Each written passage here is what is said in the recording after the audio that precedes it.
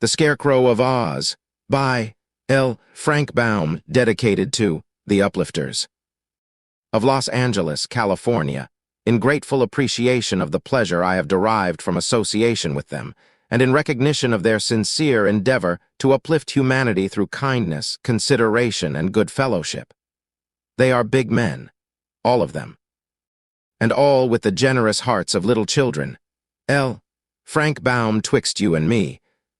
The army of children which besieged the post office, conquered the postman, and delivered to me its imperious commands, insisted that Trot and Cap'n Bill be admitted to the land of Oz, where Trot could enjoy the society of Dorothy, Betsy Bobbin, and Ozma, while the one-legged sailor man might become a comrade of the Tin Woodman, the Shaggy Man, Tick-Tock, and all the other quaint people who inhabit this wonderful fairyland. It was no easy task to obey this order and land Trot and Cap'n Bill safely in Oz, as you will discover by reading this book. Indeed, it required the best efforts of our dear old friend, the Scarecrow, to save them from a dreadful fate on the journey. But the story leaves them happily located in Ozma's splendid palace, and Dorothy has promised me that Button-Bright and the three girls are sure to encounter, in the near future, some marvelous adventures in the land of Oz, which I hope to be permitted to relate to you in the next Oz book. Meantime, I am deeply grateful to my little readers for their continued enthusiasm over the Oz stories, as evinced in the many letters they send me, all of which are lovingly cherished. It takes more and more Oz books every year to satisfy the demands of old and new readers, and there have been formed many Oz reading societies, where the Oz books owned by different members are read aloud. All this is very gratifying to me and encourages me to write more stories. When the children have had enough of them, I hope they will let me know, and then I'll try to write something different. Frank Baum, Royal Historian of Oz. Ozcott at Hollywood in California, 1915. Chapter 1, The Great Whirlpool, seems to me, said Cap'n Bill, as he sat beside Trot under the big acacia tree, looking out over the blue ocean. Seems to me, Trot, as how the more we know, the more we find we don't know. I can't quite make that out, Cap'n Bill, answered the little girl in a serious voice after a moment's thought, during which her eyes followed those of the old sailor man across the glassy surface of the sea. Seems to me that all we learn is just so much gained. I know, it looks that way at first sight, said the sailor, nodding his head. But those as knows the least have a habit of thinkin' they know all there is to know, while them as knows the most admits what a turble big world this is. It's the knowing ones that realize one lifetime ain't long enough to get more'n a few dips o' the oars of knowledge. Trot didn't answer. She was a very little girl with big, solemn eyes and an earnest, simple manner. Cap'n Bill had been her faithful companion for years and had taught her almost everything she knew. He was a wonderful man, this Cap'n Bill, not so very old, although his hair was grizzled, what there was of it. Most of his head was bald as an egg and as shiny as oilcloth, and this made his big ears stick out in a funny way. His eyes had a gentle look and were pale blue in color, and his round face was rugged and bronzed. Cap'n Bill's left leg was missing, from the knee down, and that was why the sailor no longer sailed the seas. The wooden leg he wore was good enough to stump around with on land, or even to take Trot out for a row or a sail on the ocean, but when it came to running up aloft, or performing active duties on shipboard, the old sailor was not equal to the task. The loss of his leg had ruined his career, and the old sailor found comfort in devoting himself to the education and companionship of the little girl. The accident to Cap'n Bill's leg bad happened at about the time Trot was born, and ever since that he had lived with Trot's mother as a starboarder, having enough money saved up to pay for his weekly keep. He loved the baby and often held her on his lap. Her first ride was on Cap'n Bill's shoulders, for she had no baby carriage, and when she began to toddle around, the child and the sailor became close comrades and enjoyed many strange adventures together. It is said the fairies had been present at Trot's birth and had marked her forehead with their invisible mystic signs, so that she was able to see and do many wonderful things. The acacia tree was on top of a high bluff, but a path ran down the bank in a zigzag way to the water's edge, where Captain Bill's boat was moored to a rock by means of a stout cable. It had been a hot, sultry afternoon, with scarcely a breath of air stirring, so Captain Bill and Trot had been quietly sitting beneath the shade of the tree, waiting for the sun to get low enough for them to take a row. They had decided to visit one of the great caves which the waves had washed out of the rocky coast during many years of steady effort. The caves were a source of continual delight to both the girl and the sailor, who loved to explore their awesome depths. "I believe, Cap'n," remarked Trot at last, "that it's time for us to start." The old man cast a shrewd glance at the sky, the sea, and the motionless boat. Then he shook his head. "Meb it's time, Trot," he answered, "but I don't jest like the looks o' things this afternoon." "What's wrong?" she asked wonderingly. "Can't say as to that. Things is too quiet to suit me, that's all.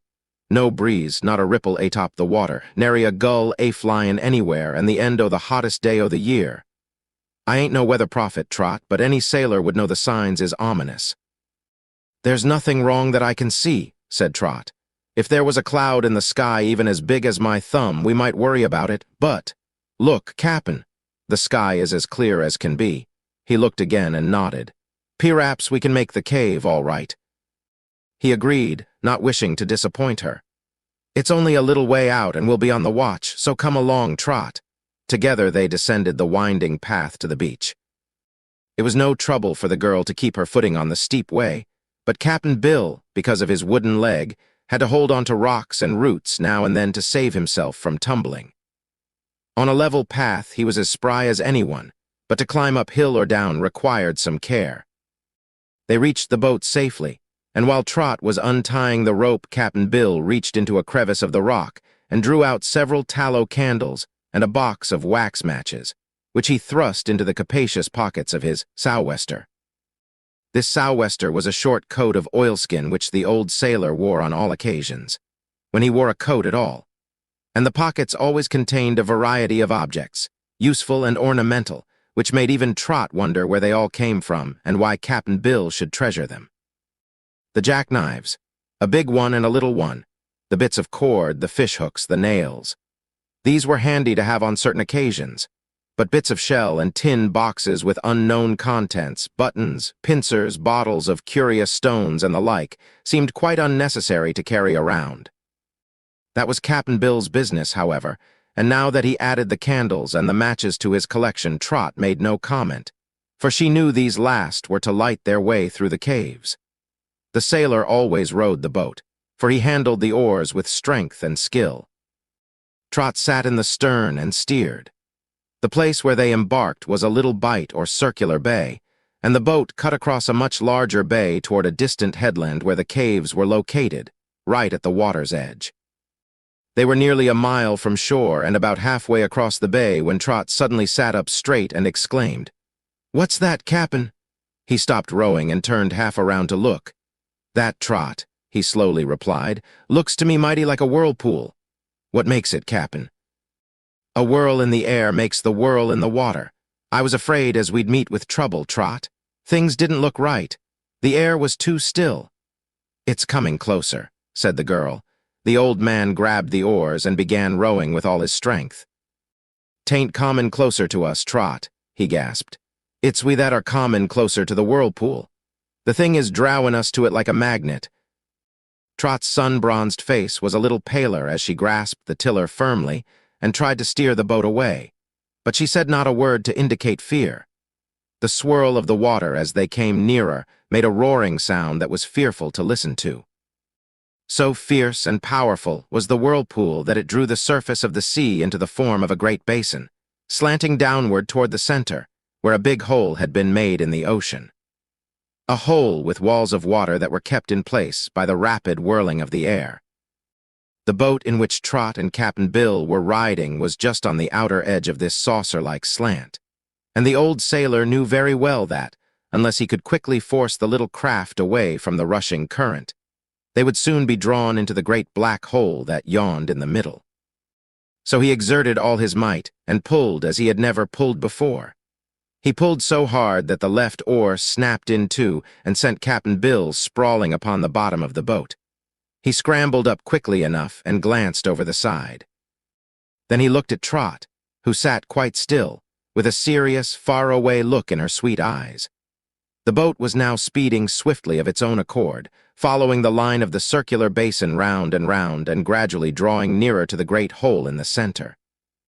Any further effort to escape the whirlpool was useless, and realizing this fact, Cap'n Bill turned toward Trot and put an arm around her, as if to shield her from the awful fate before them. He did not try to speak, because the roar of the waters would have drowned the sound of his voice. These two faithful comrades had faced dangers before, but nothing to equal that which now faced them. Yet Cap'n Bill, noting the look in Trot's eyes and remembering how often she had been protected by unseen powers, did not quite give way to despair. The great hole in the dark water, now growing nearer and nearer, looked very terrifying, but they were both brave enough to face it and await the result of the adventure. Chapter 2: The Cavern Under the Sea. The circles were so much smaller at the bottom of the basin, and the boat moved so much more swiftly that Trot was beginning to get dizzy with the motion, when suddenly the boat made a leap and dived headlong into the murky depths of the hole. Whirling like tops but still clinging together, the sailor and the girl were separated from their boat and plunged down, into the farthermost recesses of the great ocean. At first their fall was swift as an arrow, but presently they seemed to be going more moderately, and Trot was almost sure that unseen arms were about her, supporting her and protecting her. She could see nothing, because the water filled her eyes and blurred her vision, but she clung fast to Cap'n Bill's sou'wester, while other arms clung fast to her. And so they gradually sank down and down until a full stop was made, when they began to ascend again. But it seemed to Trot that they were not rising straight to the surface from where they had come. The water was no longer whirling them, and they seemed to be drawn in a slanting direction through still, cool ocean depths. And then, in much quicker time than I have told it, up they popped to the surface and were cast at full length upon a sandy beach, where they lay choking and gasping for breath and wondering what had happened to them. Trot was the first to recover. Disengaging herself from Cap'n Bill's wet embrace and sitting up, she rubbed the water from her eyes and then looked around her. A soft, bluish-green glow lighted the place, which seemed to be a sort of cavern, for above and on either side of her were rugged rocks. They had been cast upon a beach of clear sand, which slanted upward from the pool of water at their feet, a pool which doubtless led into the big ocean that fed it. Above the reach of the waves of the pool were more rocks, and still more and more, into the dim windings and recesses of which the glowing light from the water did not penetrate. The place looked grim and lonely, but Trot was thankful that she was still alive and had suffered no severe injury during her trying adventure underwater. At her side, Cap'n Bill was sputtering and coughing, trying to get rid of the water he had swallowed. Both of them were soaked through, yet the cavern was warm and comfortable, and a wetting did not dismay the little girl in the least. She crawled up the slant of sand and gathered in her hand a bunch of dried seaweed, with which she mopped the face of Cap'n Bill and cleared the water from his eyes and ears. Presently the old man sat up and stared at her intently. Then he nodded his bald head 3 times and said in a gurgling voice, "Mighty good, Trot, mighty good. We didn't reach Davy Jones's locker that time, did we? Though why we didn't and why we're here is more'n I kin make out." "Take it easy, Cap'n," she replied. "We're safe enough, I guess, at least for the time being." He squeezed the water out of the bottoms of his loose trousers and felt of his wooden leg and arms and head, and finding he had brought all of his person with him, he gathered courage to examine closely their surroundings. "Where do you think we are, Trot?" he presently asked. "Can't say, Cap'n. P-Rap's in one of our caves." He shook his head. "No," said he, "I don't think that at all. The distance we came up didn't seem half as far as the distance we went down, and you'll notice there ain't any outside entrance to this cavern whatever. It's a reglar dome over this pool o' water, and unless there's some passage at the back up yonder, we're fast prisoners." Trot looked thoughtfully over her shoulder. "When we're rested," she said, "we will crawl up there and see if there's a way to get out." Cap'n Bill reached in the pocket of his oilskin coat and took out his pipe. It was still dry, for he kept it in an oilskin pouch with his tobacco. His matches were in a tight tin box, so in a few moments, the old sailor was smoking contentedly. Trot knew it helped him to think when he was in any difficulty. Also, the pipe did much to restore the old sailor's composure after his long ducking and his terrible fright. A fright that was more on Trot's account than his own. The sand was dry where they sat, and soaked up the water that dripped from their clothing. When Trot had squeezed the wet out of her hair, she began to feel much like her old self again. By and by they got upon their feet and crept up the incline to the scattered boulders above. Some of these were of huge size, but by passing between some and around others, they were able to reach the extreme rear of the cavern. "Yes," said Trot with interest, "here's a round hole." "And it's black as night inside it," remarked Cap'n Bill. "Just the same," answered the girl, "we ought to explore it and see where it goes, 'cause it's the only possible way we can get out of this place." Cap'n Bill eyed the hole doubtfully. "It may be a way out o' here, Trot," he said. "But it may be a way into a far worse place than this. I'm not sure, but our best plan is to stay right here." Trot wasn't sure either when she thought of it in that light. After a while, she made her way back to the sands again, and Cap'n Bill followed her. As they sat down, the child looked thoughtfully at the sailor's bulging pockets. "How much food have we got, Cap'n?" she asked. "Half a dozen ship's biscuits and a hunk o' cheese," he replied. "Want some now, Trot?" She shook her head, saying, "That ought to keep us alive 'bout 3 days if we're careful of it." "Longer'n that, Trot," said Cap'n Bill, but his voice was a little troubled and unsteady. "But if we stay here, we're bound to starve in time," continued the girl, "while if we go into the dark hole." "Some things are more hard to face than starvation," said the sailor man gravely. "We don't know what's inside that dark hole, Trot, nor where it might lead us to." "There's a way to find that out," she persisted. Instead of replying, Cap'n Bill began searching in his pockets. He soon drew out a little package of fish hooks and a long line. Trot watched him join them together. Then he crept a little way up the slope and turned over a big rock. 2 or 3 small crabs began scurrying away over the sands, and the old sailor caught them and put one on his hook and the others in his pocket. Coming back to the pool, he swung the hook over his shoulder and circled it around his head and cast it nearly into the center of the water, where he allowed it to sink gradually, paying out the line as far as it would go. When the end was reached, he began drawing it in again until the crab bait was floating on the surface. Trot watched him cast the line a second time, and a third. She decided that either there were no fishes in the pool or they would not bite the crab bait. But Cap'n Bill was an old fisherman and not easily discouraged. When the crab got away, he put another on the hook. When the crabs were all gone, he climbed up the rocks and found some more. Meantime, Trot tired of watching him and lay down upon the sands, where she fell fast asleep. During the next 2 hours, her clothing dried completely, as did that of the old sailor. They were both so used to salt water that there was no danger of taking cold. Finally, the little girl was wakened by a splash beside her and a grunt of satisfaction from Cap'n Bill.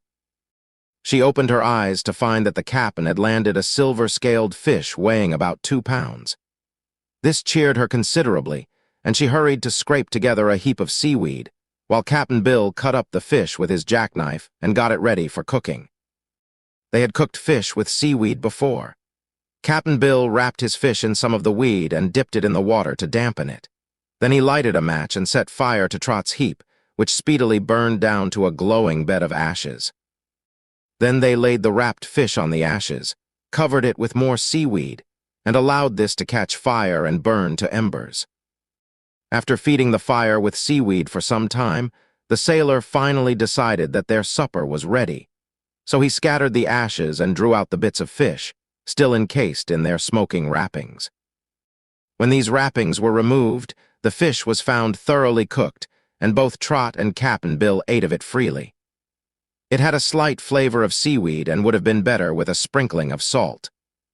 The soft glow which until now had lighted the cavern began to grow dim, but there was a great quantity of seaweed in the place, so after they had eaten their fish, they kept the fire alive for a time by giving it a handful of fuel now and then.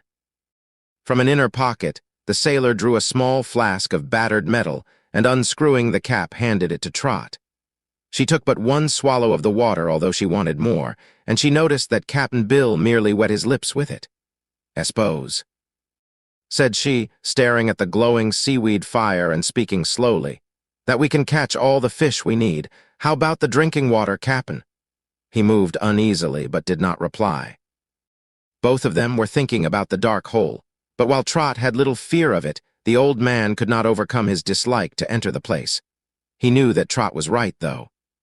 To remain in the cavern, where they now were, could only result in slow but sure death. It was nighttime up on the Earth's surface, so the little girl became drowsy and soon fell asleep. After a time, the old sailor slumbered on the sands beside her. It was very still, and nothing disturbed them for hours. When at last they awoke, the cavern was light again. They had divided one of the biscuits and were munching it for breakfast when they were startled by a sudden splash in the pool. Looking toward it, they saw emerging from the water the most curious creature either of them had ever beheld. It wasn't a fish, Trot decided, nor was it a beast. It had wings, though, and queer wings they were, shaped like an inverted chopping bowl and covered with tough skin instead of feathers. It had 4 legs, much like the legs of a stork, only double the number. And its head was shaped a good deal like that of a poll parrot, with a beak that curved downward in front and upward at the edges, and was half bill and half mouth. But to call it a bird was out of the question, because it had no feathers whatever except a crest of wavy plumes of a scarlet color on the very top of its head. The strange creature must have weighed as much as Cap'n Bill, and as it floundered and struggled to get out of the water to the sandy beach, it was so big and unusual that both Trot and her companion stared at it in wonder that was not unmixed with fear. Chapter 3: The Orc. The eyes that regarded them as the creature stood dripping before them were bright and mild in expression, and the queer addition to their party made no attempt to attack them and seemed quite as surprised by the meeting as they were. "I wonder," whispered Trot, "what it is." "Who, me?" exclaimed the creature in a shrill, high-pitched voice. "Why, I'm an orc." "Oh," said the girl, "but what is an orc?" "I am," he repeated a little proudly as he shook the water from his funny wings. And if ever an orc was glad to be out of the water and on dry land again, you can be mighty sure that I'm that especial individual orc. "Have you been in the water long?" inquired Cap'n Bill, thinking it only polite to show an interest in the strange creature. "Why, this last ducking was about 10 minutes, I believe, and that's about 9 minutes and 60 seconds too long for comfort," was the reply. "But last night I was in an awful pickle, I assure you. The whirlpool caught me and—" "Oh, were you in the whirlpool, too?" asked Trot eagerly. He gave her a glance that was somewhat reproachful. "I believe I was mentioning the fact, young lady, when your desire to talk interrupted me," said the orc. "I am not usually careless in my actions, but that whirlpool was so busy yesterday that I thought I'd see what mischief it was up to. So I flew a little too near it, and the suction of the air drew me down into the depths of the ocean. Water and I are natural enemies, and it would have conquered me this time had not a bevy of pretty mermaids come to my assistance and dragged me away from the whirling water and far up into a cavern, where they deserted me." "Why, that's about the same thing that happened to us," cried Trot. "Was your cavern like this one?" "I haven't examined this one yet," answered the orc. "But if they happen to be alike, I shudder at our fate, for the other one was a prison with no outlet except by means of the water. I stayed there all night, however, and this morning I plunged into the pool as far down as I could go, and then swam as hard and as far as I could. The rocks scraped my back now and then, and I barely escaped the clutches of an ugly sea monster. But by and by I came to the surface to catch my breath and found myself here.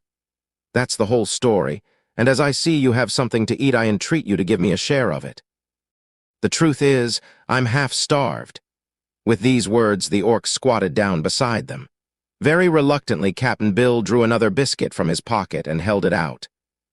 The orc promptly seized it in one of its front claws and began to nibble the biscuit in much the same manner a parrot might have done. "We haven't much grub," said the sailor-man, "but we're willing to share it with a comrade in distress." "That's right," returned the orc, cocking its head sidewise in a cheerful manner, and then for a few minutes there was silence while they all ate of the biscuits. After a while, Trot said, "I've never seen or heard of an orc before. Are there many of you?" "We are rather few and exclusive, I believe," was the reply. "In the country where I was born, we are the absolute rulers of all living things, from ants to elephants." "What country is that?" asked Cap'n Bill. "Orkland." "Where does it lie?" "I don't know exactly. You see, I have a restless nature for some reason, while all the rest of my race are quiet and contented orcs and seldom stray far from home. From childhood days, I loved to fly long distances away, although Father often warned me that I would get into trouble by so doing. "It's a big world, Flipper, my son," he would say, "and I've heard that in parts of it live queer two-legged creatures called men, who war upon all other living things and would have little respect for even an orc." This naturally aroused my curiosity, and after I had completed my education and left school, I decided to fly out into the world and try to get a glimpse of the creatures called men. So I left home without saying goodbye, an act I shall always regret. Adventures were many, I found. I sighted men several times, but have never before been so close to them as now. Also, I had to fight my way through the air, for I met gigantic birds with fluffy feathers all over them, which attacked me fiercely. Besides, it kept me busy escaping from floating airships. In my rambling, I had lost all track of distance or direction, so that when I wanted to go home, I had no idea where my country was located. I've now been trying to find it for several months, and it was during one of my flights over the ocean that I met the whirlpool and became its victim. Trot and Cap'n Bill listened to this recital with much interest, and from the friendly tone and harmless appearance of the orc, they judged he was not likely to prove so disagreeable a companion as at first they had feared he might be. The orc sat upon its haunches much as a cat does, but used the finger-like claws of its front legs almost as cleverly as if they were hands. Perhaps the most curious thing about the creature was its tail, or what ought to have been its tail. This queer arrangement of skin, bones, and muscle was shaped like the propellers used on boats and airships, having fan-like surfaces and being pivoted to its body. Cap'n Bill knew something of mechanics, and observing the propeller-like tail of the orc, he said, "I suppose you're a pretty swift flyer?" "Yes, indeed. The orcs are admitted to be kings of the air." "Your wings don't seem to amount to much," remarked Trot. "Well, they are not very big," admitted the orc, waving the 4 hollow skins gently to and fro. "But they serve to support my body in the air while I speed along by means of my tail. Still, taken altogether, I'm very handsomely formed, don't you think?" Trot did not like to reply, but Cap'n Bill nodded gravely. "For an orc," said he, "you're a wonder. I've never seen one afore, but I can imagine you're as good as any." That seemed to please the creature, and it began walking around the cavern, making its way easily up the slope. While it was gone, Trot and Cap'n Bill each took another sip from the water flask to wash down their breakfast.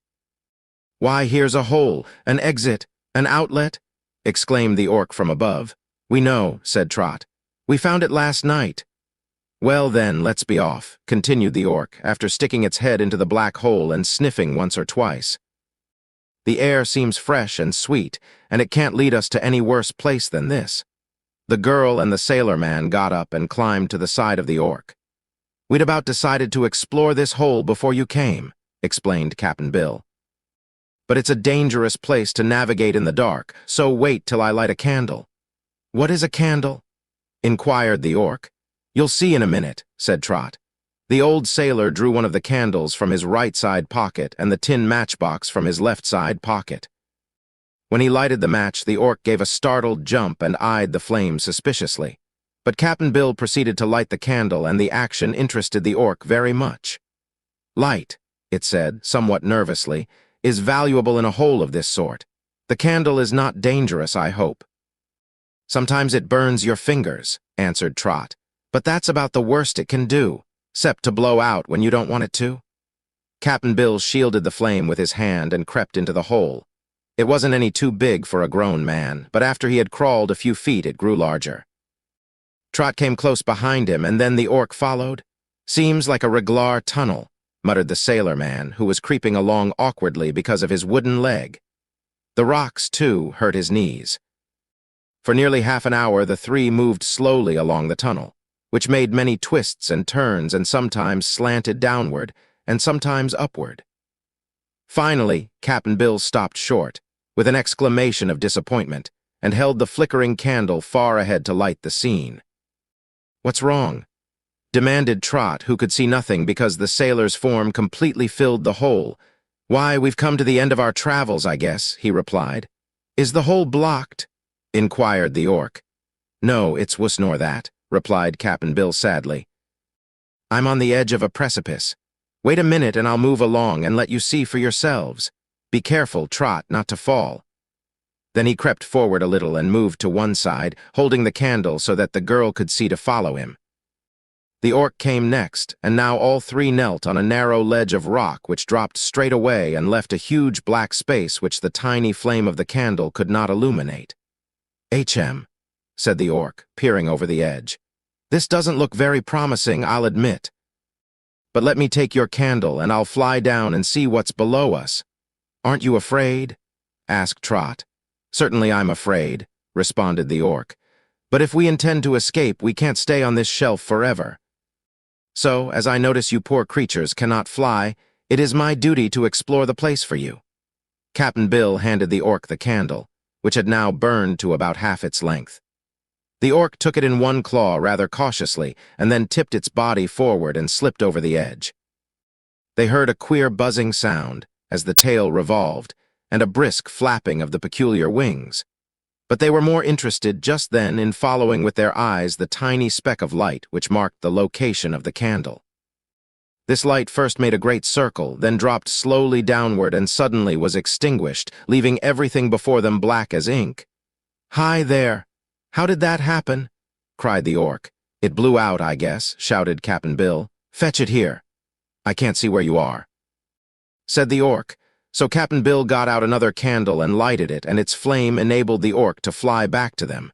It alighted on the edge and held out the bit of candle. "What made it stop burning?" asked the creature. "The wind," said Trot. "You must be more careful this time." "What's the place like?" inquired Captain Bill. "I don't know yet, but there must be a bottom to it, so I'll try to find it." With this, the orc started out again, and this time sank downward more slowly.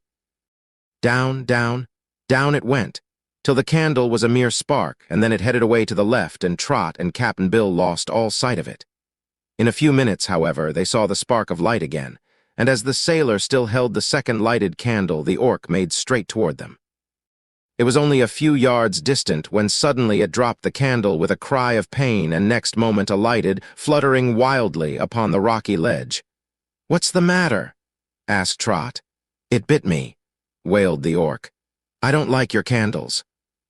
The thing began to disappear slowly as soon as I took it in my claw, and it grew smaller and smaller until just now it turned and bit me. A most unfriendly thing to do. Oh, ouch, what a bite." "That's the nature of candles, I'm sorry to say," explained Captain Bill with a grin. "You have to handle 'em mighty careful. But tell us, what did you find down there?" "I found a way to continue our journey," said the orc, nursing tenderly the claw which had been burned. "Just below us is a great lake of black water, which looked so cold and wicked that it made me shudder. But away at the left there's a big tunnel which we can easily walk through. I don't know where it leads to, of course, but we must follow it and find out." "Why, we can't get to it," protested the little girl. "We can't fly as you do, you must remember." "No, that's true," replied the orc musingly. "Your bodies are built very poorly, it seems to me, since all you can do is crawl upon the earth's surface. But you may ride upon my back, and in that way I can promise you a safe journey to the tunnel. Are you strong enough to carry us?" asked Captain Bill doubtfully. "Yes, indeed. I'm strong enough to carry a dozen of you if you could find a place to sit," was the reply. "But there's only room between my wings for one at a time, so I'll have to make 2 trips." "All right, I'll go first," decided Captain Bill. He lit another candle for Trot to hold while they were gone and to light the orc on his return to her, and then the old sailor got upon the orc's back, where he sat with his wooden leg sticking straight out sidewise. "If you start to fall, clasp your arms around my neck," advised the creature. "If I start to fall, it's good night and pleasant dreams," said Captain Bill. "All ready." asked the orc. "Start the buzztail," said Cap'n Bill with a tremble in his voice. But the orc flew away so gently that the old man never even tottered in his seat. Trot watched the light of Cap'n Bill's candle till it disappeared in the far distance. She didn't like to be left alone on this dangerous ledge, with a lake of black water hundreds of feet below her, but she was a brave little girl and waited patiently for the return of the orc. It came even sooner than she had expected, and the creature said to her, "Your friend is safe in the tunnel. Now then, get aboard and I'll carry you to him in a jiffy." I'm sure not many little girls would have cared to take that awful ride through the huge black cavern on the back of a skinny orc. Trot didn't care for it herself, but it just had to be done, and so she did it as courageously as possible. Her heart beat fast, and she was so nervous she could scarcely hold the candle in her fingers as the orc sped swiftly through the darkness. It seemed like a long ride to her, yet in reality the orc covered the distance in a wonderfully brief period of time, and soon Trot stood safely beside Cap'n Bill on the level floor of a big arched tunnel. The sailor man was very glad to greet his little comrade again, and both were grateful to the orc for his assistance. "I dunno where this tunnel leads to," remarked Cap'n Bill, "but it surely looks more promising than that other hole we crept through." "When the orc is rested," said Trot. "We'll travel on and see what happens." "Rested?" cried the orc as scornfully as his shrill voice would allow. "That bit of flying didn't tire me at all. I'm used to flying days at a time without ever once stopping." "Then let's move on," proposed Cap'n Bill. He still held in his hand one lighted candle, so Trot blew out the other flame and placed her candle in the sailor's big pocket. She knew it was not wise to burn two candles at once. The tunnel was straight and smooth and very easy to walk through, so they made good progress. Trot thought that the tunnel began about 2 miles from the cavern where they had been cast by the whirlpool, but now it was impossible to guess the miles traveled, for they walked steadily for hours and hours without any change in their surroundings. Finally, Cap'n Bill stopped to rest. "There's something queer about this air tunnel, I'm certain," he declared, wagging his head dolefully. "Here's 3 candles gone already, and only 3 more left us, yet the tunnel's the same as it was when we started, and how long it's going to keep up, no one knows." "Couldn't we walk without a light?" asked Trot. "The way seems safe enough." "It does right now," was the reply, "but we can't tell when we are likely to come to another gulf or something just as dangerous. In that case, we'd be killed before we knew it. Suppose I go ahead," suggested the orc. "I don't fear a fall, you know, and if anything happens, I'll call out and warn you."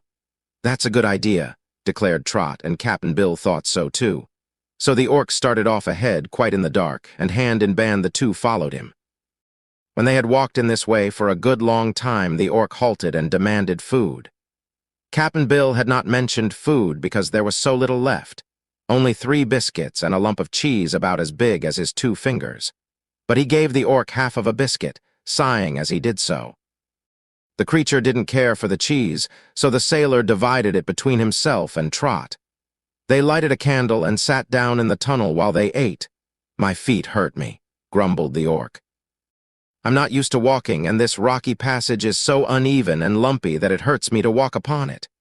"Can't you fly along?" asked Trot. "No, the roof is too low," said the orc. After the meal, they resumed their journey, which Trot began to fear would never end. When Cap'n Bill noticed how tired the little girl was, he paused and lighted a match and looked at his big silver watch. "Why, it's night," he exclaimed. "We've tramped all day, and still we're in this awful passage, which Meb goes straight through the middle of the world, and Meb is a circle. In which case we can keep walking till doomsday. Not knowing what's before us so well as we know what's behind us, I propose we make a stop now and try to sleep till morning." "That will suit me," asserted the orc with a groan. "My feet are hurting me dreadfully, and for the last few miles I've been limping with pain." "My foot hurts too," said the sailor, looking for a smooth place on the rocky floor to sit down. "Your foot!" cried the orc. "Why, you've only one to hurt you, while I have 4, so I suffer 4 times as much as you possibly can. Here, hold the candle while I look at the bottoms of my claws. I declare," he said, examining them by the flickering light, "there are bunches of pain all over them." "P-raps," said Trot, who was very glad to sit down beside her companions. "You've got corns." "Corns? Nonsense." "Orcs never have corns," protested the creature, rubbing its sore feet tenderly. "Then Meb there. They are, what do you call 'em, Cap'n Bill? Something about the Pilgrim's Progress, you know." "Bunions," said Cap'n Bill. "Oh, yes, Meb, you've got bunions." "It is possible," moaned the orc. "But whatever they are, another day of such walking on them would drive me crazy." "I'm sure they'll feel better by mornin'," said Cap'n Bill encouragingly. "Go to sleep and try to forget your sore feet." The orc cast a reproachful look at the sailor man, who didn't see it. Then the creature asked plaintively, "Do we eat now or do we starve?" "There's only half a biscuit left for you," answered Cap'n Bill. "No one knows how long we'll have to stay in this dark tunnel, where there's nothing whatever to eat, so I advise you to save that morsel o' food till later." "Give it me now," demanded the orc. "If I'm going to starve, I'll do it all at once, not by degrees." Cap'n Bill produced the biscuit, and the creature ate it in a trice. Trot was rather hungry and whispered to Cap'n Bill that she'd take part of her share, but the old man secretly broke his own half-biscuit in two, saving Trot's share for a time of greater need. He was beginning to be worried over the little girl's plight, and long after she was asleep, and the orc was snoring in a rather disagreeable manner. Cap'n Bill sat with his back to a rock and smoked his pipe, and tried to think of some way to escape from this seemingly endless tunnel. But after a time he also slept, for hobbling on a wooden leg all day was tiresome, and there in the dark slumbered the three adventurers for many hours, until the orc roused itself and kicked the old sailor with one foot. "It must be another day," said he. Chapter 4, Daylight at Last. Cap'n Bill rubbed his eyes, lit a match, and consulted his watch. 9 o'clock. "Yes, I guess it's another day, sure enough. Shall we go on?" he asked. "Of course," replied the orc. "Unless this tunnel is different from everything else in the world and has no end, we'll find a way out of it sooner or later." The sailor gently wakened Trot. She felt much rested by her long sleep and sprang to her feet eagerly. "Let's start, Cap'n," was all she said. They resumed the journey and had only taken a few steps when the orc cried, "Wow!" and made a great fluttering of its wings and whirling of its tail. The others, who were following a short distance behind, stopped abruptly. "What's the matter?" asked Cap'n Bill. "Give us a light," was the reply. "I think we've come to the end of the tunnel." Then, while Cap'n Bill lighted a candle, the creature added, "If that is true, we needn't have wakened so soon, for we were almost at the end of this place when we went to sleep." The sailor man and Trot came forward with a light. A wall of rock really faced the tunnel, but now they saw that the opening made a sharp turn to the left. So they followed on by a narrower passage and then made another sharp turn, this time to the right. "Blow out the light, Cap'n," said the orc in a pleased voice. "We've struck daylight."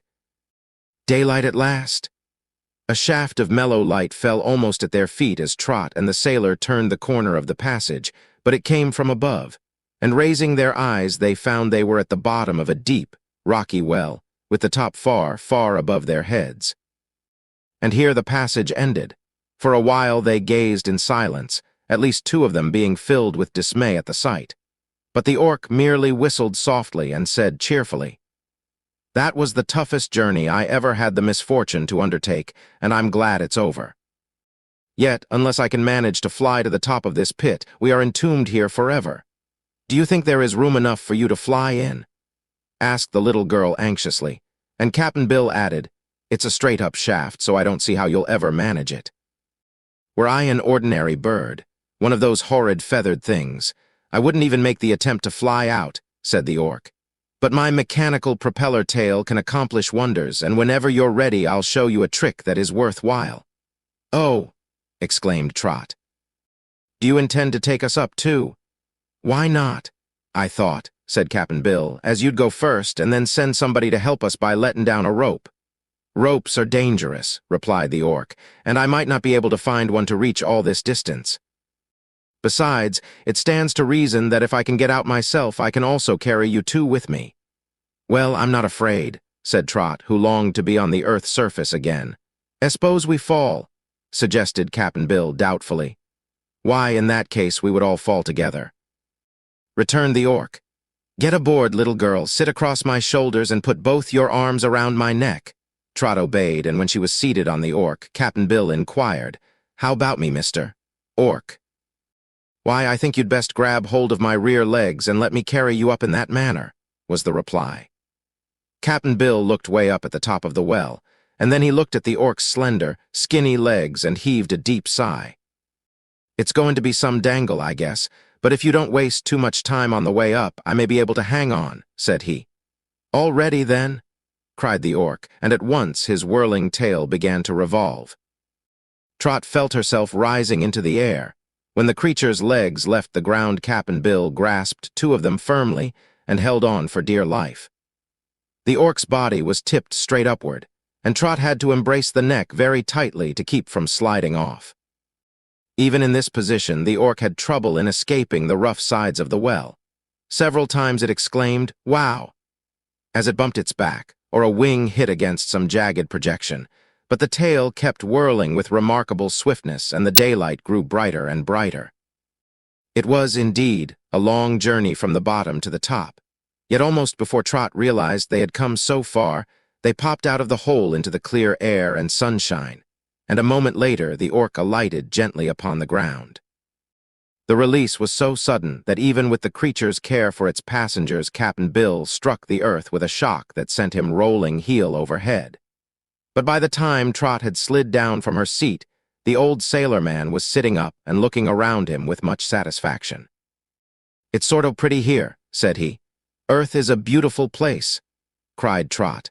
"I wonder where on earth we are," pondered the orc, turning first one bright eye and then the other to this side and that. Trees there were in plenty, and shrubs and flowers and green turf. But there were no houses, there were no paths, there was no sign of civilization whatever. "Just before I settled down on the ground, I thought I caught a view of the ocean," said the orc. "Let's see if I was right."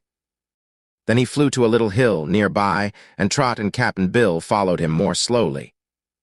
When they stood on the top of the hill, they could see the blue waves of the ocean in front of them, to the right of them, and at the left of them. Behind the hill was a forest that shut out the view.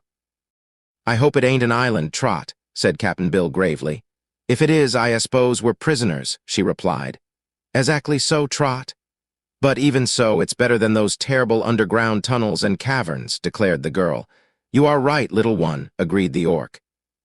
"Anything above ground is better than the best that lies underground, so let's not quarrel with our fate, but be thankful we've escaped." "We are, indeed," she replied. "But I wonder if we can find something to eat in this place." "Let's explore and find out," proposed Captain Bill. "Those trees over at the left look like cherry trees." On the way to them, the explorers had to walk through a tangle of vines, and Captain Bill, who went first, stumbled and pitched forward on his face. "Why, it's a melon!" cried Trot delightedly, as she saw what had caused the sailor to fall. Captain Bill rose to his foot, for he was not at all hurt, and examined the melon. Then he took his big jackknife from his pocket and cut the melon open. It was quite ripe and looked delicious, but the old man tasted it before he permitted Trot to eat any. Deciding it was good, he gave her a big slice and then offered the orc some. The creature looked at the fruit somewhat disdainfully at first, but once he had tasted its flavor, he ate of it as heartily as did the others. Among the vines they discovered many other melons, and Trot said gratefully, "Well, there's no danger of our starving, even if this is an island." "Melons," remarked Captain Bill, "are both food and water. We couldn't have struck anything better." Farther on, they came to the cherry trees, where they obtained some of the fruit, and at the edge of the little forest were wild plums. The forest itself consisted entirely of nut trees. Walnuts, filberts, almonds, and chestnuts, so there would be plenty of wholesome food for them while they remained there. Captain Bill and Trot decided to walk through the forest to discover what was on the other side of it, but the orc's feet were still so sore and lumpy from walking on the rocks that the creature said he preferred to fly over the treetops and meet them on the other side. The forest was not large, so by walking briskly for 15 minutes, they reached its farthest edge and saw before them the shore of the ocean. "It's an island, all right," said Trot with a sigh. "Yes, and a pretty island, too," said Captain Bill, trying to conceal his disappointment on Trot's account. I guess, partner, if the wuss comes to the wuss, I could build a raft, or even a boat, from those trees so's we could sail away in it. The little girl brightened at this suggestion. I don't see the orc anywhere, she remarked, looking around. Then her eyes lighted upon something, and she exclaimed, Oh, Cap'n Bill, isn't that a house over there to the left? Cap'n Bill, looking closely, saw a shed-like structure built at one edge of the forest. Seems like it, Trot. Not that I'd call it much of a house, but it's a buildin', all right. Let's go over and see if it's occupied. Chapter 5, The Little Old Man of the Island. A few steps brought them to the shed, which was merely a roof of boughs built over a square space, with some branches of trees fastened to the sides to keep off the wind. The front was quite open and faced the sea, and as our friends came nearer, they observed a little man with a long, pointed beard, sitting motionless on a stool and staring thoughtfully out over the water. Get out of the way, please, he called in a fretful voice. Can't you see you are obstructing my view? Good morning, said Cap'n Bill politely. It isn't a good morning, snapped the little man. I've seen plenty of mornings better than this.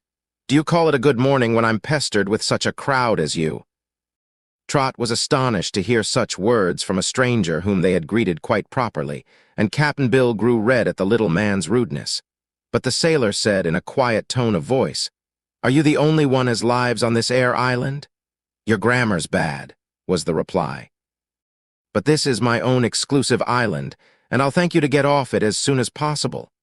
We'd like to do that, said Trot, and then she and Cap'n Bill turned away and walked down to the shore to see if any other land was in sight. The little man rose and followed them, although both were now too provoked to pay any attention to him. Nothing in sight, partner, reported Cap'n Bill, shading his eyes with his hand. So we'll have to stay here for a time anyhow. It isn't a bad place, Trot, by any means. That's all you know about it, broke in the little man. The trees are altogether too green, and the rocks are harder than they ought to be. I find the sand very grainy and the water dreadfully wet. Every breeze makes a draught, and the sun shines in the daytime when there's no need of it, and disappears just as soon as it begins to get dark. If you remain here, you'll find the island very unsatisfactory. Trot turned to look at him, and her sweet face was grave and curious. I wonder who you are, she said. My name is Pessim, said he with an air of pride.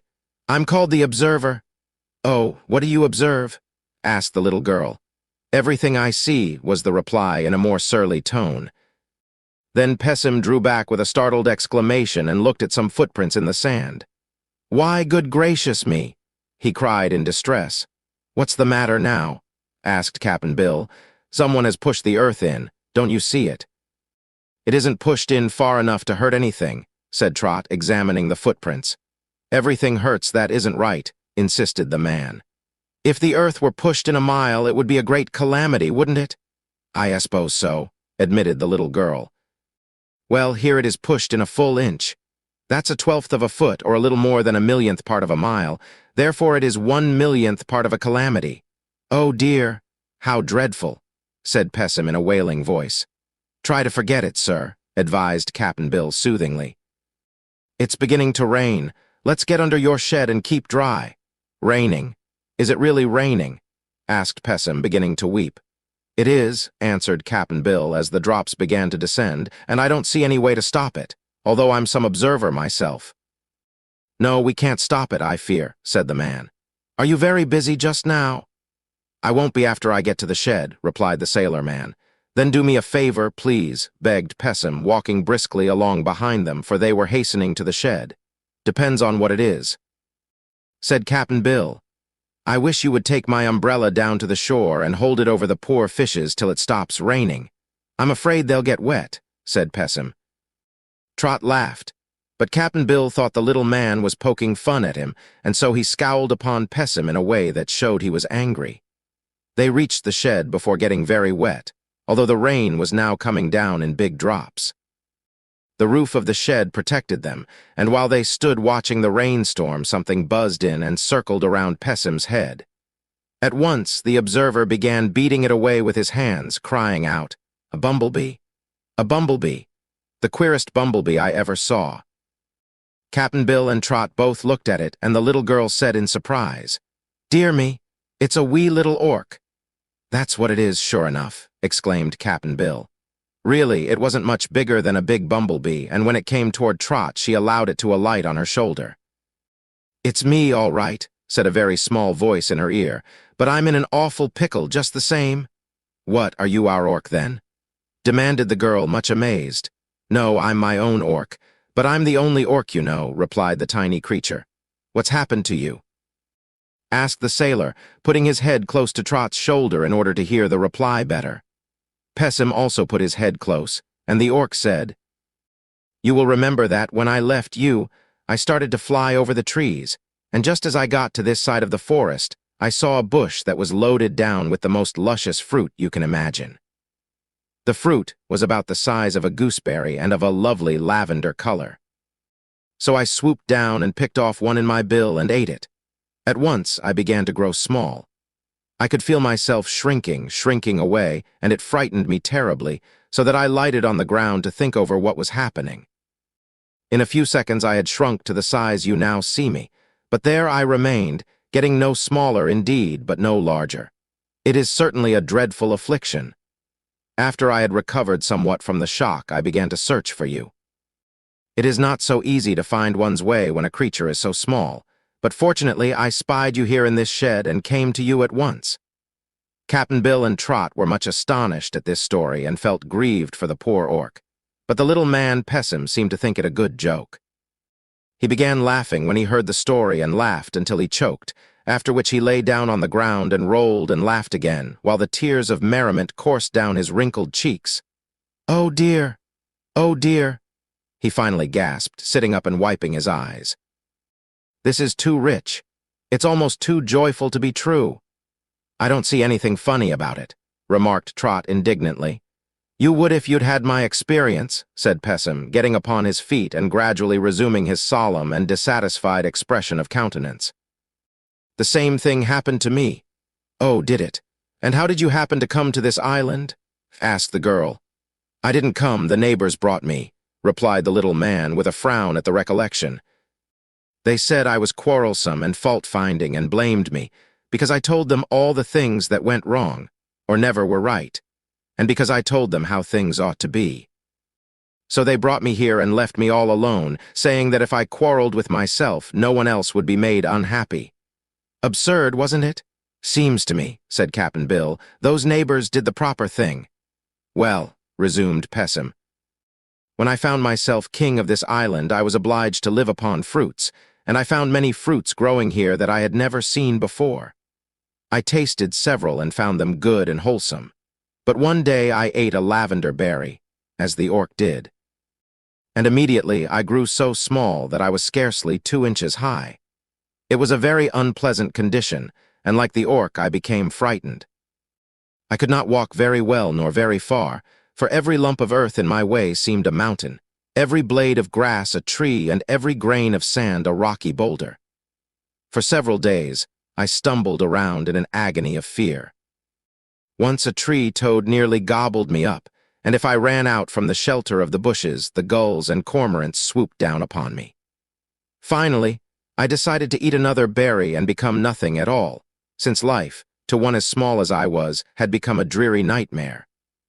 At last, I found a small tree that I thought bore the same fruit as that I had eaten. The berry was dark purple instead of light lavender, but otherwise it was quite similar. Being unable to climb the tree, I was obliged to wait underneath it until a sharp breeze arose and shook the limbs so that a berry fell. Instantly, I seized it and taking a last view of the world, as I then thought, I ate the berry in a twinkling. Then, to my surprise, I began to grow big again, until I became of my former stature, and so I have since remained. Needless to say, I have never eaten again of the lavender fruit, nor do any of the beasts or birds that live upon this island eat it. They had all three listened eagerly to this amazing tale, and when it was finished, the orc exclaimed, "Do you think, then, that the deep purple berry is the antidote for the lavender one?" "I'm sure of it," answered Pessim. "Then lead me to the tree at once," begged the orc. "For this tiny form I now have terrifies me greatly." Pessim examined the orc closely. "You are ugly enough as you are," said he. "Were you any larger, you might be dangerous." "Oh, no," Trot assured him. "The orc has been our good friend. Please take us to the tree." Then Pessim consented, although rather reluctantly. He led them to the right, which was the east side of the island, and in a few minutes brought them near to the edge of the grove which faced the shore of the ocean. Here stood a small tree bearing berries of a deep purple color. The fruit looked very enticing, and Cap'n Bill reached up and selected one that seemed especially plump and ripe. The orc had remained perched upon Trot's shoulder, but now it flew down to the ground. It was so difficult for Cap'n Bill to kneel down with his wooden leg that the little girl took the berry from him and held it close to the orc's head. "It's too big to go into my mouth," said the little creature, looking at the fruit sidewise. "You'll have to make several mouthfuls of it, I guess," said Trot, and that is what the orc did. He pecked at the soft, ripe fruit with his bill and ate it up very quickly, because it was good. Even before he had finished the berry, they could see the orc begin to grow.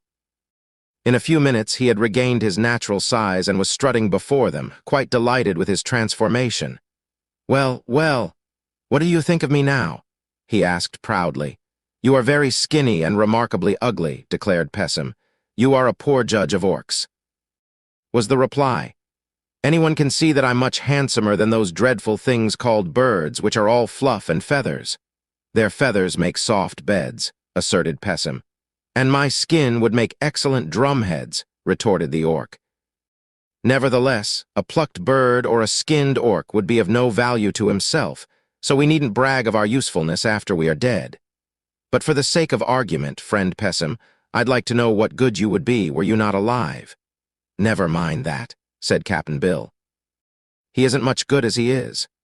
I am king of this island, allow me to say, and you're intruding on my property," declared the little man, scowling upon them. "If you don't like me, and I'm sure you don't, for no one else does, why don't you go away and leave me to myself?" "Well, the orc can fly, but we can't," explained Trot in answer. "We don't want to stay here a bit, but I don't see how we can get away. You can go back into the hole you came from." Cap'n Bill shook his head. Trot shuddered at the thought. The orc laughed aloud. "You may be king here," the creature said to Pessim, "but we intend to run this island to suit ourselves, for we are three and you are one, and the balance of power lies with us." The little man made no reply to this, although as they walked back to the shed, his face wore its fiercest scowl. Cap'n Bill gathered a lot of leaves and, assisted by Trot, prepared two nice beds in opposite corners of the shed. Pessim slept in a hammock which he swung between two trees. They required no dishes, as all their food consisted of fruits and nuts picked from the trees. They made no fire, for the weather was warm and there was nothing to cook. The shed had no furniture other than the rude stool which the little man was accustomed to sit upon. He called it his throne, and they let him keep it. So they lived upon the island for 3 days and rested and ate to their heart's content. Still, they were not at all happy in this life because of Pessim. He continually found fault with them and all that they did and all their surroundings. He could see nothing good or admirable in all the world, and Trot soon came to understand why the little man's former neighbors had brought him to this island and left him there, all alone, so he could not annoy anyone. It was their misfortune that they had been led to this place by their adventures, for often they would have preferred the company of a wild beast to that of Pessim.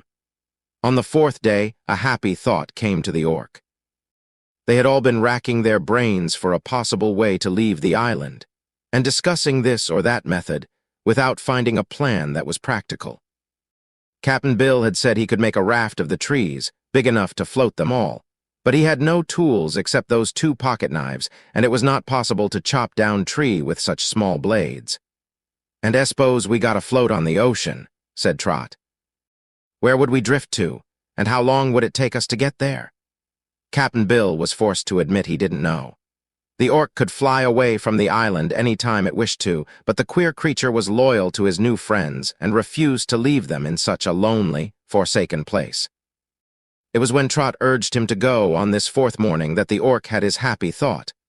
"I will go," said he, "if you two will agree to ride upon my back." "We are too heavy, you might drop us," objected Cap'n Bill. "Yes, you are rather heavy for a long journey," acknowledged the orc. But you might eat of those lavender berries and become so small that I could carry you with ease." This quaint suggestion startled Trot, and she looked gravely at the speaker while she considered it. But Cap'n Bill gave a scornful snort and asked, "What would become of us afterward?" "We wouldn't be much good if we were some 2 or 3 inches high. No, Mr. Orc, I'd rather stay here as I am than be a hop-o-my-thumb somewhere else." "Why couldn't you take some of the dark purple berries along with you to eat after we had reached our destination?" inquired the Orc. "Then you could grow big again whenever you pleased." Trot clapped her hands with delight. "That's it," she exclaimed. "Let's do it, Cap'n Bill." The old sailor did not like the idea at first, but he thought it over carefully, and the more he thought the better it seemed. "How could you manage to carry us if we were so small?" he asked. "I could put you in a paper bag and tie the bag around my neck." "But we haven't a paper bag," objected Trot. The Orc looked at her. "There's your sunbonnet," it said presently, "which is hollow in the middle and has 2 strings that you could tie around my neck." Trot took off her sunbonnet and regarded it critically. Yes, it might easily hold both her and Cap'n Bill after they had eaten the lavender berries and been reduced in size.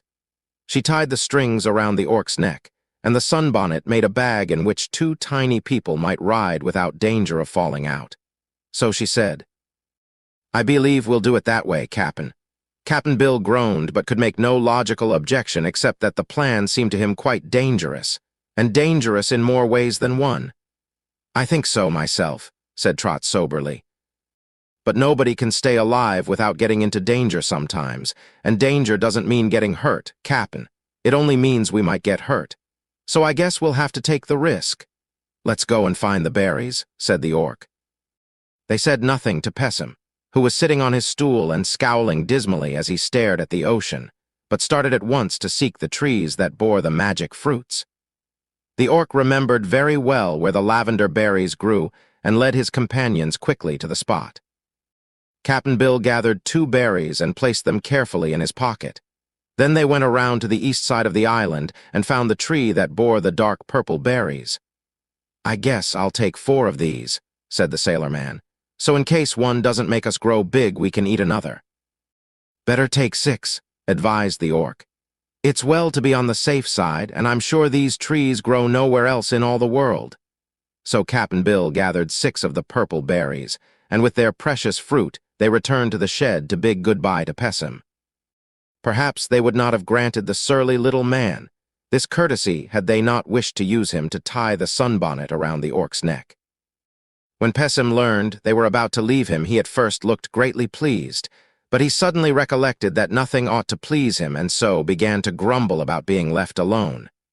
"We knew it wouldn't suit you," remarked Cap'n Bill. "It didn't suit you to have us here, and it won't suit you to have us go away." "That is quite true," admitted Pessim. "I haven't been suited since I can remember, so it doesn't matter to me in the least whether you go or stay." He was interested in their experiment, however, and willingly agreed to assist, although he prophesied they would fall out of the sunbonnet on their way and be either drowned in the ocean or crushed upon some rocky shore. This uncheerful prospect did not daunt Trot, but it made Cap'n Bill quite nervous. "I will eat my berry first," said Trot, as she placed her sunbonnet on the ground in such manner that they could get into it. Then she ate the lavender berry, and in a few seconds became so small that Cap'n Bill picked her up gently with his thumb and 1 finger and placed her in the middle of the sunbonnet. Then he placed beside her the 6 purple berries, each one being about as big as the tiny Trot's head. And all preparations being now made, the old sailor ate his lavender berry and became very small, wooden leg and all. Cap'n Bill stumbled sadly in trying to climb over the edge of the sunbonnet and pitched in beside Trot head first, which caused the unhappy Pessim to laugh with glee. Then the king of the island picked up the sunbonnet, so rudely that he shook its occupants like peas in a pod, and tied it, by means of its strings, securely around the Orc's neck. "I hope, Trot, you sewed those strings on tight," said Cap'n Bill anxiously. "Why, we are not very heavy, you know," she replied, "so I think the stitches will hold. But be careful and not crush the berries, Cap'n."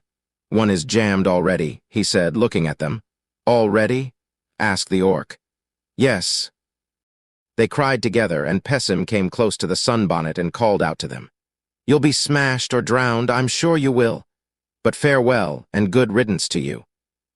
The orc was provoked by this unkind speech, so he turned his tail toward the little man and made it revolve so fast that the rush of air tumbled Pessim over backward, and he rolled several times upon the ground before he could stop himself and sit up. By that time, the orc was high in the air and speeding swiftly over the ocean. Chapter 6: The Flight of the Midgets. Cap'n Bill and Trot rode very comfortably in the sunbonnet. The motion was quite steady, for they weighed so little that the orc flew without effort. Yet they were both somewhat nervous about their future fate and could not help wishing they were safe on land and their natural size again. "You're terrible small, Trot," remarked Cap'n Bill, looking at his companion. "Same to you, Cap'n," she said with a laugh. "But as long as we have the purple berries, we needn't worry about our size." "In a circus," mused the old man, "we'd be curiosities. But in a sunbonnet, high up in the air, sailin' over a big, unknown ocean, they ain't no word in any book-dictionary to describe us." "Why, we're midgets, that's all," said the little girl. The orc flew silently for a long time. The slight swaying of the sunbonnet made Cap'n Bill drowsy, and he began to doze. Trot, however, was wide awake, and after enduring the monotonous journey as long as she was able, she called out, "Don't you see land anywhere, mister? Orc?" "Not yet," he answered. "This is a big ocean, and I've no idea in which direction the nearest land to that island lies, but if I keep flying in a straight line, I'm sure to reach some place sometime." That seemed reasonable, so the little people in the sunbonnet remained as patient as possible. That is, Cap'n Bill dozed, and Trot tried to remember her geography lessons so she could figure out what land they were likely to arrive at. For hours and hours, the orc flew steadily, keeping to the straight line and searching with his eyes the horizon of the ocean for land. Cap'n Bill was fast asleep and snoring, and Trot had laid her head on his shoulder to rest it when suddenly the orc exclaimed, "There! I've caught a glimpse of land at last." At this announcement, they roused themselves. Cap'n Bill stood up and tried to peek over the edge of the sunbonnet. "What does it look like?" he inquired. "Looks like another island," said the orc, "but I can judge it better in a minute or two." "I don't care much for islands since we visited that other one," declared Trot. Soon the orc made another announcement. "It is surely an island, and a little one too," said he, "but I won't stop because I see a much bigger land straight ahead of it." "That's right," approved Cap'n Bill. "The bigger the land, the better it will suit us." "It's almost a continent," continued the orc after a brief silence, during which he did not decrease the speed of his flight. "I wonder if it can be Orkland, the place I have been seeking so long." "I hope not," whispered Trot to Cap'n Bill, so softly that the orc could not hear her, "for I shouldn't like to be in a country where only orcs live. This one orc isn't a bad companion, but a lot of him wouldn't be much fun." After a few more minutes of flying, the orc called out in a sad voice, "No. This is not my country. It's a place I have never seen before, although I have wandered far and wide. It seems to be all mountains and deserts and green valleys and queer cities and lakes and rivers, mixed up in a very puzzling way." "Most countries are like that," commented Cap'n Bill. "Are you going to land?" "Pretty soon," was the reply. "There is a mountain peak just ahead of me. What do you say to our landing on that?" "All right," agreed the sailor man, for both he and Trot were getting tired of riding in the sunbonnet and longed to set foot on solid ground again. So in a few minutes, the orc slowed down his speed and then came to a stop so easily that they were scarcely jarred at all. Then the creature squatted down until the sunbonnet rested on the ground and began trying to unfasten with its claws the knotted strings. This proved a very clumsy task, because the strings were tied at the back of the orc's neck, just where his claws would not easily reach. After much fumbling, he said, "I'm afraid I can't let you out, and there is no one near to help me." This was at first discouraging, but after a little thought, Cap'n Bill said, "If you don't mind, Trot, I can cut a slit in your sunbonnet with my knife." "Do," she replied. "The slit won't matter, 'cause I can sew it up again afterward when I am big." So Cap'n Bill got out his knife, which was just as small in proportion as he was, and after considerable trouble managed to cut a long slit in the sunbonnet. First he squeezed through the opening himself, and then helped Trot to get out. When they stood on firm ground again, their first act was to begin eating the dark purple berries which they had brought with them. 2 of these Trot had guarded carefully during the long journey by holding them in her lap, for their safety meant much to the tiny people. "I'm not very hungry," said the little girl as she handed a berry to Cap'n Bill, "but hunger doesn't count in this case. It's like taking medicine to make you well, so we must manage to eat 'em, somehow or other." But the berries proved quite pleasant to taste, and as Cap'n Bill and Trot nibbled at their edges, their forms began to grow in size, slowly but steadily. The bigger they grew, the easier it was for them to eat the berries, which of course became smaller to them, and by the time the fruit was eaten, our friends had regained their natural size. The little girl was greatly relieved when she found herself as large as she had ever been, and Cap'n Bill shared her satisfaction. For, although they had seen the effect of the berries on the orc, they had not been sure the magic fruit would have the same effect on human beings, or that the magic would work in any other country than that in which the berries grew. "What shall we do with the other 4 berries?" asked Trot, as she picked up her sunbonnet, marveling that she had ever been small enough to ride in it. "They're no good to us now, are they, Cap'n?" "I'm not sure as to that," he replied. "If they were eaten by one who had never eaten the lavender berries, they might have no effect at all. But then, contrary-wise, they might. One of them has got badly jammed, so I'll throw it away, but the other 3 I believe I'll carry with me. They're magic things, you know, and may come handy to us some time." He now searched in his big pockets and drew out a small wooden box with a sliding cover. The sailor had kept an assortment of nails of various sizes in this box, but those he now dumped loosely into his pocket, and in the box placed the 3 sound purple berries. When this important matter was attended to, they found time to look about them and see what sort of place the orc had landed them in. Chapter 7. The Bumpy Man. The mountain on which they had alighted was not a barren waste, but had on its sides patches of green grass, some bushes, a few slender trees, and here and there masses of tumbled rocks. The sides of the slope seemed rather steep, but with care one could climb up or down them with ease and safety. The view from where they now stood showed pleasant valleys and fertile hills lying below the heights. Trot thought she saw some houses of queer shapes scattered about the lower landscape, and there were moving dots that might be people or animals, yet were too far away for her to see them clearly. Not far from the place where they stood was the top of the mountain, which seemed to be flat, so the orc proposed to his companions that he would fly up and see what was there. "That's a good idea," said Trot, "'cause it's getting toward evening and we'll have to find a place to sleep." The orc had not been gone more than a few minutes when they saw him appear on the edge of the top which was nearest them. "Come on up," he called. So Trot and Cap'n Bill began to ascend the steep slope, and it did not take them long to reach the place where the orc awaited them. Their first view of the mountain top pleased them very much. It was a level space of wider extent than they had guessed, and upon it grew grass of a brilliant green color. In the very center stood a house built of stone and very neatly constructed. No one was in sight, but smoke was coming from the chimney, so with one accord all 3 began walking toward the house.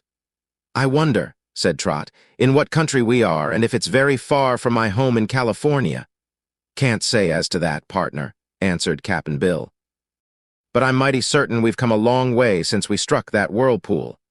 "Yes," she agreed with a sigh, "it must be miles and miles." "Distance means nothing," said the orc. "I have flown pretty much all over the world, trying to find my home, and it is astonishing how many little countries there are, hidden away in the cracks and corners of this big globe of Earth. If one travels, he may find some new country at every turn, and a good many of them have never yet been put upon the maps." "Perhaps this is one of them," suggested Trot. They reached the house after a brisk walk, and Cap'n Bill knocked upon the door. It was at once opened by a rugged-looking man who had bumps all over him, as Trot afterward declared. There were bumps on his head, bumps on his body, and bumps on his arms and legs and hands. Even his fingers had bumps on the ends of them. For dress, he wore an old gray suit of fantastic design, which fitted him very badly because of the bumps it covered but could not conceal. But the bumpy man's eyes were kind and twinkling in expression, and as soon as he saw his visitors, he bowed low and said in a rather bumpy voice, "Happy day. Come in and shut the door, for it grows cool when the sun goes down. Winter is now upon us." "Why, it isn't cold a bit outside," said Trot, "so it can't be winter yet." "You will change your mind about that in a little while," declared the bumpy man. "My bumps always tell me the state of the weather, and they feel just now as if a snowstorm was coming this way. But make yourselves at home, strangers. Supper is nearly ready, and there is food enough for all." Inside the house, there was but one large room, simply but comfortably furnished. It had benches, a table, and a fireplace, all made of stone. On the hearth a pot was bubbling and steaming, and Trot thought it had a rather nice smell. The visitors seated themselves upon the benches, except the orc, which squatted by the fireplace. And the bumpy man began stirring the kettle briskly. "May I ask what country this is, sir?" inquired Cap'n Bill. "Goodness me, fruitcake and apple sauce. Don't you know where you are?" asked the bumpy man as he stopped stirring and looked at the speaker in surprise. "No," admitted Cap'n Bill. "We've just arrived." "Lost your way?" questioned the bumpy man. "Not exactly," said Cap'n Bill.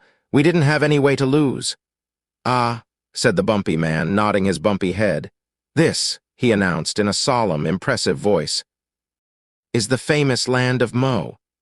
"Oh," exclaimed the sailor and the girl, both in one breath, but never having heard of the land of Mo, they were no wiser than before. "I thought that would startle you," remarked the bumpy man, well pleased, as he resumed his stirring. The orc watched him a while in silence and then asked, "Who may you be?" "Me," answered the bumpy man. "Haven't you heard of me? Gingerbread and lemon juice? I'm known far and wide as the Mountain Ear." They all received this information in silence at first, for they were trying to think what he could mean. Finally, Trot mustered up courage to ask, "What is a mountain ear, please?" For answer, the man turned around and faced them, waving the spoon with which he had been stirring the kettle, as he recited the following verses in a sing-song tone of voice. "Here's a mountain, hard of hearing, that's sad-hearted and needs cheering, so my duty is to listen to all sounds that nature makes, so the hill won't get uneasy, get to coughing or get sneezy. For this monster bump, when frightened, is quite liable to quakes.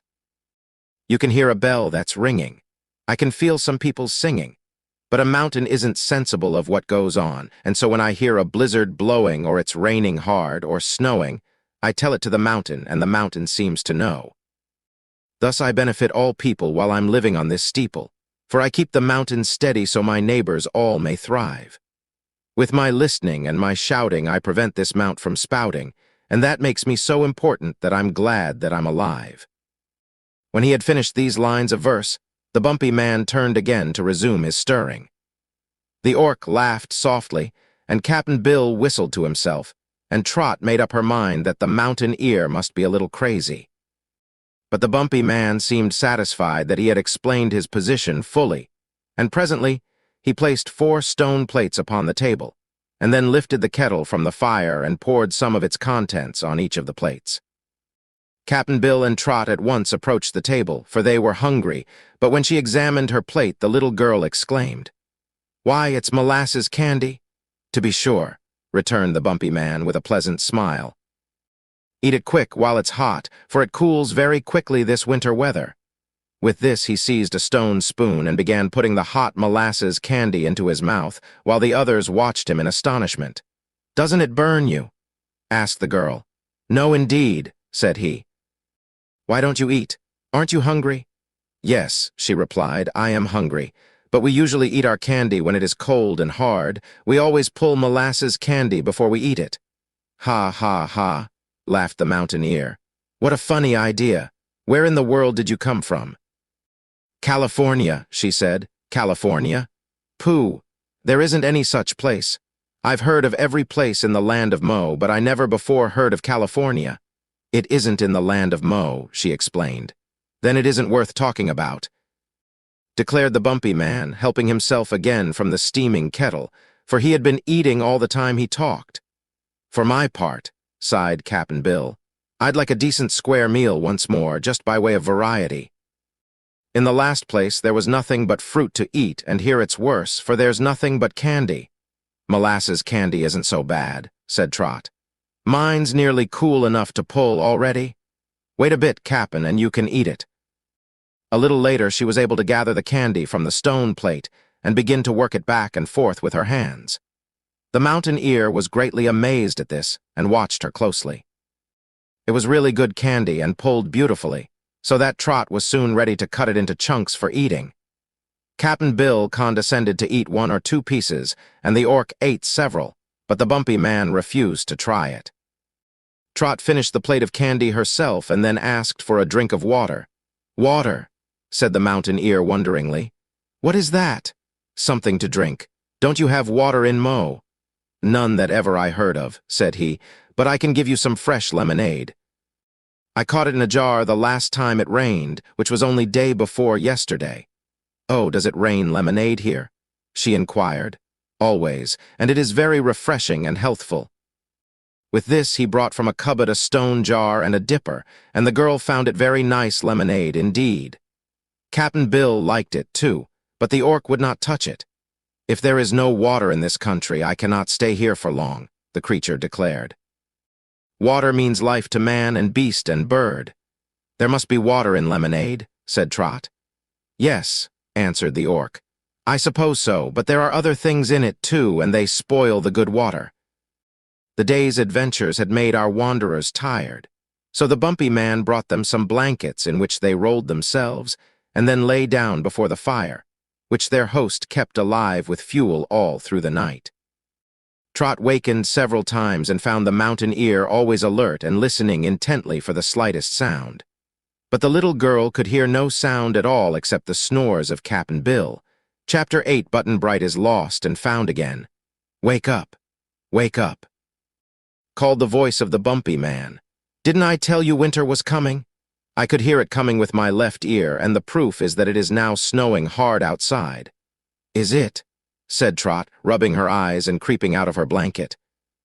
"Where I live in California, I have never seen snow, except far away on the tops of high mountains." "Well, this is the top of a high mountain," returned the bumpy one, "and for that reason we get our heaviest snowfalls right here." The little girl went to the window and looked out. The air was filled with falling white flakes, so large in size and so queer in form that she was puzzled. "Are you certain this is snow?" she asked. "To be sure. I must get my snow shovel and turn out to shovel a path. Would you like to come with me?"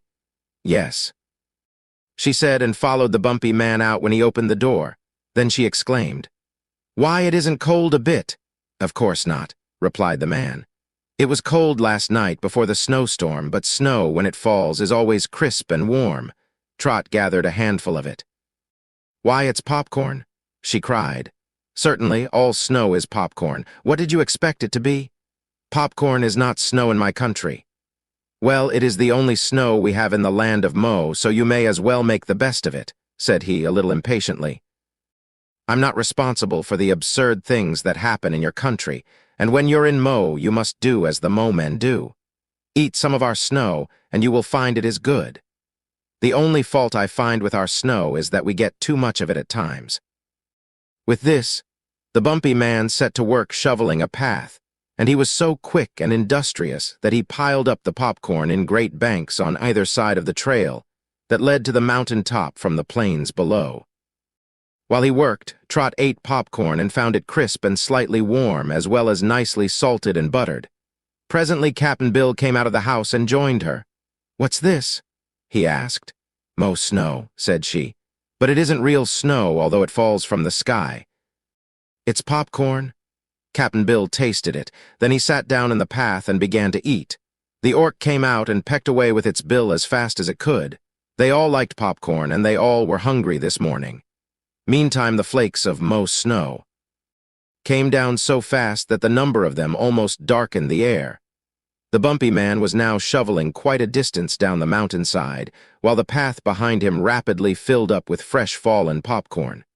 Suddenly, Trot heard him call out, "Goodness gracious! Mince pie and pancakes!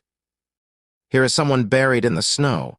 She ran toward him at once, and the others followed, wading through the corn and crunching it underneath their feet. The mow snow was pretty deep where the bumpy man was shoveling, and from beneath a great bank of it, he had uncovered a pair of feet. "Dear me. Someone has been lost in the storm," said Cap'n Bill. "I hope he is still alive. Let's pull him out and see." He took hold of one foot, and the bumpy man took hold of the other. Then they both pulled, and out from the heap of popcorn came a little boy. He was dressed in a brown velvet jacket and knickerbockers, with brown stockings, buckled shoes, and a blue shirt-waist that had frills down its front. When drawn from the heap, the boy was chewing a mouthful of popcorn, and both his hands were full of it. So at first he couldn't speak to his rescuers, but lay quite still and eyed them calmly until he had swallowed his mouthful. Then he said, "Get my cap," and stuffed more popcorn into his mouth. While the bumpy man began shoveling into the cornbank to find the boy's cap, Trot was laughing joyfully, and Cap'n Bill had a broad grin on his face. The orc looked from one to another and asked, "Who is this stranger?" "Why, it's Button-Bright, of course," answered Trot. "If anyone ever finds a lost boy, he can make up his mind it's Button-Bright. But how he ever came to be lost in this far-away country is more'n I can make out." "Where does he belong?" inquired the orc. "His home used to be in Philadelphia, I think, but I'm quite sure Button-Bright doesn't belong anywhere." "That's right," said the boy, nodding his head as he swallowed the second mouthful. "Everyone belongs somewhere," remarked the orc. "Not me," insisted Button-Bright. "I'm halfway round the world from Philadelphia, and I've lost my magic umbrella that used to carry me anywhere. Stands to reason that if I can't get back, I haven't any home. But I don't care much. This is a pretty good country, Trot. I've had lots of fun here." By this time, the mountain ear had secured the boy's cap and was listening to the conversation with much interest. "It seems you know this poor, snow-covered castaway," he said. "Yes, indeed," answered Trot. "We made a journey together to Sky Island once and were good friends." "Well, then I'm glad I saved his life," said the bumpy man. "Much obliged, mister." "Knobs," said Button-Bright, sitting up and staring at him, "but I don't believe you've saved anything except some popcorn that I might have eaten had you not disturbed me." "It was nice and warm in that bank of popcorn, and there was plenty to eat. What made you dig me out? And what makes you so bumpy everywhere?" "As for the bumps," replied the man, looking at himself with much pride, "I was born with them, and I suspect they were a gift from the fairies. They make me look rugged and big like the mountain I serve." "All right," said Button-Bright, and began eating popcorn again. It had stopped snowing now, and great flocks of birds were gathering around the mountainside, eating the popcorn with much eagerness and scarcely noticing the people at all. There were birds of every size and color, most of them having gorgeous feathers and plumes. "Just look at them," exclaimed the orc scornfully. "Aren't they dreadful creatures all covered with feathers?" "I think they're beautiful," said Trot, and this made the orc so indignant that he went back into the house and sulked. Button-Bright reached out his hand and caught a big bird by the leg. At once it rose into the air, and it was so strong that it nearly carried the little boy with it. He let go the leg in a hurry, and the bird flew down again and began to eat of the popcorn, not being frightened in the least. This gave Cap'n Bill an idea. He felt in his pocket and drew out several pieces of stout string. Moving very quietly, so as to not alarm the birds, he crept up to several of the biggest ones and tied cords around their legs, thus making them prisoners. The birds were so intent on their eating that they did not notice what had happened to them, and when about 20 had been captured in this manner, Cap'n Bill tied the ends of all the strings together and fastened them to a huge stone, so they could not escape. The bumpy man watched the old sailor's actions with much curiosity. "The birds will be quiet until they've eaten up all the snow," he said, "but then they will want to fly away to their homes. Tell me, sir, what will the poor things do when they find they can't fly?" "It may worry 'em a little," replied Cap'n Bill, "but they're not going to be hurt if they take it easy and behave themselves." Our friends had all made a good breakfast of the delicious popcorn, and now they walked toward the house again. Button-Bright walked beside Trot and held her hand in his, because they were old friends and he liked the little girl very much. The boy was not so old as Trot, and small as he was half a head shorter in height. The most remarkable thing about Button-Bright was that he was always quiet and composed, whatever happened, and nothing was ever able to astonish him. Trot liked him because he was not rude and never tried to plague her. Cap'n Bill liked him because he had found the boy cheerful and brave at all times, and willing to do anything he was asked to do. When they came to the house, Trot sniffed the air and asked, "Don't I smell perfume?" "I think you do," said the bumpy man. "You smell violets, and that proves there is a breeze springing up from the south. All our winds and breezes are perfumed, and for that reason we are glad to have them blow in our direction. The south breeze always has a violet odor. The north breeze has the fragrance of wild roses. The east breeze is perfumed with lilies of the valley, and the west wind with lilac blossoms. So we need no weather vane to tell us which way the wind is blowing. We have only to smell the perfume, and it informs us at once." Inside the house they found the orc, and Button-Bright regarded the strange, bird-like creature with curious interest. After examining it closely for a time, he asked, "Which way does your tail whirl?" "Either way," said the orc. Button-Bright put out his hand and tried to spin it. "Don't do that," exclaimed the orc. "Why not?" inquired the boy. "Because it happens to be my tail, and I reserve the right to whirl it myself," explained the orc. "Let's go out and fly somewhere," proposed Button-Bright. "I want to see how the tail works." "Not now," said the orc. "I appreciate your interest in me, which I fully deserve, but I only fly when I am going somewhere, and if I got started I might not stop." "That reminds me," remarked Cap'n Bill, "to ask you, friend orc, how we are going to get away from here." "Get away?" exclaimed the bumpy man. "Why don't you stay here? You won't find any nicer place than Mo. Have you been anywhere else, sir?" "No, I can't say that I have," admitted the mountaineer. "Then permit me to say you're no judge," declared Cap'n Bill. "But you haven't answered my question, friend orc. How are we to get away from this mountain?" The orc reflected a while before he answered. "I might carry one of you, the boy or the girl, upon my back," said he. "But 3 big people are more than I can manage, although I have carried 2 of you for a short distance. You ought not to have eaten those purple berries so soon." "Perhaps we did make a mistake," Cap'n Bill acknowledged. "Or we might have brought some of those lavender berries with us, instead of so many purple ones," suggested Trot regretfully. Cap'n Bill made no reply to this statement, which showed he did not fully agree with the little girl. But he fell into deep thought with wrinkled brows, and finally he said, "If those purple berries would make anything grow bigger, whether it had eaten the lavender ones or not, I could find a way out of our troubles." They did not understand this speech, and looked at the old sailor, as if expecting him to explain what he meant. But just then a chorus of shrill cries rose from outside. "Here! Let me go! Let me go!" The voices seemed to say. "Why are we insulted in this way?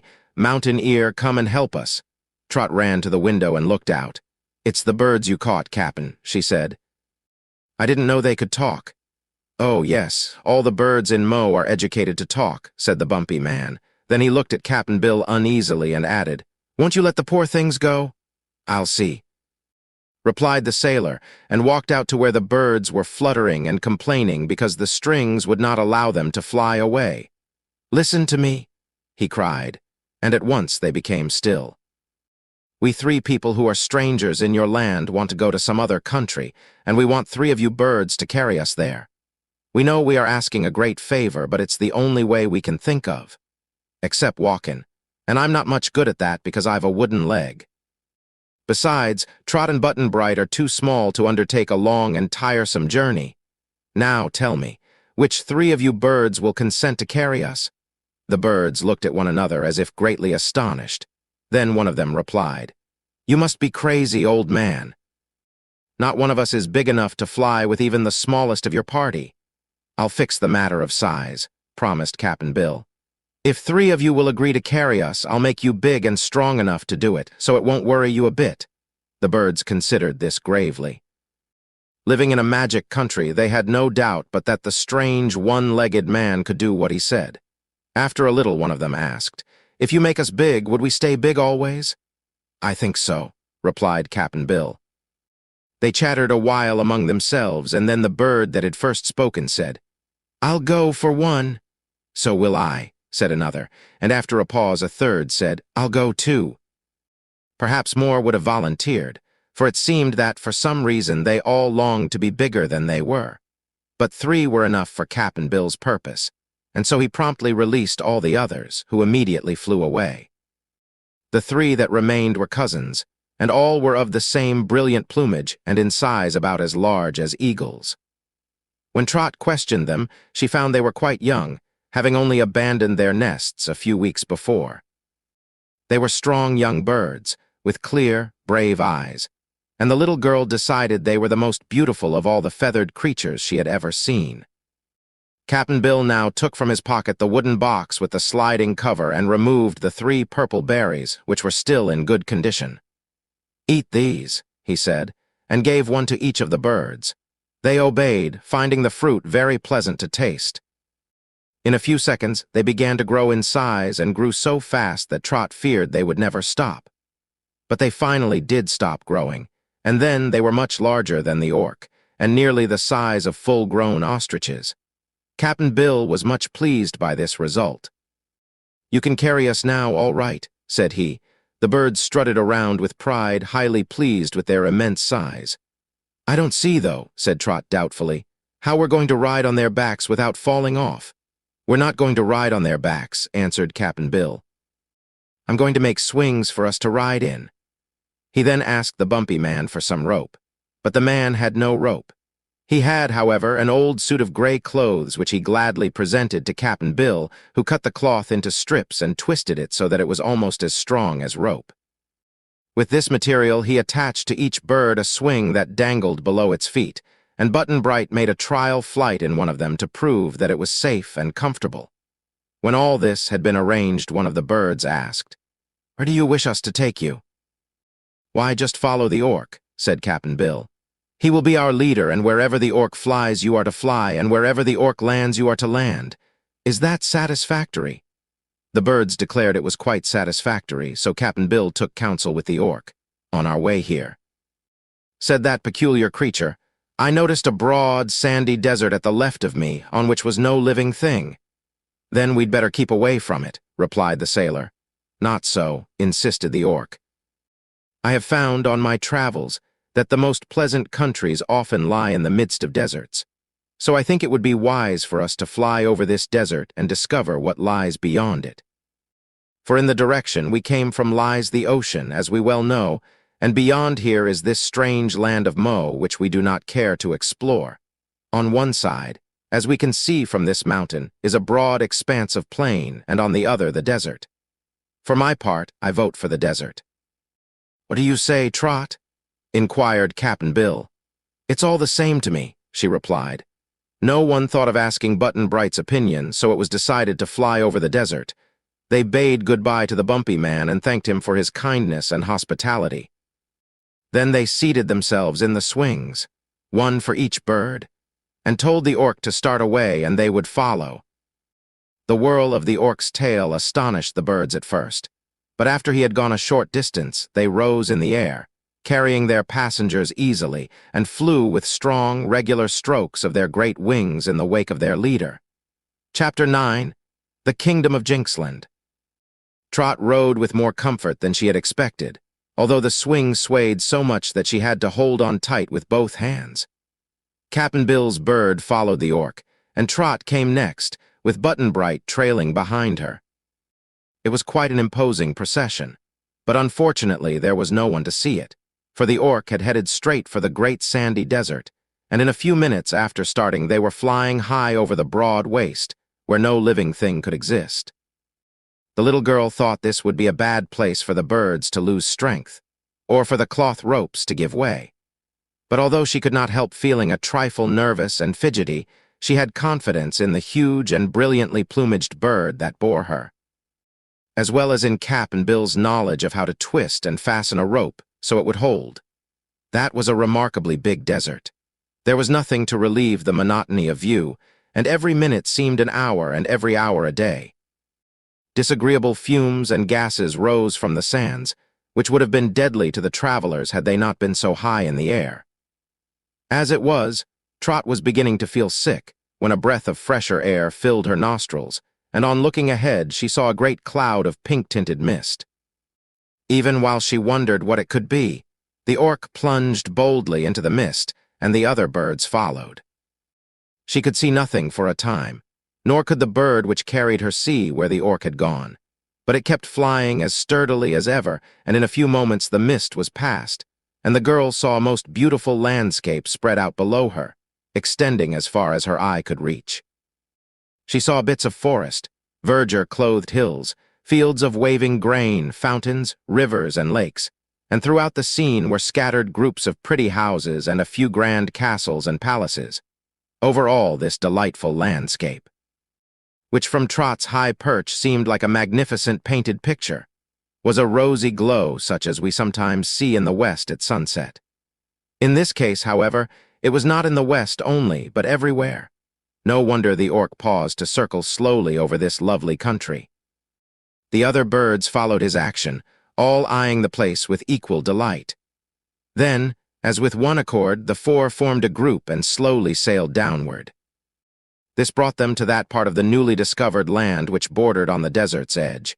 But it was just as pretty here as anywhere, so the orc and the birds alighted, and the three passengers at once got out of their swings. "Oh, Cap'n Bill, isn't this fine and dandy?" exclaimed Trot rapturously. "How lucky we were to discover this beautiful country."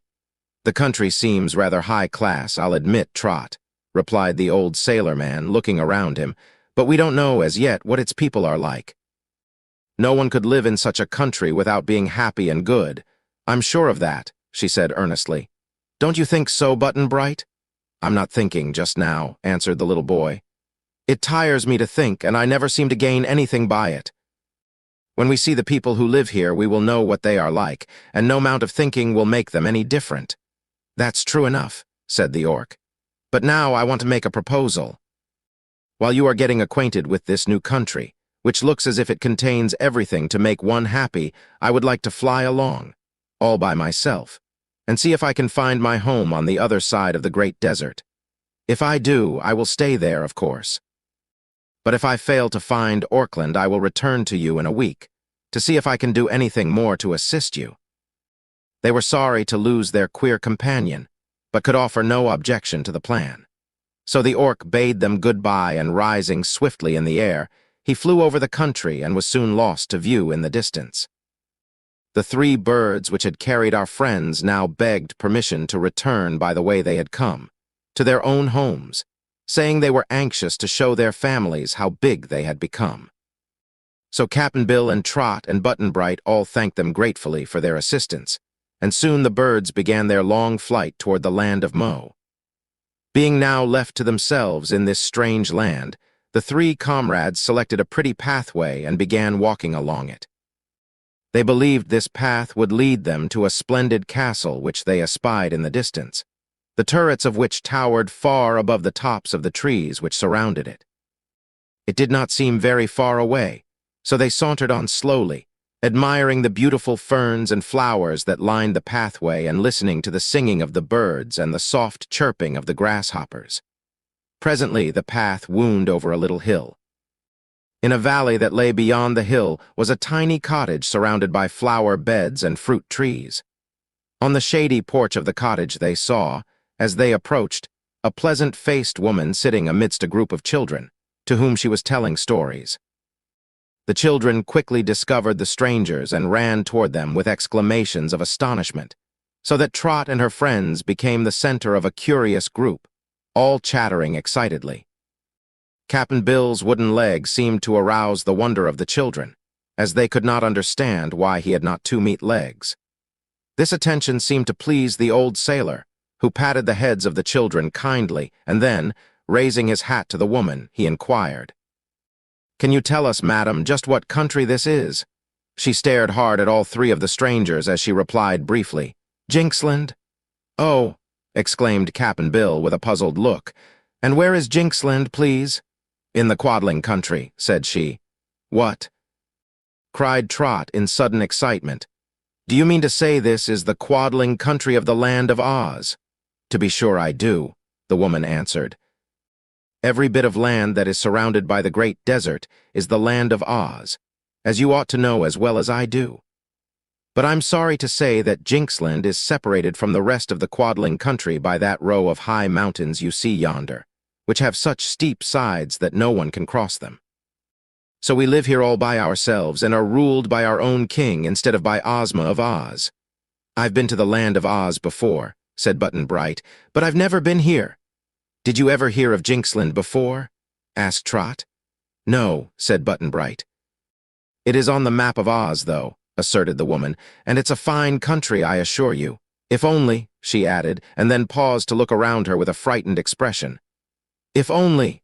Here she stopped again, as if not daring to go on with her speech. If only what, ma'am? Asked Cap'n Bill. The woman sent the children into the house. Then she came closer to the strangers and whispered, If only we had a different king, we would be very happy and contented. What's the matter with your king? Asked Trot curiously. But the woman seemed frightened to have said so much. She retreated to her porch, merely saying, The king punishes severely any treason on the part of his subjects. What's treason? Asked Button-Bright. In this case, replied Cap'n Bill, treason seems to consist of knocking the king, but I guess we know his disposition now as well as if the lady had said more.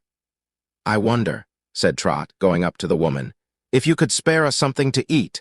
We haven't had anything but popcorn and lemonade for a long time. Bless your heart. Of course I can spare you some food, the woman answered, and entering her cottage, she soon returned with a tray loaded with sandwiches, cakes, and cheese.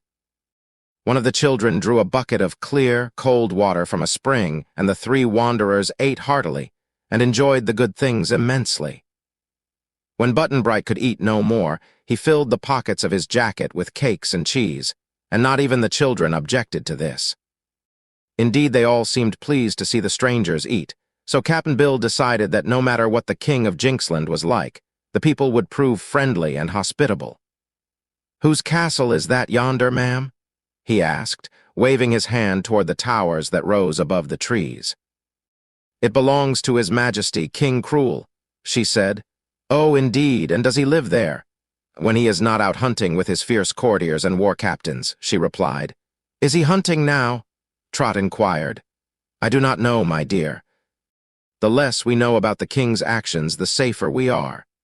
It was evident the woman did not like to talk about King Cruel, and so, having finished their meal, they said goodbye and continued along the pathway. Don't you think we'd better keep away from that king's castle, Cap'n? Asked Trot. Well, said he, King Cruel would find out sooner or later that we are in his country, so we may as well face the music now. Perhaps he isn't quite so bad as that woman thinks he is. Kings aren't always popular with their people, you know, even if they do the best they know how. Ozma is popular, said Button-Bright. Ozma is different from any other ruler, from all I've heard, remarked Trot musingly as she walked beside the boy. And, after all, we are really in the land of Oz, where Ozma rules every king and everybody else. I never heard of anybody getting hurt in her dominions, did you, Button-Bright? Not when she knows about it, he replied. But those birds landed us in just the wrong place, seems to me. They might have carried us right on over that row of mountains to the Emerald City.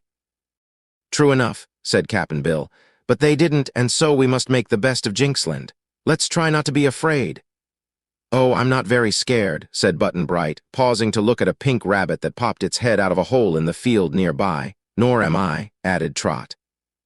Really, Cap'n, I'm so glad to be anywhere at all in the wonderful fairyland of Oz that I think I'm the luckiest girl in all the world. Dorothy lives in the Emerald City, you know, and so does the Scarecrow and the Tin Woodman and Tick-Tock and the Shaggy Man. And all the rest of 'em that we've heard so much about, not to mention Ozma, who must be the sweetest and loveliest girl in all the world. Take your time, Trot, advised Button-Bright. You don't have to say it all in one breath, you know. And you haven't mentioned half of the curious people in the Emerald City. That Emerald City, said Cap'n Bill impressively, happens to be on the other side o' those mountains that we're told no one is able to cross.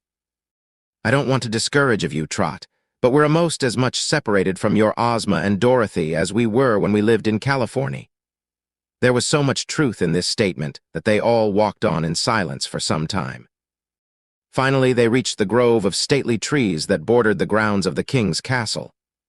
They had gone halfway through it when the sound of sobbing, as of someone in bitter distress, reached their ears and caused them to halt abruptly. Chapter 10. Pon, the Gardener's Boy.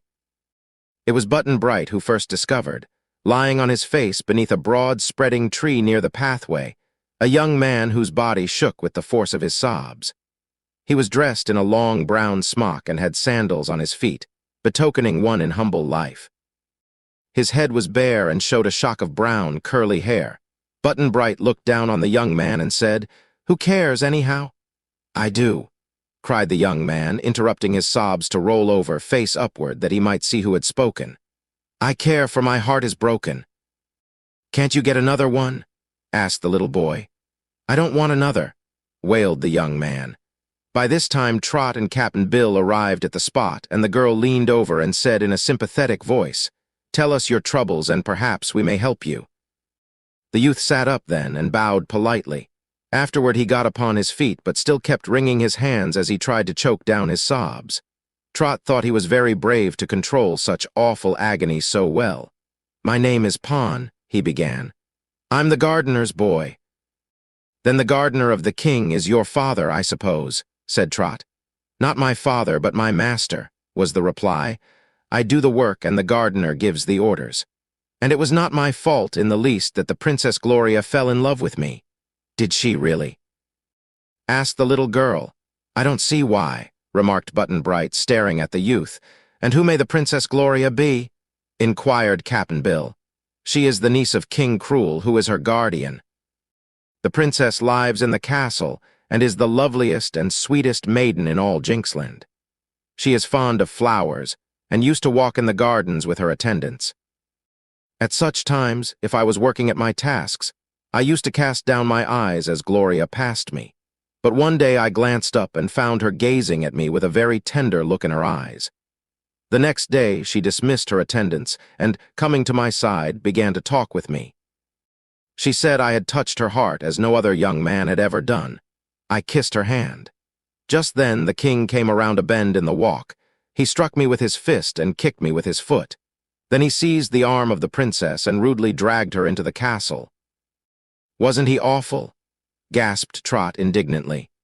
"He is a very abrupt king," said Pon, "so it was the least I could expect. Up to that time I had not thought of loving Princess Gloria, but realizing it would be impolite not to return her love, I did so. We met at evening, now and then, and she told me the king wanted her to marry a rich courtier named Googly Goo, who is old enough to be Gloria's father.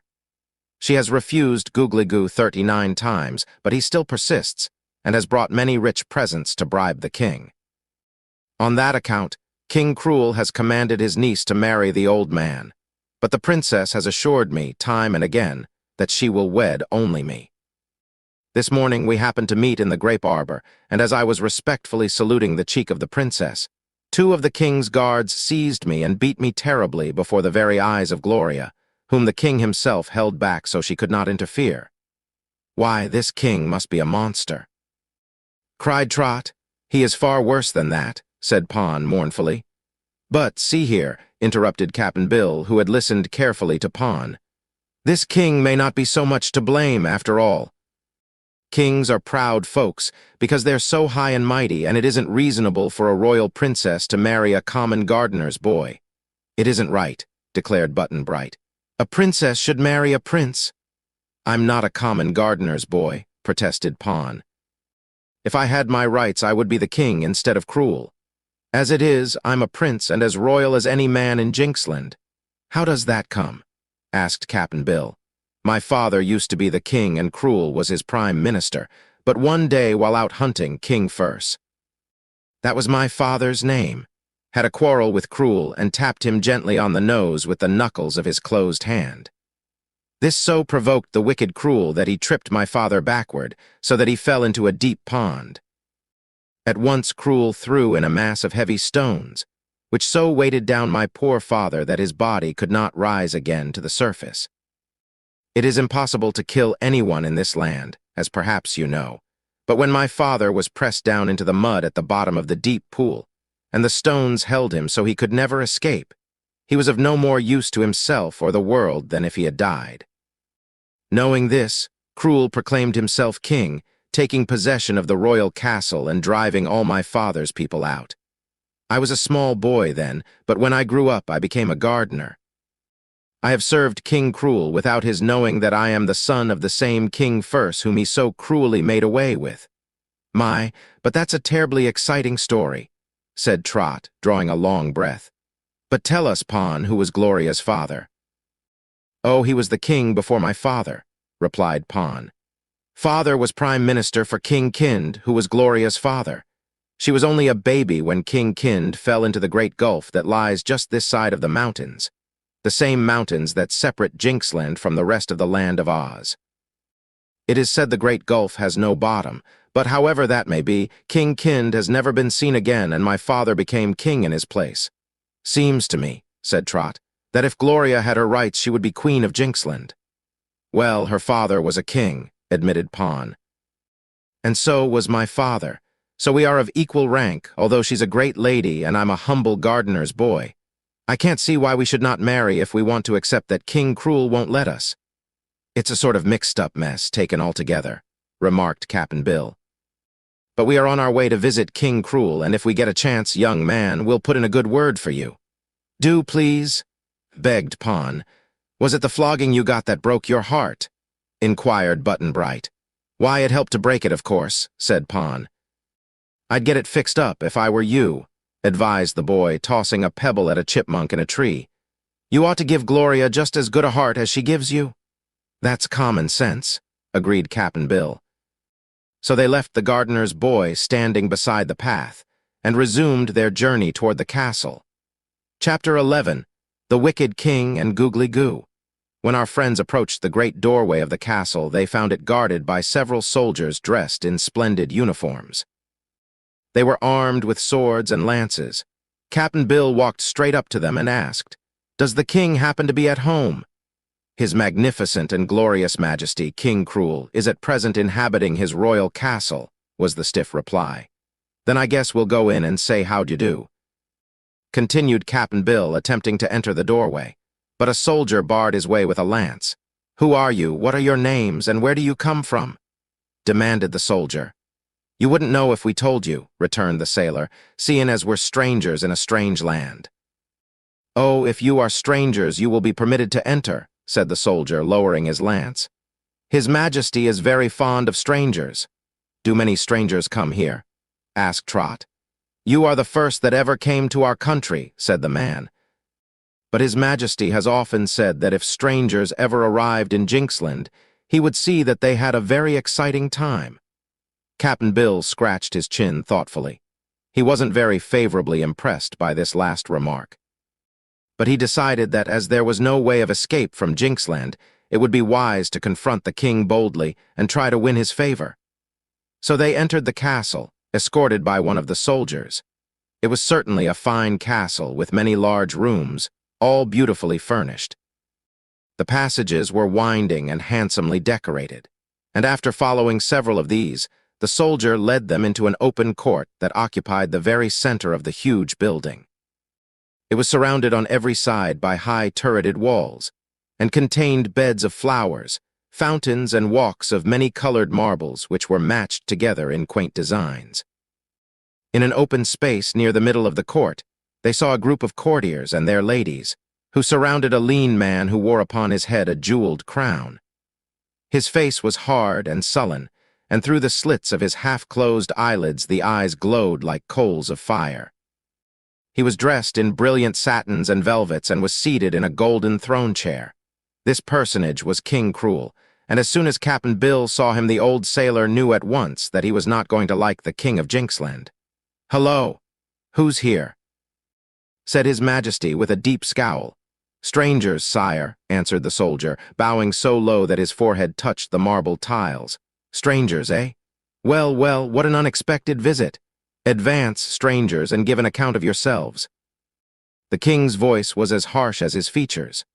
Trot shuddered a little, but Cap'n Bill calmly replied, "There ain't much for us to say, 'cept as we've arrived to look over your country and see how we like it.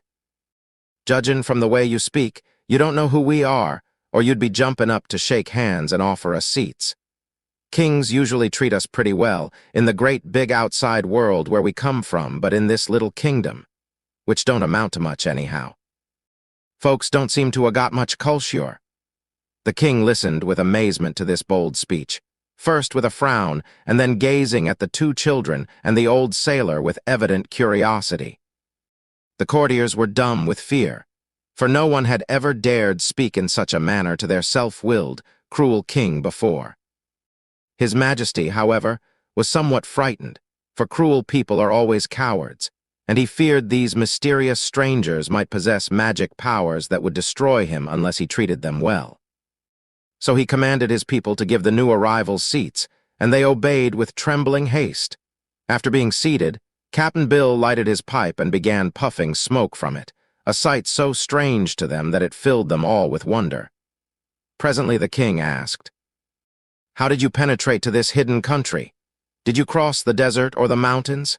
"Desert," answered Cap'n Bill, as if the task were too easy to be worth talking about. "Indeed? No one has ever been able to do that before," said the king. "Well, it's easy enough if you know how," asserted Cap'n Bill, so carelessly that it greatly impressed his hearers. The king shifted in his throne uneasily. He was more afraid of these strangers than before. "Do you intend to stay long in Jinxland?" was his next anxious question. "Depends on how we like it," said Cap'n Bill. "Just now I might suggest to your Majesty to order some rooms got ready for us in your dink-key little castle here. And a royal banquet with some fried onions and pickled tripe would set easy on our stomachs and make us a bit happier than we are now." "Your wishes shall be attended to," said King Cruel, but his eyes flashed from between their slits in a wicked way that made Trot hope the food wouldn't be poisoned. At the king's command, several of his attendants hastened away to give the proper orders to the castle servants, and no sooner were they gone than a skinny old man entered the courtyard and bowed before the king. This disagreeable person was dressed in rich velvets, with many furbelows and laces. He was covered with golden chains, finely wrought rings, and jeweled ornaments. He walked with mincing steps and glared at all the courtiers as if he considered himself far superior to any or all of them. Well, your Majesty, what news? What news?" he demanded in a shrill, cracked voice. The king gave him a surly look. "No news, Lord Googly Goo, except that strangers have arrived," he said. Googly Goo cast a contemptuous glance at Cap'n Bill and a disdainful one at Trot and Button-Bright. Then he said, "Strangers do not interest me, your Majesty, but the Princess Gloria is very interesting indeed." "What does she say, sire?" "Will she marry me?" "Ask her," retorted the king. "I have many times, and every time she has refused." "Well," said the king harshly. "Well," said Googly Goo in a jaunty tone, "a bird that can sing and won't sing must be made to sing." "Huh," sneered the king. "That's easy with a bird, but a girl is harder to manage." "Still," persisted Googly Goo, "we must overcome difficulties. The chief trouble is that Gloria fancies she loves that miserable gardener's boy, Pon. Suppose we throw Pon into the great gulf, your Majesty?" "It would do you no good," returned the king. "She would still love him." Too bad," sighed Googly Goo. "I have laid aside more than a bushel of precious gems, each worth a king's ransom, to present to your Majesty on the day I wed Gloria." The king's eyes sparkled, for he loved wealth above everything, but the next moment he frowned deeply again. "It won't help us to kill Pon," he muttered. "What we must do is kill Gloria's love for Pon." "That is better, if you can find a way to do it," agreed Googly Goo. "Everything would come right if you could kill Gloria's love for that gardener's boy." "Really, sire, now that I come to think of it, there must be fully a bushel and a half of those jewels." Just then a messenger entered the court to say that the banquet was prepared for the strangers. So Cap'n Bill, Trot, and Button-Bright entered the castle and were taken to a room where a fine feast was spread upon the table. "I don't like that Lord Googly Goo," remarked Trot as she was busily eating. "Nor I," said Cap'n Bill. "But from the talk we heard, I guess the gardener's boy won't get the princess." "Perhaps not," returned the girl, "but I hope old Googly doesn't get her either." "The king means to sell her for all those jewels," observed Button-Bright, his mouth half full of cake and jam. "Poor princess," sighed Trot. I'm sorry for her, although I've never seen her. But if she says no to Googly Goo and means it, what can they do?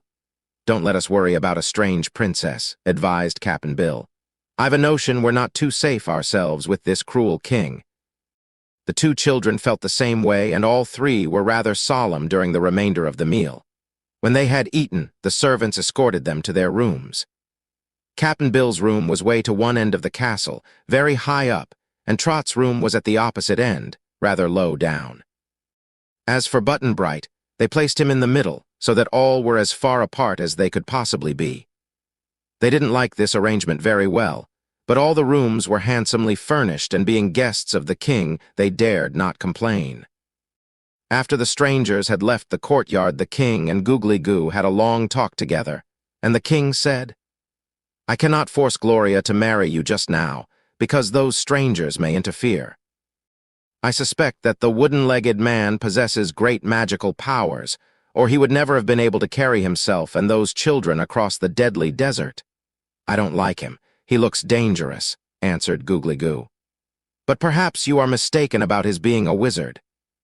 Why don't you test his powers? How? Asked the king. Send for the Wicked Witch. She will tell you in a moment whether that wooden-legged person is a common man or a magician. Ha, that's a good idea, cried the king. Why didn't I think of the Wicked Witch before? But the woman demands rich rewards for her services. Never mind. I will pay her, promised the wealthy Googly Goo. So a servant was dispatched to summon the Wicked Witch, who lived but a few leagues from King Cruel's castle. While they awaited her, the withered old courtier proposed that they pay a visit to Princess Gloria and see if she was not now in a more complacent mood. So the two started away together and searched the castle over without finding Gloria. At last, Googly Goo suggested she might be in the rear garden, which was a large park filled with bushes and trees and surrounded by a high wall. And what was their anger when they turned a corner of the path, to find in a quiet nook the beautiful princess, and kneeling before her, Pon, the gardener's boy. With a roar of rage, the king dashed forward, but Pon had scaled the wall by means of a ladder, which still stood in its place, and when he saw the king coming, he ran up the ladder and made good his escape. But this left Gloria confronted by her angry guardian, the king, and by old Googly Goo, who was trembling with a fury he could not express in words. Seizing the princess by her arm, the king dragged her back to the castle. Pushing her into a room on the lower floor, he locked the door upon the unhappy girl. And at that moment, the arrival of the Wicked Witch was announced. Hearing this, the king smiled as a tiger smiles, showing his teeth. And Googly Goo smiled as a serpent smiles, for he had no teeth except a couple of fangs. And having frightened each other with these smiles, the two dreadful men went away to the royal council chamber to meet the Wicked Witch. Chapter 12. The Wooden-Legged Grasshopper. Now it so happened that Trot, from the window of her room, had witnessed the meeting of the lovers in the garden, and had seen the king come and drag Gloria away. The little girl's heart went out in sympathy for the poor princess, who seemed to her to be one of the sweetest and loveliest young ladies she had ever seen. So she crept along the passages, and from a hidden niche saw Gloria locked in her room. The key was still in the lock, so when the king had gone away, followed by Googly Goo, Trot stole up to the door, turned the key, and entered. The princess lay prone upon a couch, sobbing bitterly. Trot went up to her and smoothed her hair and tried to comfort her. "Don't cry," she said. "I've unlocked the door, so you can go away any time you want to." "It isn't that," sobbed the princess. "I am unhappy because they will not let me love Pon, the gardener's boy." "Well, never mind. Pon isn't any great shakes anyhow, seems to me," said Trot soothingly. "There are lots of other people you can love." Gloria rolled over on the couch and looked at the little girl reproachfully. "Pon has won my heart, and I can't help loving him," she explained. Then with sudden indignation she added, "But I'll never love Googly Goo, never as long as I live." "I should say not," replied Trot. "Pon may not be much good, but old Googly is very, very bad. Hunt around, and I'm sure you'll find someone worth your love. You're very pretty, you know, and almost anyone ought to love you. You don't understand, my dear," said Gloria, as she wiped the tears from her eyes with a dainty lace handkerchief bordered with pearls. When you are older, you will realize that a young lady cannot decide whom she will love or choose the most worthy. Her heart alone decides for her, and whomsoever her heart selects, she must love, whether he amounts to much or not. Trot was a little puzzled by this speech, which seemed to her unreasonable. But she made no reply, and presently Gloria's grief softened, and she began to question the little girl about herself and her adventures. Trot told her how they had happened to come to Jinxland, and all about Cap'n Bill and the Orc and Pessim and the Bumpy Man. While they were thus conversing together, getting more and more friendly as they became better acquainted, in the council chamber the king and Googly Goo were talking with the Wicked Witch. This evil creature was old and ugly. She had lost one eye and wore a black patch over it, so the people of Jinxland had named her Blinky. Of course, witches are forbidden to exist in the land of Oz, but Jinxland was so far removed from the center of Ozma's dominions, and so absolutely cut off from it by the steep mountains and the bottomless gulf, that the laws of Oz were not obeyed very well in that country. So there were several witches in Jinxland who were the terror of the people, but King Cruel favored them and permitted them to exercise their evil sorcery. Blinky was the leader of all the other witches, and therefore the most hated and feared. The king used her witchcraft at times to assist him in carrying out his cruelties and revenge, but he was always obliged to pay Blinky large sums of money or heaps of precious jewels before she would undertake an enchantment. This made him hate the old woman almost as much as his subjects did, but today Lord Googly Goo had agreed to pay the witch's price, so the king greeted her with gracious favor. "Can you destroy the love of Princess Gloria for the gardener's boy?"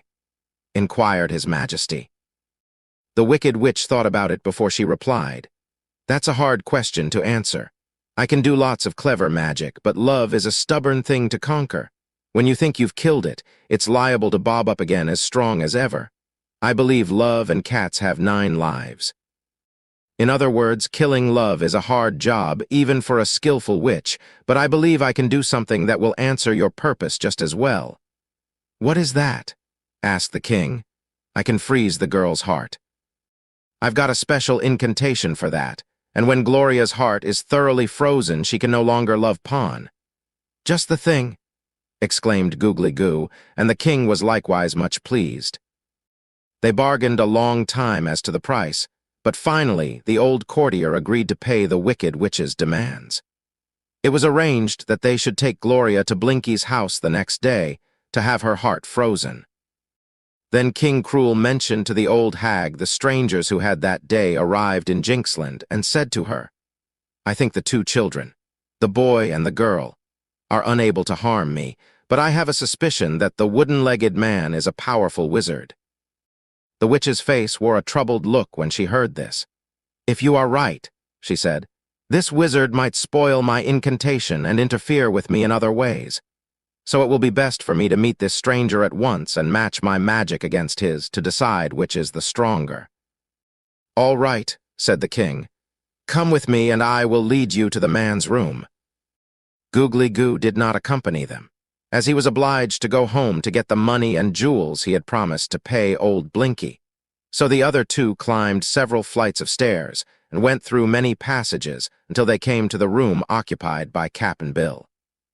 The sailor man, finding his bed soft and inviting and being tired with the adventures he had experienced, had decided to take a nap. When the Wicked Witch and the king softly opened his door and entered, Cap'n Bill was snoring with such vigor that he did not hear them at all. Blinky approached the bed and with her one eye anxiously stared at the sleeping stranger. "Ah," she said in a soft whisper, "I believe you are right, King Cruel. The man looks to me like a very powerful wizard. But by good luck I have caught him asleep, so I shall transform him before he wakes up, giving him such a form that he will be unable to oppose me." "Careful," cautioned the king, also speaking low. "If he discovers what you are doing, he may destroy you, and that would annoy me because I need you to attend to Gloria." But the Wicked Witch realized as well as he did that she must be careful. She carried over her arm a black bag, from which she now drew several packets carefully wrapped in paper. 3 of these she selected, replacing the others in the bag. 2 of the packets she mixed together, and then she cautiously opened the 3rd. "Better stand back, your majesty," she advised, "for if this powder falls on you, you might be transformed yourself." The king hastily retreated to the end of the room. As Blinky mixed the third powder with the others, she waved her hands over it, mumbled a few words, and then backed away as quickly as she could. Cap'n Bill was slumbering peacefully, all unconscious of what was going on. Puff! A great cloud of smoke rolled over the bed and completely hid him from view. When the smoke rolled away, both Blinky and the king saw that the body of the stranger had quite disappeared, while in his place, crouching in the middle of the bed, was a little gray grasshopper. One curious thing about this grasshopper was that the last joint of its left leg was made of wood. Another curious thing, considering it was a grasshopper, was that it began talking, crying out in a tiny but sharp voice, "Here, you people, what do you mean by treating me so? Put me back where I belong at once, or you'll be sorry." The cruel king turned pale at hearing the grasshopper's threats, but the wicked witch merely laughed in derision. Then she raised her stick and aimed a vicious blow at the grasshopper, but before the stick struck the bed, the tiny hopper made a marvelous jump. Marvelous indeed when we consider that it had a wooden leg. It rose in the air and sailed across the room and passed right through the open window where it disappeared from their view. "Good!" shouted the king. "We are well rid of this desperate wizard." And then they both laughed heartily at the success of the incantation, and went away to complete their horrid plans. After Trot had visited a time with Princess Gloria, the little girl went to Button-Bright's room but did not find him there. Then she went to Cap'n Bill's room, but he was not there because the witch and the king had been there before her. So she made her way downstairs and questioned the servants. They said they had seen the little boy go out into the garden some time ago, but the old man with the wooden leg they had not seen at all. Therefore Trot, not knowing what else to do, rambled through the great gardens, seeking for Button-Bright or Cap'n Bill and not finding either of them. This part of the garden, which lay before the castle, was not walled in but extended to the roadway, and the paths were open to the edge of the forest. So, after 2 hours of vain search for her friends, the little girl returned to the castle. But at the doorway, a soldier stopped her. "I live here," said Trot, "so it's all right to let me in. The king has given me a room." "Well, he has taken it back again," was the soldier's reply. "His Majesty's orders are to turn you away if you attempt to enter.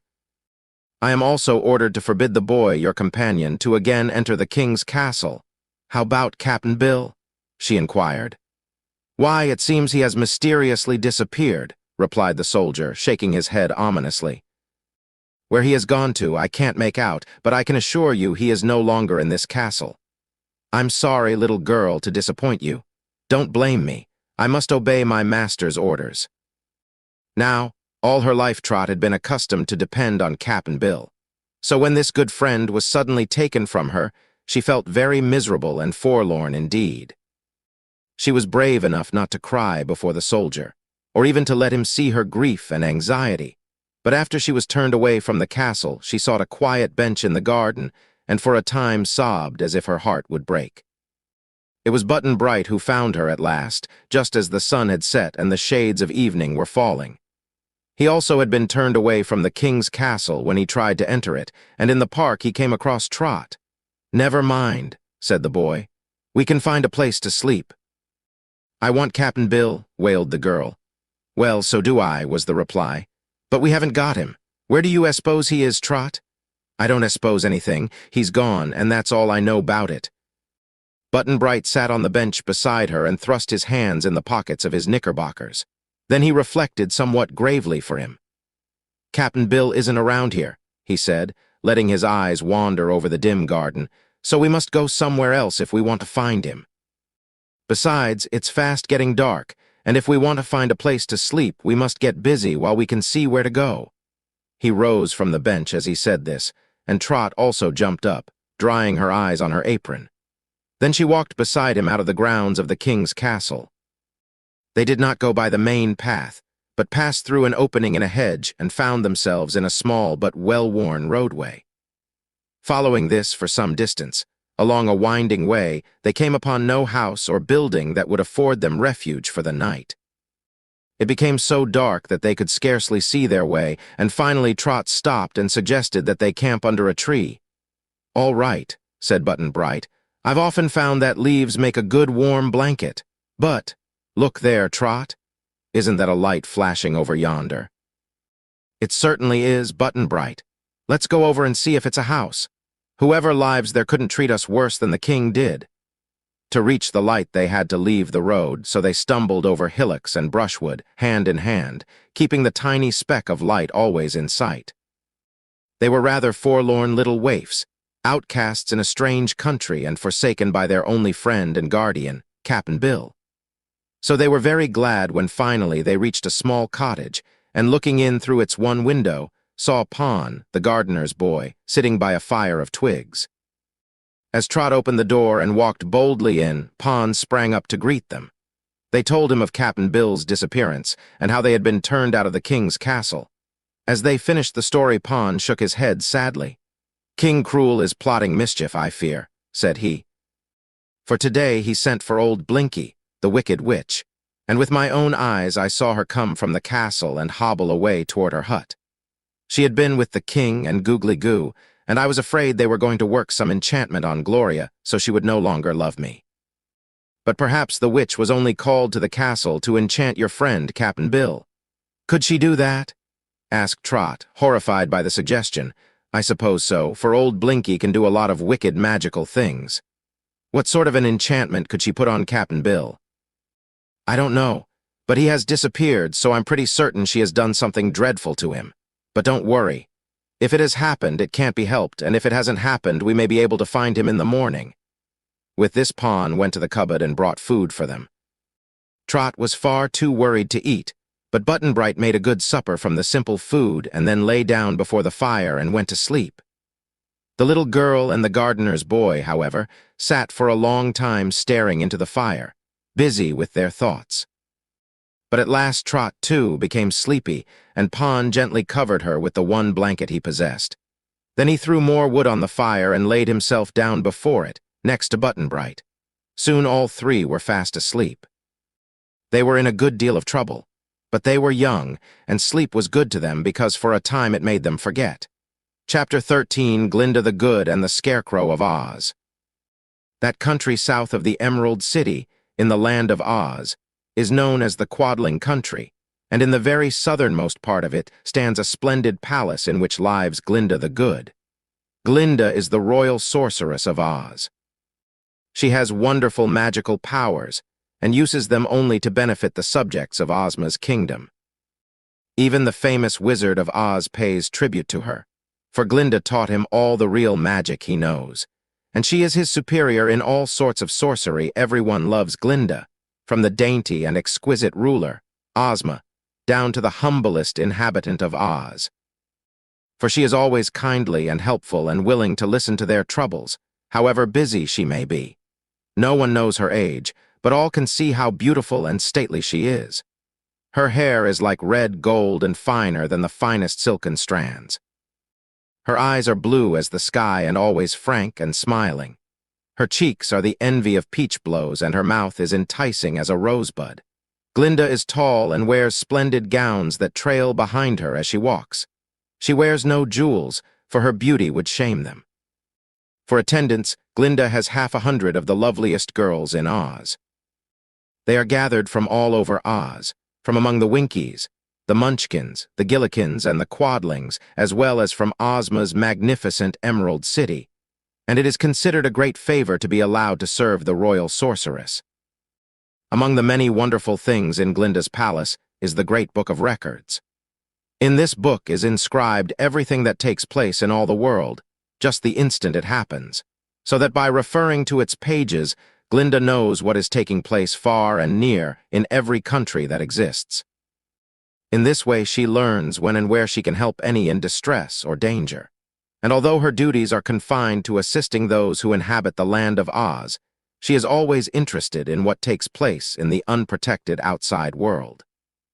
So it was that on a certain evening Glinda sat in her library, surrounded by a bevy of her maids, who were engaged in spinning, weaving, and embroidery, when an attendant announced the arrival at the palace of the Scarecrow. This personage was one of the most famous and popular in all the land of Oz. His body was merely a suit of munchkin clothes stuffed with straw, but his head was a round sack filled with bran, with which the Wizard of Oz had mixed some magic brains of a very superior sort.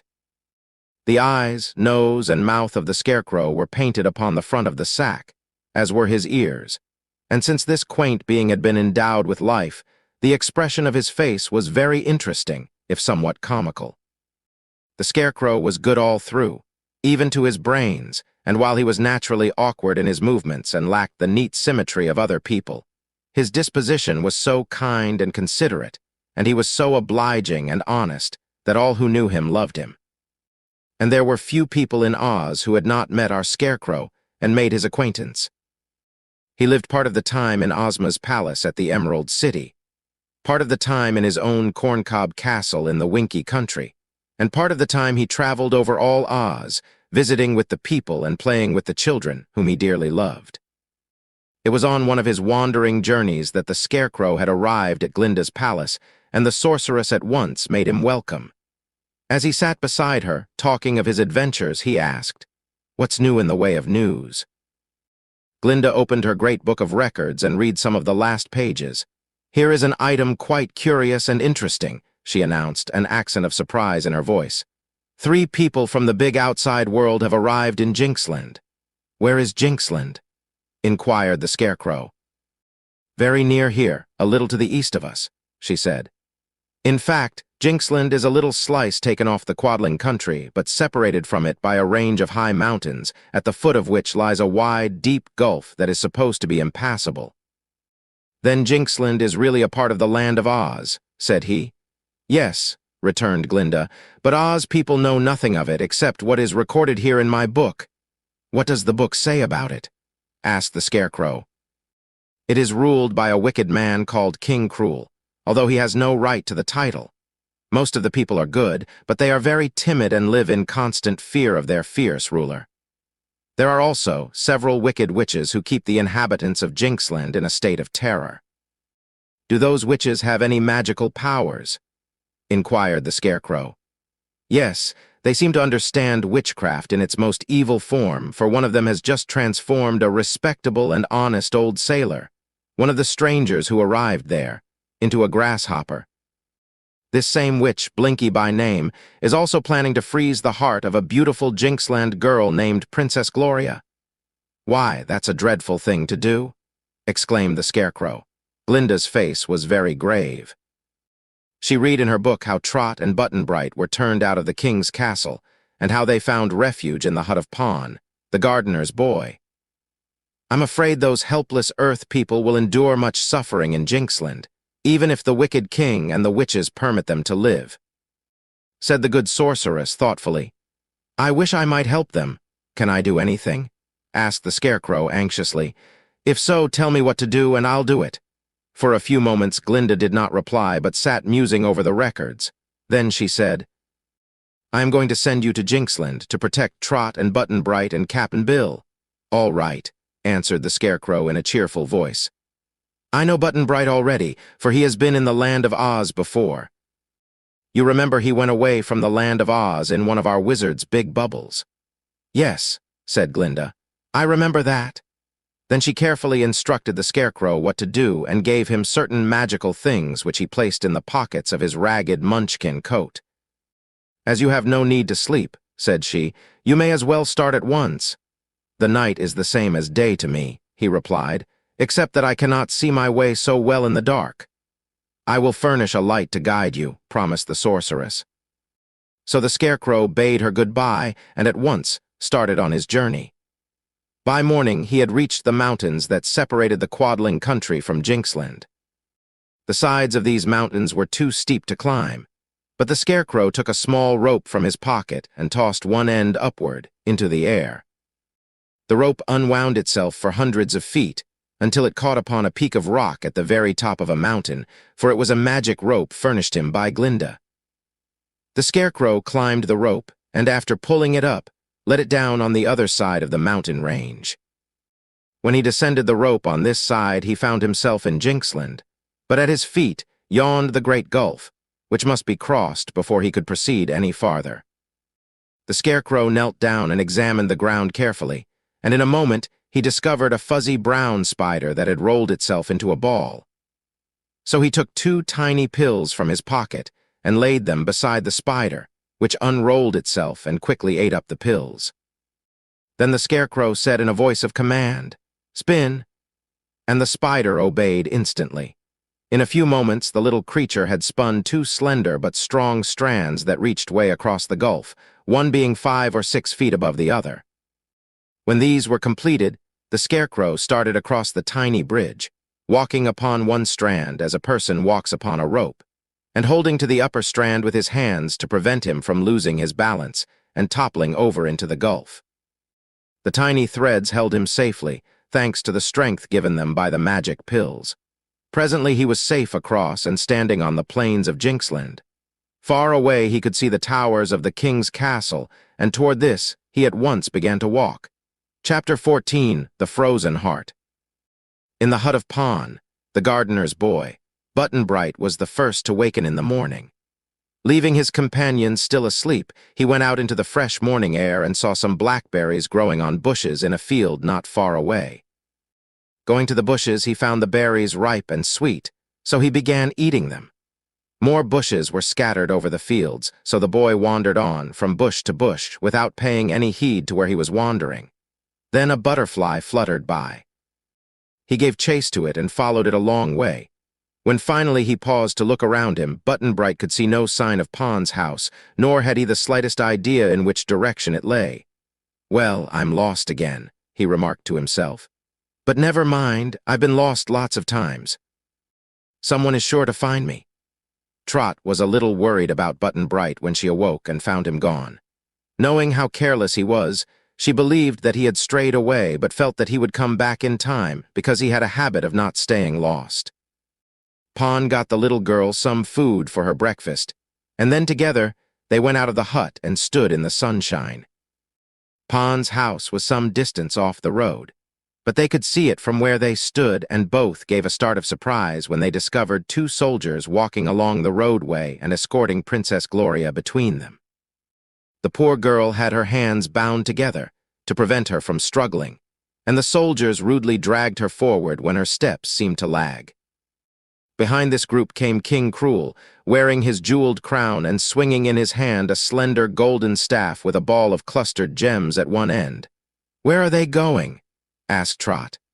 "To the house of the Wicked Witch, I fear," Pon replied. "Come, let us follow them, for I am sure they intend to harm my dear Gloria." "Won't they see us?" she asked timidly. "We won't let them. I know a short cut through the trees to Blinky's house," said he. So they hurried away through the trees and reached the house of the witch ahead of the king and his soldiers. Hiding themselves in the shrubbery, they watched the approach of poor Gloria and her escort, all of whom passed so near to them that Pon could have put out a hand and touched his sweetheart, had he dared to. Blinky's house had 8 sides, with a door and a window in each side. Smoke was coming out of the chimney, and as the guards brought Gloria to one of the doors, it was opened by the old witch in person. She chuckled with evil glee and rubbed her skinny hands together to show the delight with which she greeted her victim. For Blinky was pleased to be able to perform her wicked rites on one so fair and sweet as the princess. Gloria struggled to resist when they bade her enter the house, so the soldiers forced her through the doorway, and even the king gave her a shove as he followed close behind. Pon was so incensed at the cruelty shown Gloria that he forgot all caution and rushed forward to enter the house also. But one of the soldiers prevented him, pushing the gardener's boy away with violence and slamming the door in his face. "Never mind," said Trot soothingly as Pon rose from where he had fallen. "You couldn't do much to help the poor princess if you were inside. How unfortunate it is that you are in love with her." "True," he answered sadly. "It is indeed my misfortune. If I did not love her, it would be none of my business what the king did to his niece Gloria, but the unlucky circumstance of my loving her makes it my duty to defend her." "I don't see how you can, duty or no duty," observed Trot. "No, I am powerless, for they are stronger than I. But we might peek in through the window and see what they are doing." Trot was somewhat curious, too, so they crept up to one of the windows and looked in, and it so happened that those inside the witch's house were so busy they did not notice that Pon and Trot were watching them. Gloria had been tied to a stout post in the center of the room, and the king was giving the wicked witch a quantity of money and jewels, which Googly Goo had provided in payment. When this had been done, the king said to her, "Are you perfectly sure you can freeze this maiden's heart, so that she will no longer love that low gardener's boy?" "Sure as witchcraft, your majesty," the creature replied. "Then get to work," said the king. "There may be some unpleasant features about the ceremony that would annoy me, so I'll bid you good day and leave you to carry out your contract. One word, however, if you fail, I shall burn you at the stake." Then he beckoned to his soldiers to follow him, and throwing wide the door of the house, walked out. This action was so sudden that King Cruel almost caught Trot and Pon eavesdropping, but they managed to run around the house before he saw them. Away he marched, up the road, followed by his men, heartlessly leaving Gloria to the mercies of old Blinky. When they again crept up to the window, Trot and Pon saw Blinky gloating over her victim. Although nearly fainting from fear, the proud princess gazed with haughty defiance into the face of the wicked creature. But she was bound so tightly to the post that she could do no more to express her loathing. Pretty soon Blinky went to a kettle that was swinging by a chain over the fire and tossed into it several magical compounds. The kettle gave 3 flashes, and at every flash another witch appeared in the room. These hags were very ugly, but when one-eyed Blinky whispered her orders to them, they grinned with joy as they began dancing around Gloria.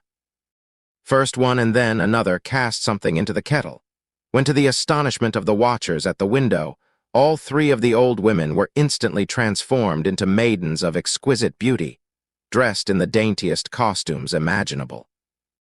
Only their eyes could not be disguised, and an evil glare still shone in their depths. But if the eyes were cast down or hidden, one could not help but admire these beautiful creatures, even with the knowledge that they were mere illusions of witchcraft. Trot certainly admired them, for she had never seen anything so dainty and bewitching, but her attention was quickly drawn to their deeds instead of their persons, and then horror replaced admiration. Into the kettle old Blinky poured another mess from a big brass bottle she took from a chest, and this made the kettle begin to bubble and smoke violently. One by one, the beautiful witches approached to stir the contents of the kettle and to mutter a magic charm. Their movements were graceful and rhythmic, and the wicked witch who had called them to her aid watched them with an evil grin upon her wrinkled face. Finally, the incantation was complete. The kettle ceased bubbling, and together the witches lifted it from the fire. Then Blinky brought a wooden ladle and filled it from the contents of the kettle. Going with the spoon to Princess Gloria, she cried, "Love no more. Magic art now will freeze your mortal heart." With this, she dashed the contents of the ladle full upon Gloria's breast. Trot saw the body of the princess become transparent, so that her beating heart showed plainly. But now the heart turned from a vivid red to gray, and then to white. A layer of frost formed about it, and tiny icicles clung to its surface. Then slowly the body of the girl became visible again, and the heart was hidden from view.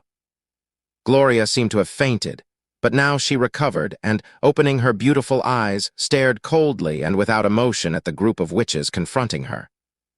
Blinky and the others knew by that one cold look that their charm had been successful. They burst into a chorus of wild laughter, and the 3 beautiful ones began dancing again, while Blinky unbound the princess and set her free.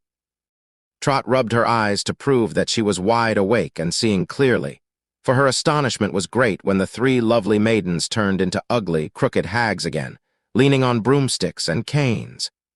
They jeered at Gloria, but the princess regarded them with cold disdain. Being now free, she walked to a door, opened it and passed out, and the witches let her go.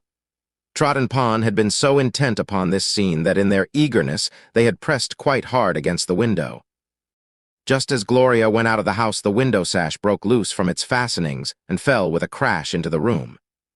The witches uttered a chorus of screams, and then, seeing that their magical incantation had been observed, they rushed for the open window with uplifted broomsticks and canes.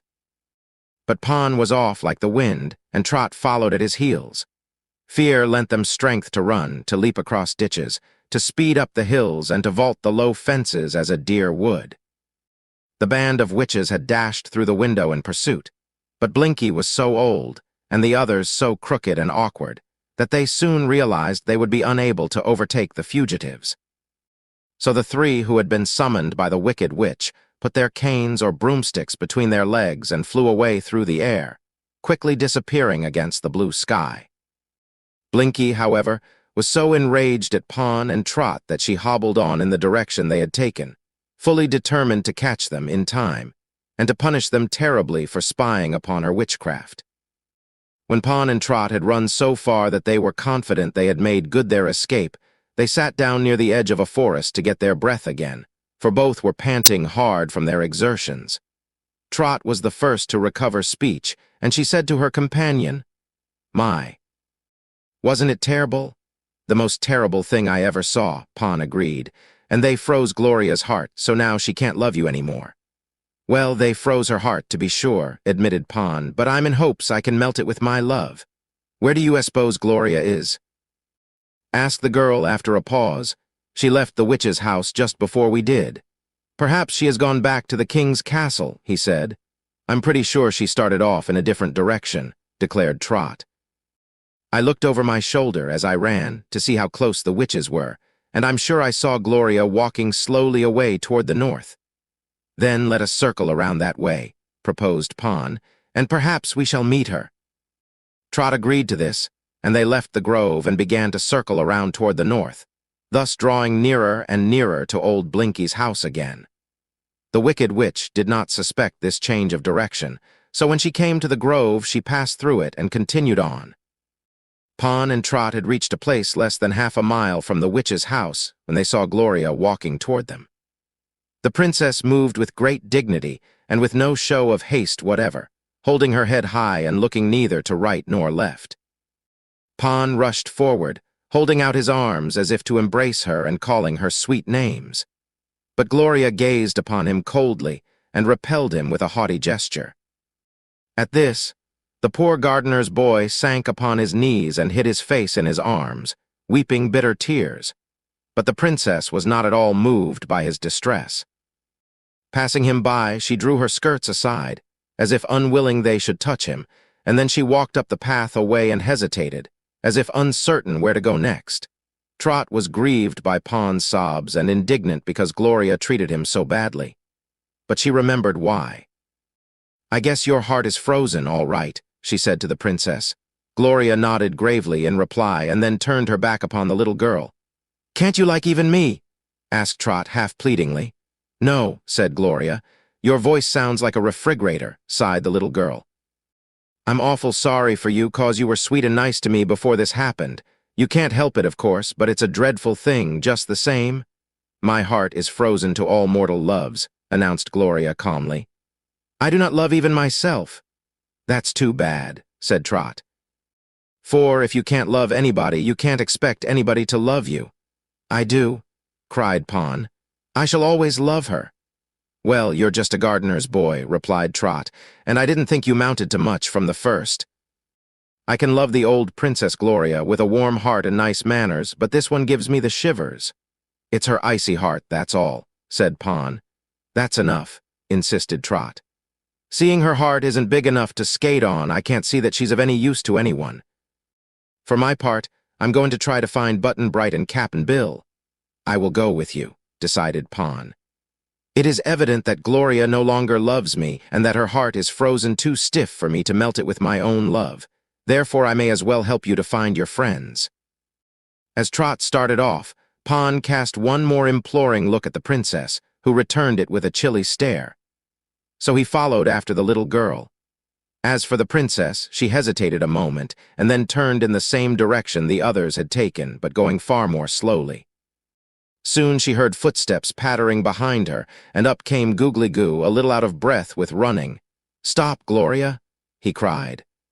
"I have come to take you back to my mansion where we are to be married." She looked at him wonderingly a moment, then tossed her head disdainfully and walked on, but Googly Goo kept beside her.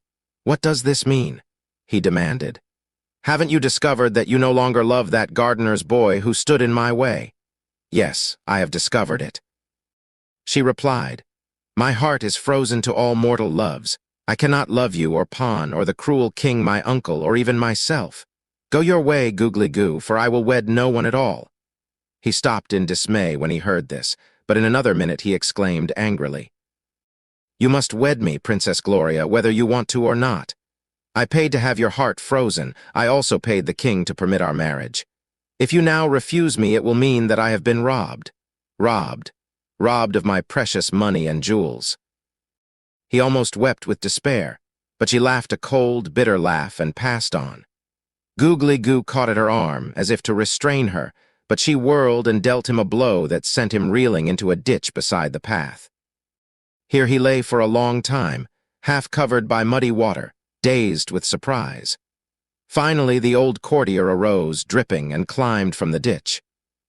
The princess had gone, so, muttering threats of vengeance upon her, upon the king, and upon Blinky, old Googly Goo hobbled back to his mansion to have the mud removed from his costly velvet clothes. Chapter 15, Trot Meets the Scarecrow. Trot and Pon covered many leagues of ground, searching through forests, in fields, and in many of the little villages of Jinxland, but could find no trace of either Cap'n Bill or Button-Bright. Finally, they paused beside a cornfield and sat upon a stile to rest. Pon took some apples from his pocket and gave one to Trot. Then he began eating another himself, for this was their time for luncheon.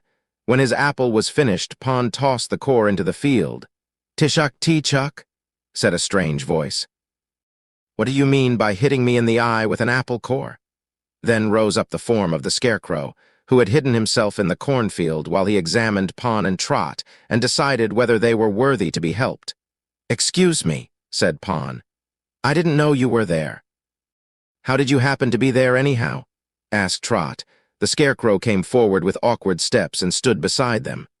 "Ah, you are the gardener's boy," he said to Pon. Then he turned to Trot. "And you are the little girl who came to Jinxland riding on a big bird, and who has had the misfortune to lose her friend, Cap'n Bill, and her chum, Button-Bright. Why, how did you know all that?" she inquired. "I know a lot of things," replied the Scarecrow, winking at her comically. "My brains are the carefully assorted, double-distilled, high-efficiency sort that the Wizard of Oz makes. He admits himself that my brains are the best he ever manufactured." "I think I've heard of you," said Trot slowly, as she looked the Scarecrow over with much interest.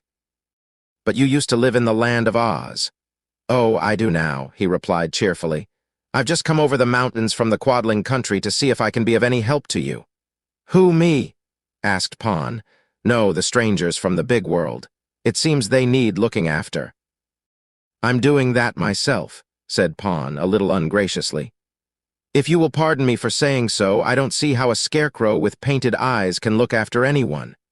"If you don't see that, you are more blind than the Scarecrow," asserted Trot. "He's a fairy man, Pon, and comes from the fairyland of Oz, so he can do most anything. I hope," she added, turning to the Scarecrow, "you can find Cap'n Bill for me." "I will try, anyhow," he promised. "But who is that old woman who is running toward us and shaking her stick at us?" Trot and Pon turned around and both uttered an exclamation of fear. The next instant they took to their heels and ran fast up the path. For it was old Blinky, the wicked witch, who had at last traced them to this place. Her anger was so great that she was determined not to abandon the chase of Pon and Trot until she had caught and punished them. The Scarecrow understood at once that the old woman meant harm to his new friends, so as she drew near he stepped before her. His appearance was so sudden and unexpected that Blinky ran into him and toppled him over, but she tripped on his straw body and went rolling in the path beside him. The Scarecrow sat up and said, "I beg your pardon," but she whacked him with her stick and knocked him flat again. Then, furious with rage, the old witch sprang upon her victim and began pulling the straw out of his body.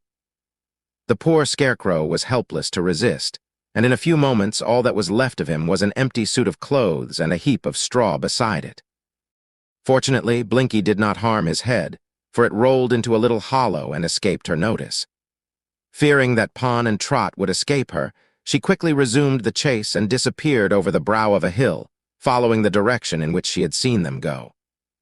Only a short time elapsed before a gray grasshopper with a wooden leg came hopping along and lit directly on the upturned face of the Scarecrow's head. "Pardon me, but you are resting yourself upon my nose," remarked the Scarecrow. "Oh, are you alive?" asked the grasshopper. "That is a question I have never been able to decide," said the Scarecrow's head. "When my body is properly stuffed, I have animation and can move around as well as any live person. The brains in the head you are now occupying as a throne are of very superior quality and do a lot of very clever thinking. But whether that is being alive or not, I cannot prove to you, for one who lives is liable to death while I am only liable to destruction. Seems to me," said the grasshopper, rubbing his nose with his front legs, "that in your case it doesn't matter, unless you're destroyed already." "I am not. All I need is restuffing," declared the Scarecrow. "And if Pawn and Trot escape the witch and come back here, I am sure they will do me that favor." "Tell me, are Trot and Pawn around here?" inquired the grasshopper, its small voice trembling with excitement. The Scarecrow did not answer at once, for both his eyes were staring straight upward at a beautiful face that was slightly bent over his head. It was indeed Princess Gloria who had wandered to this spot, very much surprised when she heard the Scarecrow's head talk and the tiny gray grasshopper answer it.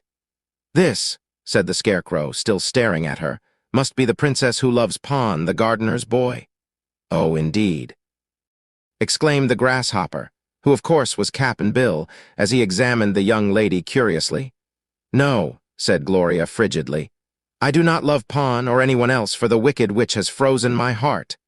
"What a shame," cried the Scarecrow. "One so lovely should be able to love. But would you mind, my dear, stuffing that straw into my body again?"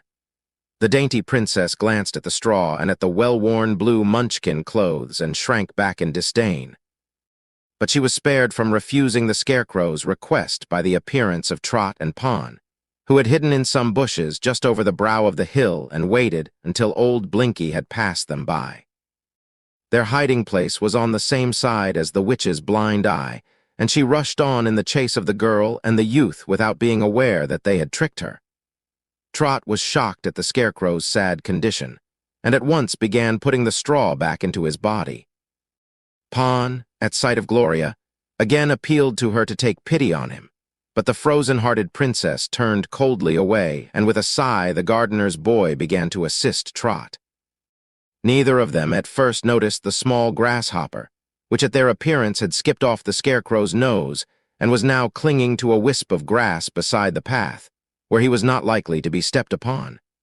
Not until the Scarecrow had been neatly restuffed and set upon his feet again. When he bowed to his restorers and expressed his thanks, did the grasshopper move from his perch. Then he leaped lightly into the path and called out, "Trot, Trot, look at me. I'm Cap'n Bill. See what the wicked witch has done to me." The voice was small, to be sure, but it reached Trot's ears and startled her greatly. She looked intently at the grasshopper, her eyes wide with fear at first. Then she knelt down, and noticing the wooden leg, she began to weep sorrowfully. "Oh, Cap'n Bill, dear Cap'n Bill. What a cruel thing to do," she sobbed. "Don't cry, Trot," begged the grasshopper. "It didn't hurt any, and it doesn't hurt now, but it's mighty inconvenient and humiliating, to say the least." "I wish," said the girl indignantly, while trying hard to restrain her tears, "that I was big enough and strong enough to give that horrid witch a good beating. She ought to be turned into a toad for doing this to you, Cap'n Bill." "Never mind," urged the Scarecrow in a comforting voice. "Such a transformation doesn't last always, and as a general thing, there's some way to break the enchantment. I'm sure Glinda could do it in a jiffy." "Who is Glinda?" inquired Cap'n Bill. Then the Scarecrow told them all about Glinda, not forgetting to mention her beauty and goodness and her wonderful powers of magic. He also explained how the royal sorceress had sent him to Jinxland especially to help the strangers, whom she knew to be in danger because of the wiles of the cruel king and the wicked witch. Chapter 16, Pawn summons the king to surrender. Gloria had drawn near to the group to listen to their talk, and it seemed to interest her in spite of her frigid manner. They knew, of course, that the poor princess could not help being cold and reserved, so they tried not to blame her. "I ought to have come here a little sooner," said the Scarecrow, regretfully. "But Glinda sent me as soon as she discovered you were here and were likely to get into trouble. And now that we are all together, except Button-Bright, over whom it is useless to worry, I propose we hold a council of war to decide what is best to be done." That seemed a wise thing to do, so they all sat down upon the grass, including Gloria, and the grasshopper perched upon Trot's shoulder and allowed her to stroke him gently with her hand. "In the first place," began the Scarecrow, "this King Cruel is a usurper and has no right to rule this kingdom of Jinxland." "That is true," said Pon eagerly. "My father was king before him, and I—" "You are a gardener's boy," interrupted the Scarecrow. "Your father had no right to rule either, for the rightful king of this land was the father of Princess Gloria, and only she is entitled to sit upon the throne of Jinxland." "Good!" exclaimed Trot. "But what'll we do with King Cruel?" "I suppose he won't give up the throne unless he has to." "No, of course not," said the Scarecrow. "Therefore it will be our duty to make him give up the throne." "How?" asked Trot. "Give me time to think," was the reply. "That's what my brains are for. I don't know whether you people ever think or not, but my brains are the best that the Wizard of Oz ever turned out, and if I give them plenty of time to work, the result usually surprises me." "Take your time, then," suggested Trot. "There's no hurry." "Thank you," said the straw man, and sat perfectly still for half an hour. During this interval, the grasshopper whispered in Trot's ear, to which he was very close, and Trot whispered back to the grasshopper sitting upon her shoulder. Pon cast loving glances at Gloria, who paid not the slightest heed to them. Finally, the Scarecrow laughed aloud. "Brains working?"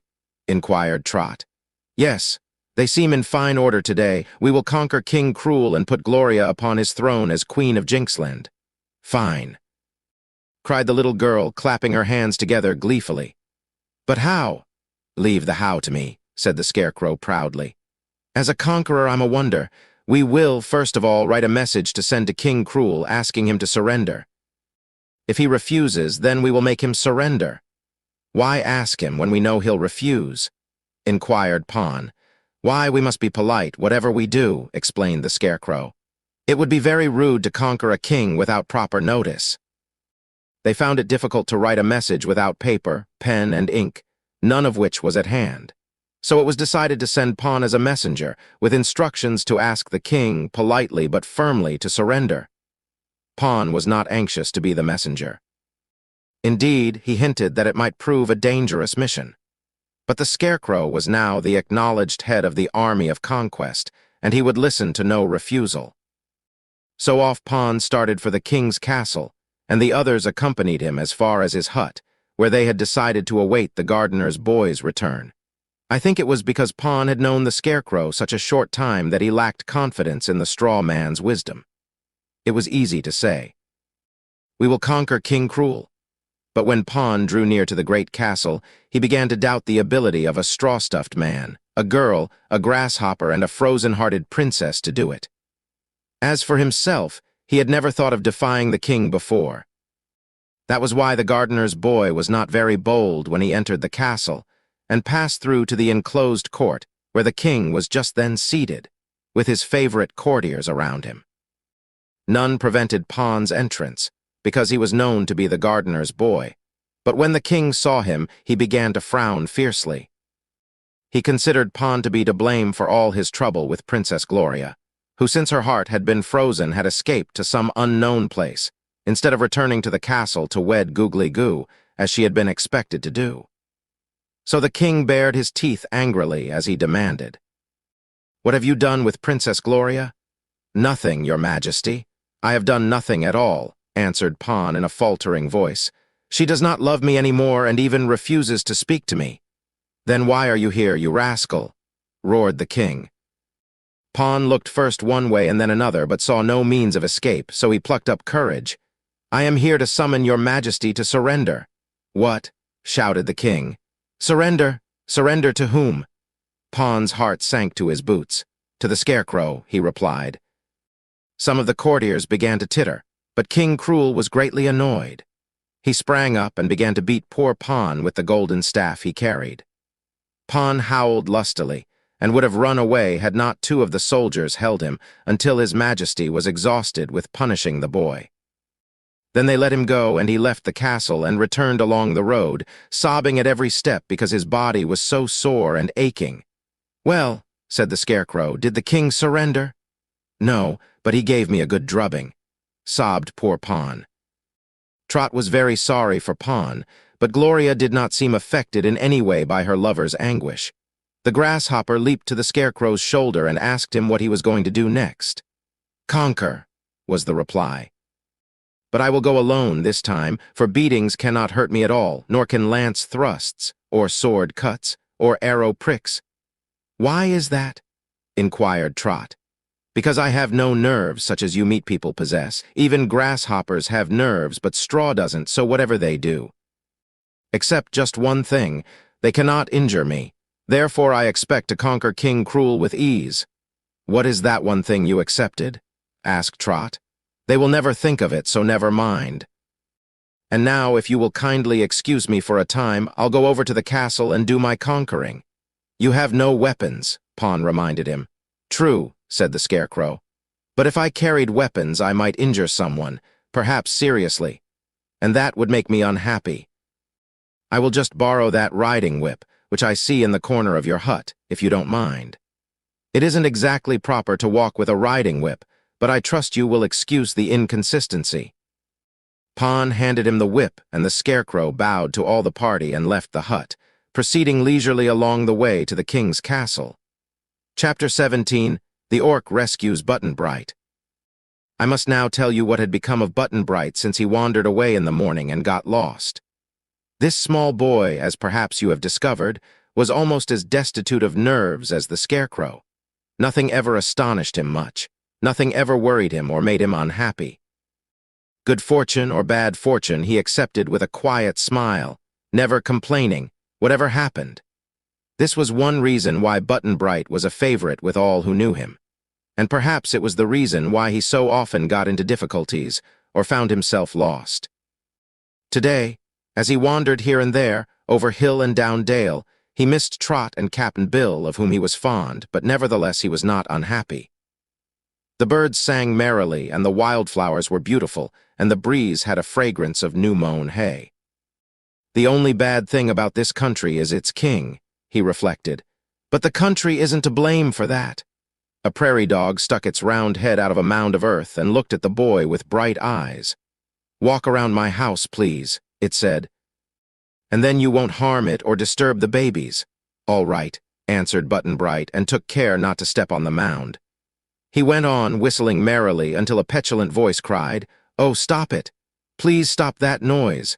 It gets on my nerves." Button-Bright saw an old gray owl sitting in the crotch of a tree, and he replied with a laugh, "All right, old Fussy," and stopped whistling until he had passed out of the owl's hearing. At noon, he came to a farmhouse where an aged couple lived. They gave him a good dinner and treated him kindly, but the man was deaf and the woman was dumb, so they could answer no questions to guide him on the way to Pon's house. When he left them, he was just as much lost as he had been before. Every grove of trees he saw from a distance he visited, for he remembered that the king's castle was near a grove of trees and Pon's hut was near the king's castle, but always he met with disappointment. Finally, passing through one of these groves, he came out into the open and found himself face to face with the orc. "Hello," said Button-Bright. "Where did you come from?" "From Orkland," was the reply. "I've found my own country at last, and it is not far from here either. I would have come back to you sooner to see how you are getting along, had not my family and friends welcomed my return so royally that a great celebration was held in my honor. So I couldn't very well leave Orkland again until the excitement was over." "Can you find your way back home again?" asked the boy. "Yes, easily, for now I know exactly where it is. But where are Trot and Cap'n Bill?" Button-Bright related to the orc their adventures since it had left them in Jinxland, telling of Trot's fear that the king had done something wicked to Cap'n Bill, and of Pon's love for Gloria, and how Trot and Button-Bright had been turned out of the king's castle. That was all the news that the boy had, but it made the orc anxious for the safety of his friends. "We must go to them at once, for they may need us," he said. I don't know where to go, confessed Button-Bright. I'm lost. Well, I can take you back to the hut of the gardener's boy, promised the orc, for when I fly high in the air, I can look down and easily spy the king's castle. That was how I happened to spy you just entering the grove, so I flew down and waited until you came out. How can you carry me? Asked the boy. You'll have to straddle my shoulders and put your arms around my neck. Do you think you can keep from falling off? I'll try, said Button-Bright. So the orc squatted down and the boy took his seat and held on tight. Then the skinny creature's tail began whirling and up they went, far above all the treetops. After the orc had circled around once or twice, its sharp eyes located the towers of the castle and away it flew, straight toward the place. As it hovered in the air, nearby the castle, Button-Bright pointed out Pon's hut, so they landed just before it, and Trot came running out to greet them. Gloria was introduced to the orc, who was surprised to find Cap'n Bill transformed into a grasshopper. How do you like it? Asked the creature. Why, it worries me good deal, answered Cap'n Bill, perched upon Trot's shoulder. I'm always afraid O'Bane stepped on, and I don't like the flavor of grass and can't seem to get used to it. It's my nature to eat grass, you know, but I begin to suspect it's an acquired taste. Can you give molasses?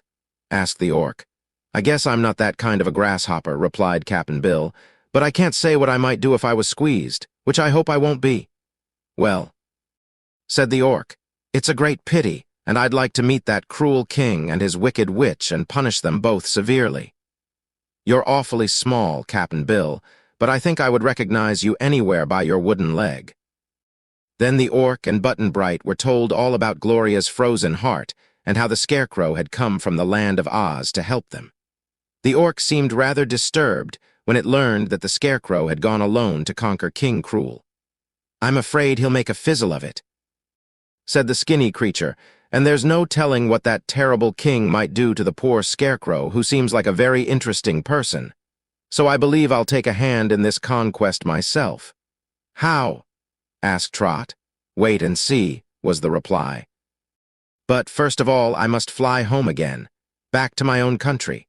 So if you'll forgive my leaving you so soon, I'll be off at once.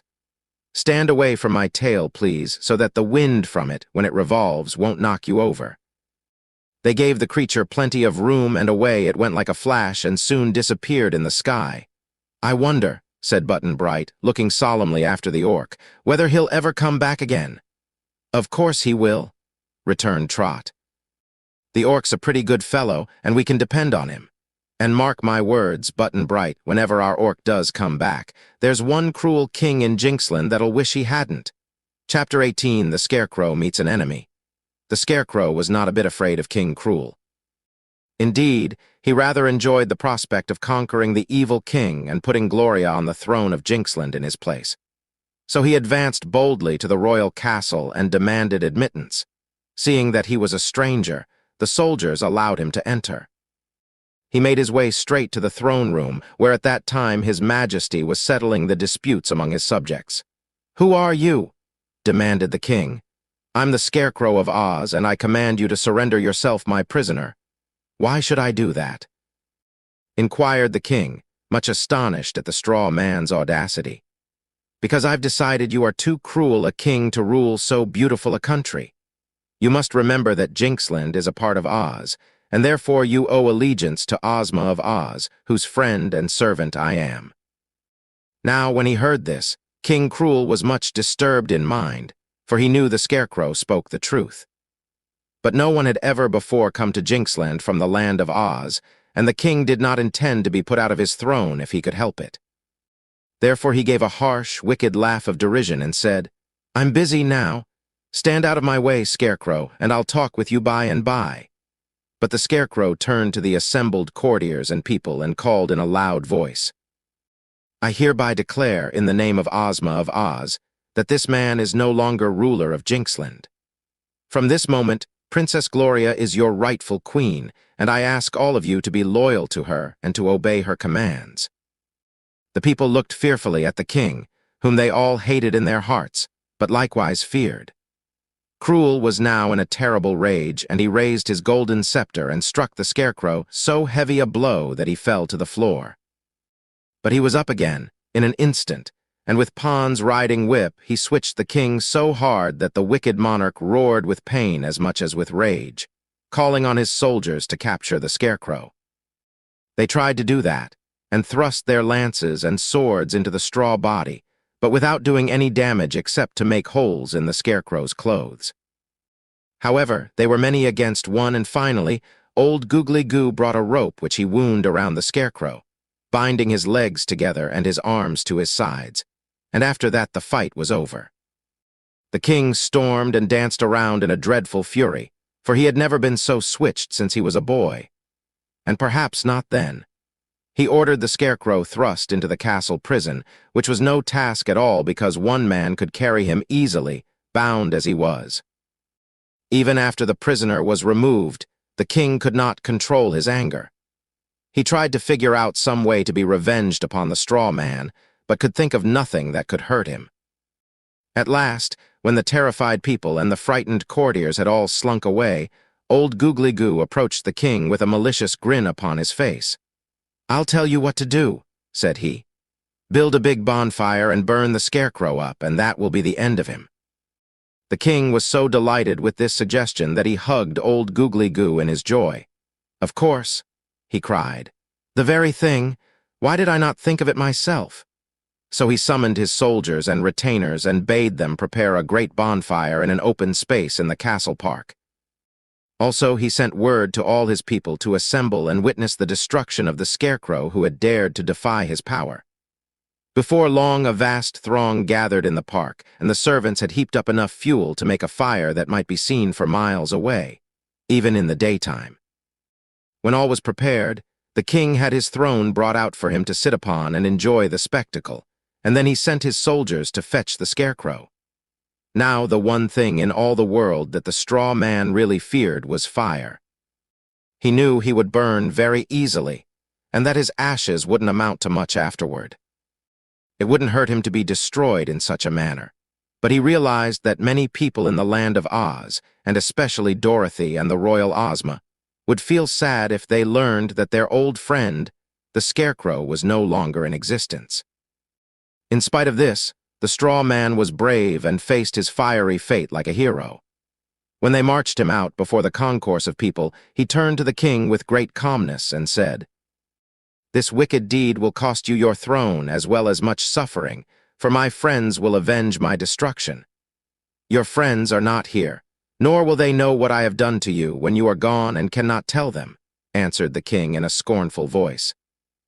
Then he ordered the Scarecrow bound to a stout stake that he had driven into the ground, and the materials for the fire were heaped all around him. When this had been done, the king's brass band struck up a lively tune, and old Googly Goo came forward with a lighted match and set fire to the pile. At once, the flames shot up and crept closer and closer toward the Scarecrow. The king and all his people were so intent upon this terrible spectacle that none of them noticed how the sky grew suddenly dark. Perhaps they thought that the loud, buzzing sound, like the noise of a dozen moving railway trains, came from the blazing faggots, that the rush of wind was merely a breeze. But suddenly down swept a flock of orcs, 100 of them at the least, and the powerful currents of air caused by their revolving tails sent the bonfire scattering in every direction, so that not one burning brand ever touched the Scarecrow. But that was not the only effect of this sudden tornado. King Cruel was blown out of his throne and went tumbling heels over head until he landed with a bump against the stone wall of his own castle, and before he could rise, a big orc sat upon him and held him pressed flat to the ground. Old Googly Goo shot up into the air like a rocket and landed on a tree, where he hung by the middle on a high limb, kicking the air with his feet and clawing the air with his hands, and howling for mercy like the coward he was. The people pressed back until they were jammed close together, while all the soldiers were knocked over and sent sprawling to the earth.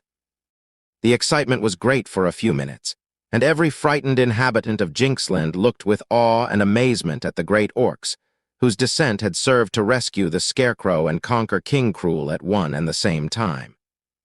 The orc, who was the leader of the band, soon had the Scarecrow free of his bonds. Then he said, Well, we were just in time to save you, which is better than being a minute too late.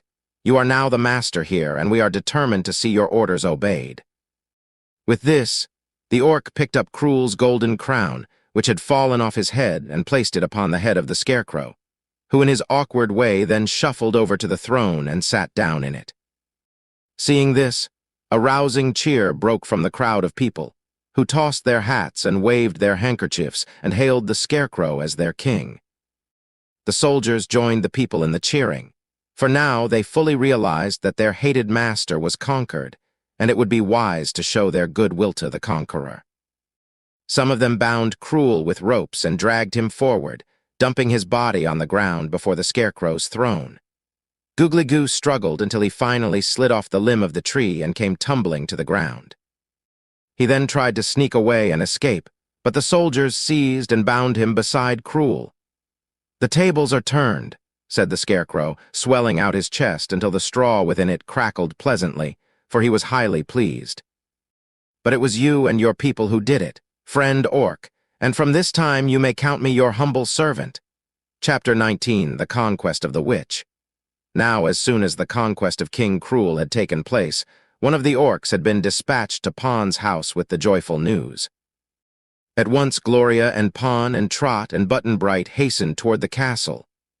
They were somewhat surprised by the sight that met their eyes, for there was the Scarecrow, crowned king, and all the people kneeling humbly before him.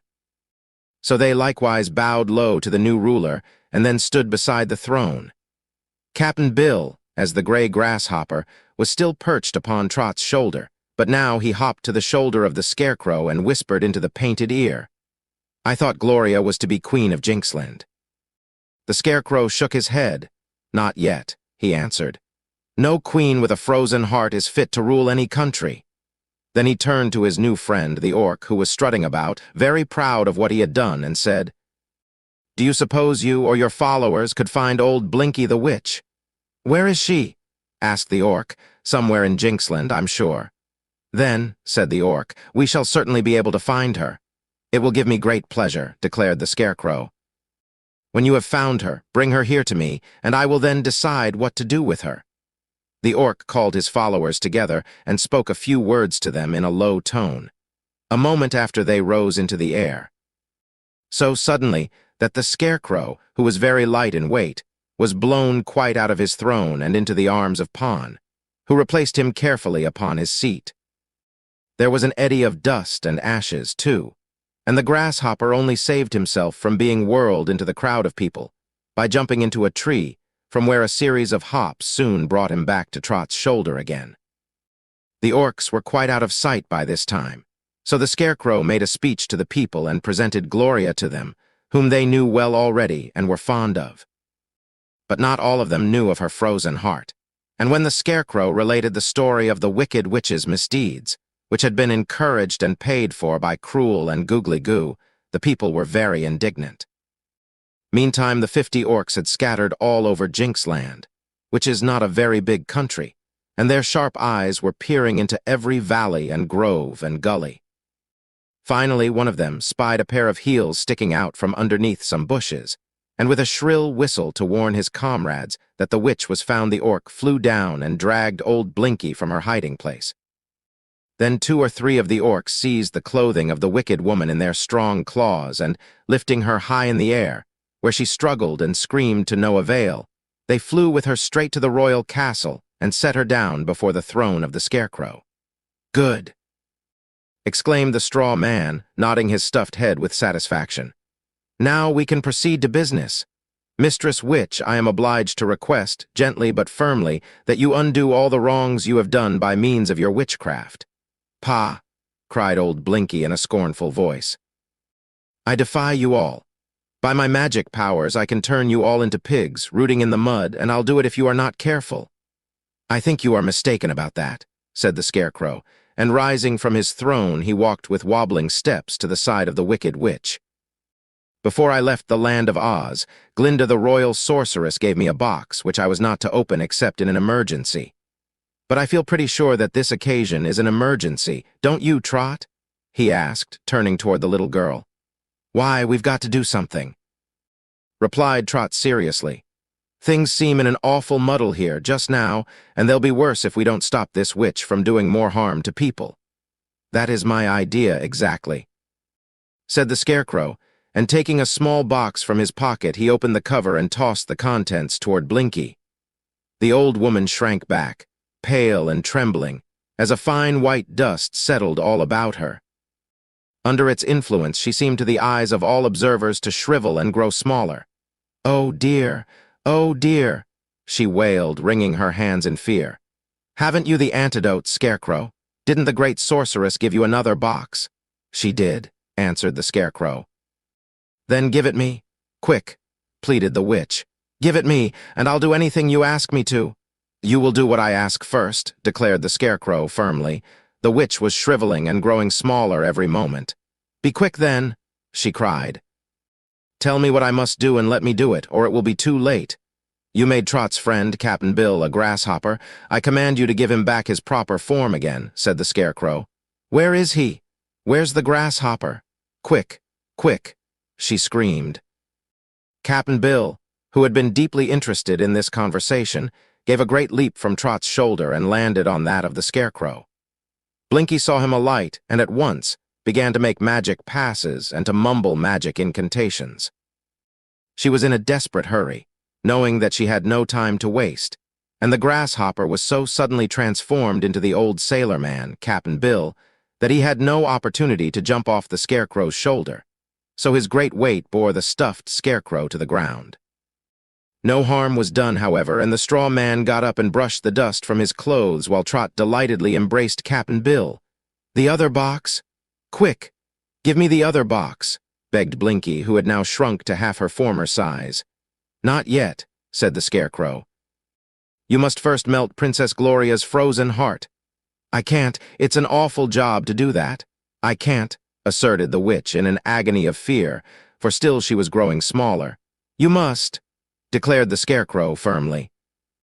The witch cast a shrewd look at him and saw that he meant it, so she began dancing around Gloria in a frantic manner. The princess looked coldly on, as if not at all interested in the proceedings, while Blinky tore a handful of hair from her own head and ripped a strip of cloth from the bottom of her gown. Then the witch sank upon her knees, took a purple powder from her black bag, and sprinkled it over the hair and cloth. "I hate to do it. I hate to do it," she wailed, "for there is no more of this magic compound in all the world, but I must sacrifice it to save my own life. A match. Give me a match, quick." And panting from lack of breath, she gazed imploringly from one to another. Cap'n Bill was the only one who had a match, but he lost no time in handing it to Blinky, who quickly set fire to the hair and the cloth and the purple powder. At once a purple cloud enveloped Gloria, and this gradually turned to a rosy pink color, brilliant and quite transparent. Through the rosy cloud they could all see the beautiful princess, standing proud and erect. Then her heart became visible, at first frosted with ice but slowly growing brighter and warmer until all the frost had disappeared, and it was beating as softly and regularly as any other heart. And now the cloud dispersed and disclosed Gloria, her face suffused with joy, smiling tenderly upon the friends who were grouped about her. Poor Pon stepped forward, timidly, fearing a repulse, but with pleading eyes and arms fondly outstretched toward his former sweetheart. And the princess saw him, and her sweet face lighted with a radiant smile. Without an instant's hesitation, she threw herself into Pon's arms, and this reunion of two loving hearts was so affecting that the people turned away and lowered their eyes so as not to mar the sacred joy of the faithful lovers. But Blinky's small voice was shouting to the Scarecrow for help. "The antidote?" she screamed. "Give me the other box, quick." The Scarecrow looked at the witch with his quaint, painted eyes and saw that she was now no taller than his knee, so he took from his pocket the second box and scattered its contents on Blinky. She ceased to grow any smaller, but she could never regain her former size, and this the wicked old woman well knew. She did not know, however, that the second powder had destroyed all her power to work magic, and seeking to be revenged upon the Scarecrow and his friends, she at once began to mumble a charm so terrible in its effect that it would have destroyed half the population of Jinxland, had it worked. But it did not work at all, to the amazement of old Blinky. And by this time the Scarecrow noticed what the little witch was trying to do and said to her, "Go home, Blinky, and behave yourself. You are no longer a witch, but an ordinary old woman, and since you are powerless to do more evil, I advise you to try to do some good in the world. Believe me, it is more fun to accomplish a good act than an evil one, as you will discover when once you have tried it." But Blinky was at that moment filled with grief and chagrin at losing her magic powers. She started away toward her home, sobbing and bewailing her fate, and not one who saw her go was at all sorry for her. Chapter 20, Queen Gloria. Next morning, the Scarecrow called upon all the courtiers and the people to assemble in the throne room of the castle, where there was room enough for all that were able to attend. They found the straw man seated upon the velvet cushions of the throne, with the king's glittering crown still upon his stuffed head. On one side of the throne, in a lower chair, sat Gloria, looking radiantly beautiful and fresh as a new-blown rose. On the other side sat Pan, the gardener's boy, still dressed in his old smock frock and looking sad and solemn. For Pan could not make himself believe that so splendid a princess would condescend to love him when she had come to her own and was seated upon a throne. Trot and Cap'n Bill sat at the feet of the Scarecrow and were much interested in the proceedings. Button-Bright had lost himself before breakfast, but came into the throne room before the ceremonies were over. Back of the throne stood a row of the great orcs, with their leader in the center, and the entrance to the palace was guarded by more orcs who were regarded with wonder and awe. When all were assembled, the Scarecrow stood up and made a speech. He told how Gloria's father, the good King Kind, who had once ruled them and been loved by everyone, had been destroyed by King Fierce, the father of Pan, and how King Fierce had been destroyed by King Cruel. This last king had been a bad ruler, as they knew very well, and the Scarecrow declared that the only one in all Jinxland who had the right to sit upon the throne was Princess Gloria, the daughter of King Kind. "But," he added, "it is not for me, a stranger, to say who shall rule you. You must decide for yourselves, or you will not be content. So choose now who shall be your future ruler." And they all shouted, "The Scarecrow! The Scarecrow shall rule us." Which proved that the stuffed man had made himself very popular by his conquest of King Cruel, and the people thought they would like him for their king. But the Scarecrow shook his head so vigorously that it became loose, and Trot had to pin it firmly to his body again. "No," said he. "I belong in the land of Oz, where I am the humble servant of the lovely girl who rules us all, the royal Ozma. You must choose one of your own inhabitants to rule over Jinxland. Who shall it be?" They hesitated for a moment, and some few cried, "Pan," but many more shouted, "Gloria." So the Scarecrow took Gloria's hand and led her to the throne, where he first seated her and then took the glittering crown off his own head and placed it upon that of the young lady, where it nestled prettily amongst her soft curls. The people cheered and shouted then, kneeling before their new queen, but Gloria leaned down and took Pan's hand in both her own and raised him to the seat beside her. "You shall have both a king and a queen to care for you and to protect you, my dear subjects," she said in a sweet voice, while her face glowed with happiness. "For Pan was a king's son before he became a gardener's boy, and because I love him, he is to be my royal consort." That pleased them all, especially Pan, who realized that this was the most important moment of his life. Trot and Button-Bright and Cap'n all congratulated him on winning the beautiful Gloria. But the orc sneezed twice and said that in his opinion the young lady might have done better. Then the Scarecrow ordered the guards to bring in the wicked Cruel, king no longer, and when he appeared, loaded with chains and dressed in fustian, the people hissed him and drew back as he passed so their garments would not touch him. Cruel was not haughty or overbearing anymore. On the contrary, he seemed very meek, and in great fear of the fate his conquerors had in store for him. But Gloria and Pan were too happy to be revengeful, and so they offered to appoint Cruel to the position of gardener's boy at the castle, Pan having resigned to become king. But they said he must promise to reform his wicked ways and to do his duty faithfully, and he must change his name from Cruel to Gruel. All this the man eagerly promised to do, and so when Pan retired to a room in the castle to put on princely raiment, the old brown smock he had formerly worn was given to Gruel, who then went out into the garden to water the roses. The remainder of that famous day, which was long remembered in Jinxland, was given over to feasting and merrymaking. In the evening there was a grand dance in the courtyard, where the brass band played a new piece of music called the Orc Trot, which was dedicated to our glorious Gloria, the Queen. While the Queen and Pan were leading this dance, and all the Jinxland people were having a good time, the strangers were gathered in a group in the park outside the castle. Captain Bill, Trot, Button-Bright, and the Scarecrow were there, and so was their old friend the Orc.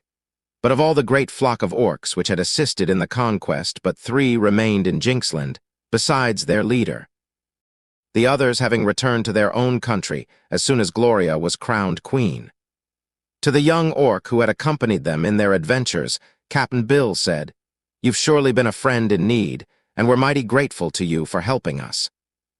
I might have been a grasshopper, yet if it hadn't been for you, and I might remark that Bane a grasshopper isn't much fun.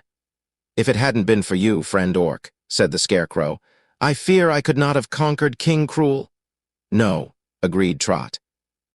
"You'd have been just a heap of ashes by this time. And I might have been lost yet," added Button-Bright.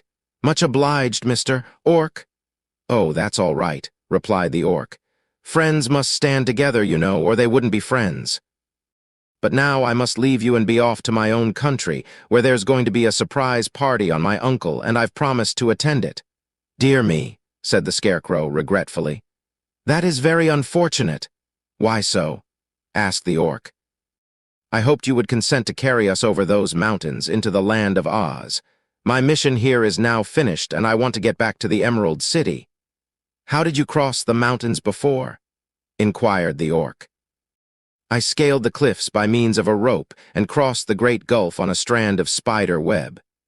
Of course I can return in the same manner, but it would be a hard journey, and perhaps an impossible one, for Trot and Button-Bright and Captain Bill. So I thought that if you had the time, you and your people would carry us over the mountains and land us all safely on the other side, in the land of Oz." The orc thoughtfully considered the matter for a while. Then he said, "I mustn't break my promise to be present at the surprise party, but tell me, could you go to Oz tonight?" "What now?" exclaimed Trot. "It is a fine moonlight night," said the orc, "and I've found in my experience that there's no time so good as right away. The fact is," he explained, "it's a long journey to Orkland, and I and my cousins here are all rather tired by our day's work. But if you will start now, and be content to allow us to carry you over the mountains and dump you on the other side, just say the word, and off we go." Captain Bill and Trot looked at one another questioningly.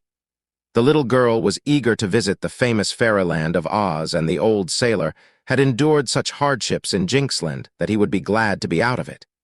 "It's rather impolite of us not to say goodbye to the new king and queen," remarked the Scarecrow, "but I'm sure they're too happy to miss us, and I assure you it will be much easier to fly on the backs of the orcs over those steep mountains than to climb them as I did." "All right, let's go," Trot decided. "But where's Button-Bright?" Just at this important moment, Button-Bright was lost again, and they all scattered in search of him. He had been standing beside them just a few minutes before, but his friends had an exciting hunt for him before they finally discovered the boy seated among the members of the band, beating the end of the bass drum with the bone of a turkey leg that he had taken from the table in the banquet room. "Hello, Trot," he said, looking up at the little girl when she found him. "This is the first chance I ever had to pound a drum with a reglar drumstick, and I ate all the meat off the bone myself. Come quick, we're going to the land of Oz." "Oh, what's the hurry?" said Button-Bright, but she seized his arm and dragged him away to the park, where the others were waiting. Trot climbed upon the back of her old friend, the orc leader, and the others took their seats on the backs of his 3 cousins. As soon as all were placed and clinging to the skinny necks of the creatures, the revolving tails began to whirl, and up rose the 4 monster orcs and sailed away toward the mountains. They were so high in the air that, when they passed the crest of the highest peak, it seemed far below them. No sooner were they well across the barrier than the orcs swooped downward and landed their passengers upon the ground. Here we are, safe in the land of Oz, cried the Scarecrow joyfully. Oh, are we? Asked Trot, looking around her curiously. She could see the shadows of stately trees and the outlines of rolling hills. Beneath her feet was soft turf, but otherwise the subdued light of the moon disclosed nothing clearly. Seems just like any other country, was Cap'n Bill's comment. But it isn't, the Scarecrow assured him. You are now within the borders of the most glorious fairyland in all the world. This part of it is just a corner of the Quadling country, and the least interesting portion of it. It's not very thickly settled around here, I'll admit, but... He was interrupted by a sudden whir and a rush of air as the four orcs mounted into the sky. "Good night," called the shrill voices of the strange creatures, and although Trot shouted, "Good night," as loudly as she could, the little girl was almost ready to cry because the orcs had not waited to be properly thanked for all their kindness to her and to Cap'n Bill. But the orcs were gone, and thanks for good deeds do not amount to much except to prove one's politeness. "Well, friends," said the Scarecrow, "we mustn't stay here in the meadows all night, so let us find a pleasant place to sleep. Not that it matters to me in the least, for I never sleep, but I know that meat people like to shut their eyes and lie still during the dark hours.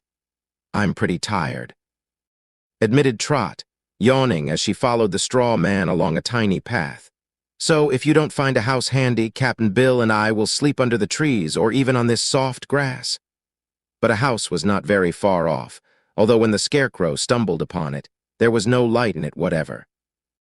Cap'n Bill knocked on the door several times, and there being no response, the Scarecrow boldly lifted the latch and walked in, followed by the others. And no sooner had they entered than a soft light filled the room. Trot couldn't tell where it came from, for no lamp of any sort was visible, but she did not waste much time on this problem, because directly in the center of the room stood a table set for three, with lots of good food on it and several of the dishes smoking hot. The little girl and Button-Bright both uttered exclamations of pleasure, but they looked in vain for any cook stove or fireplace, or for any person who might have prepared for them this delicious feast. "It's Fairyland," muttered the boy, tossing his cap in a corner and seating himself at the table. "This supper smells most as good as that turkey leg I had in Jinxland. Please pass the muffins, Cap'n Bill." Trot thought it was strange that no people but themselves were in the house, but on the wall opposite the door was a gold frame bearing in big letters the word, "Welcome." So she had no further hesitation in eating of the food so mysteriously prepared for them. "But there are only places for three," she exclaimed. "Three are quite enough," said the Scarecrow. "I never eat because I am stuffed full already, and I like my nice clean straw better than I do food." Trot and the sailor man were hungry and made a hearty meal, for not since they had left home had they tasted such good food.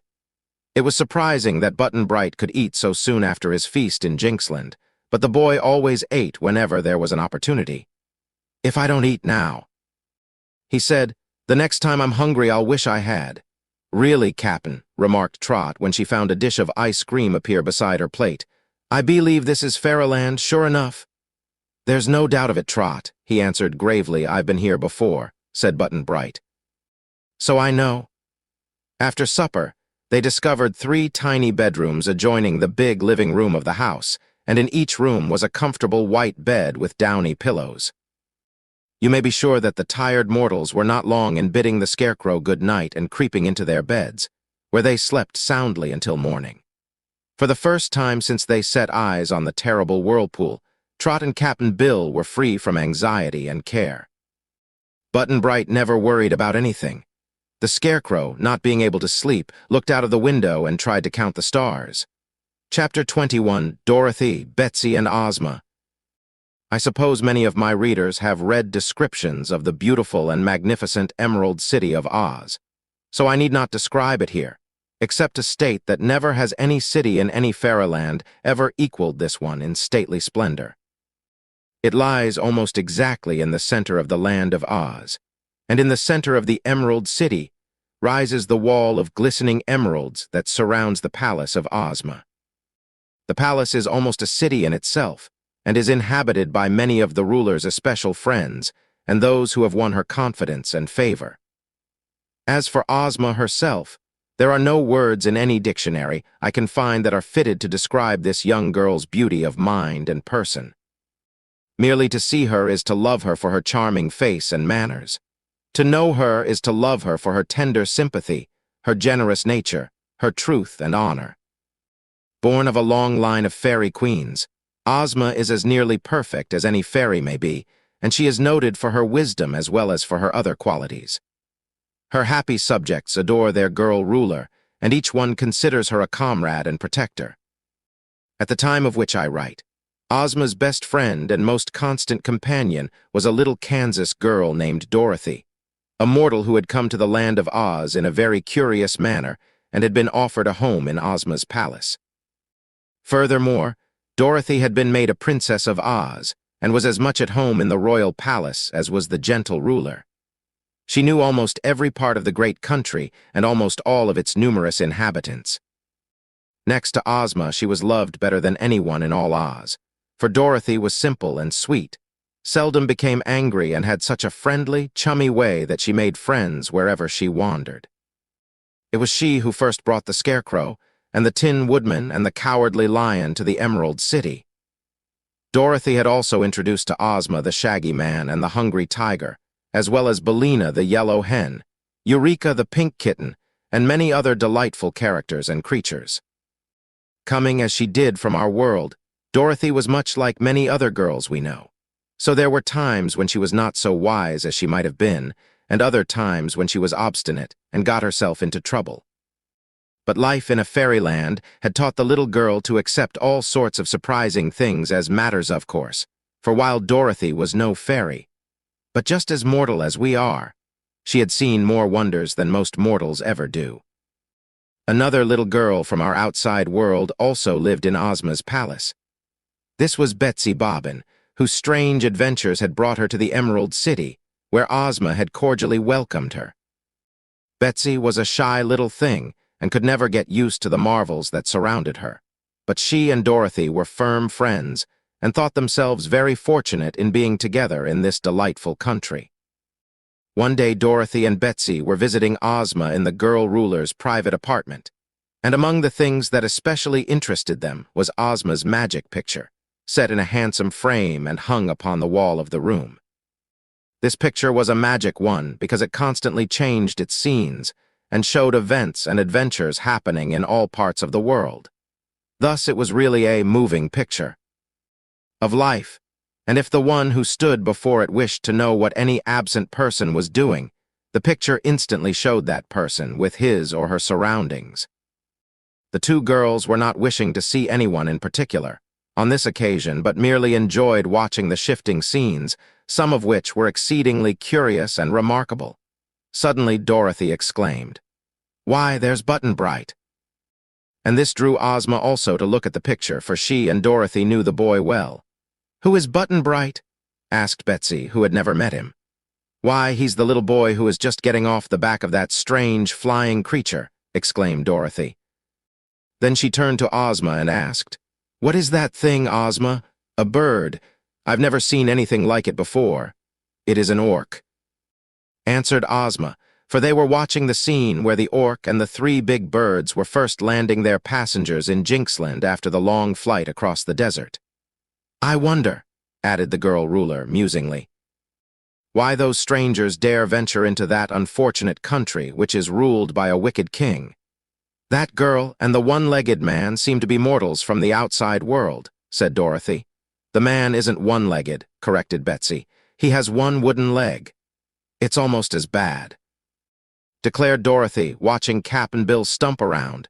"They are three mortal adventurers," said Ozma, "and they seem worthy and honest. But I fear they will be treated badly in Jinxland, and if they meet with any misfortune there it will reflect upon me, for Jinxland is a part of my dominions." "Can't we help them in any way?" inquired Dorothy. "That seems like a nice little girl. I'd be sorry if anything happened to her. Let us watch the picture for a while," suggested Ozma, and so they all drew chairs before the magic picture and followed the adventures of Trot and Cap'n Bill and Button-Bright. Presently the scene shifted and showed their friend the Scarecrow crossing the mountains into Jinxland, and that somewhat relieved Ozma's anxiety, for she knew at once that Glinda the Good had sent the Scarecrow to protect the strangers. The adventures in Jinxland proved very interesting to the three girls in Ozma's palace, who during the succeeding days spent much of their time in watching the picture. It was like a story to them. "That girl's a reglar trump," exclaimed Dorothy, referring to Trot, and Ozma answered, "She's a dear little thing, and I'm sure nothing very bad will happen to her." The old sailor is a fine character, too, for he has never once grumbled over being a grasshopper, as so many would have done. When the Scarecrow was so nearly burned up, the girls all shivered a little, and they clapped their hands in joy when the flock of orcs came and saved him. So it was that, when all the exciting adventures in Jinxland were over, and the 4 orcs had begun their flight across the mountains to carry the mortals into the land of Oz, Ozma called the wizard to her and asked him to prepare a place for the strangers to sleep. The famous Wizard of Oz was a quaint little man who inhabited the royal palace and attended to all the magical things that Ozma wanted done. He was not as powerful as Glinda, to be sure, but he could do a great many wonderful things. He proved this by placing a house in the uninhabited part of the Quadling country, where the orcs landed Cap'n Bill and Trot and Button-Bright, and fitting it with all the comforts I have described in the last chapter.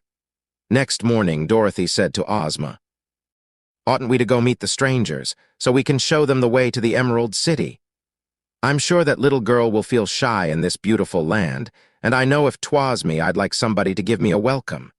Ozma smiled at her little friend and answered, "You and Betsy may go to meet them if you wish, but I cannot leave my palace just now, as I am to have a conference with Jack Pumpkinhead and Professor Wogglebug on important matters.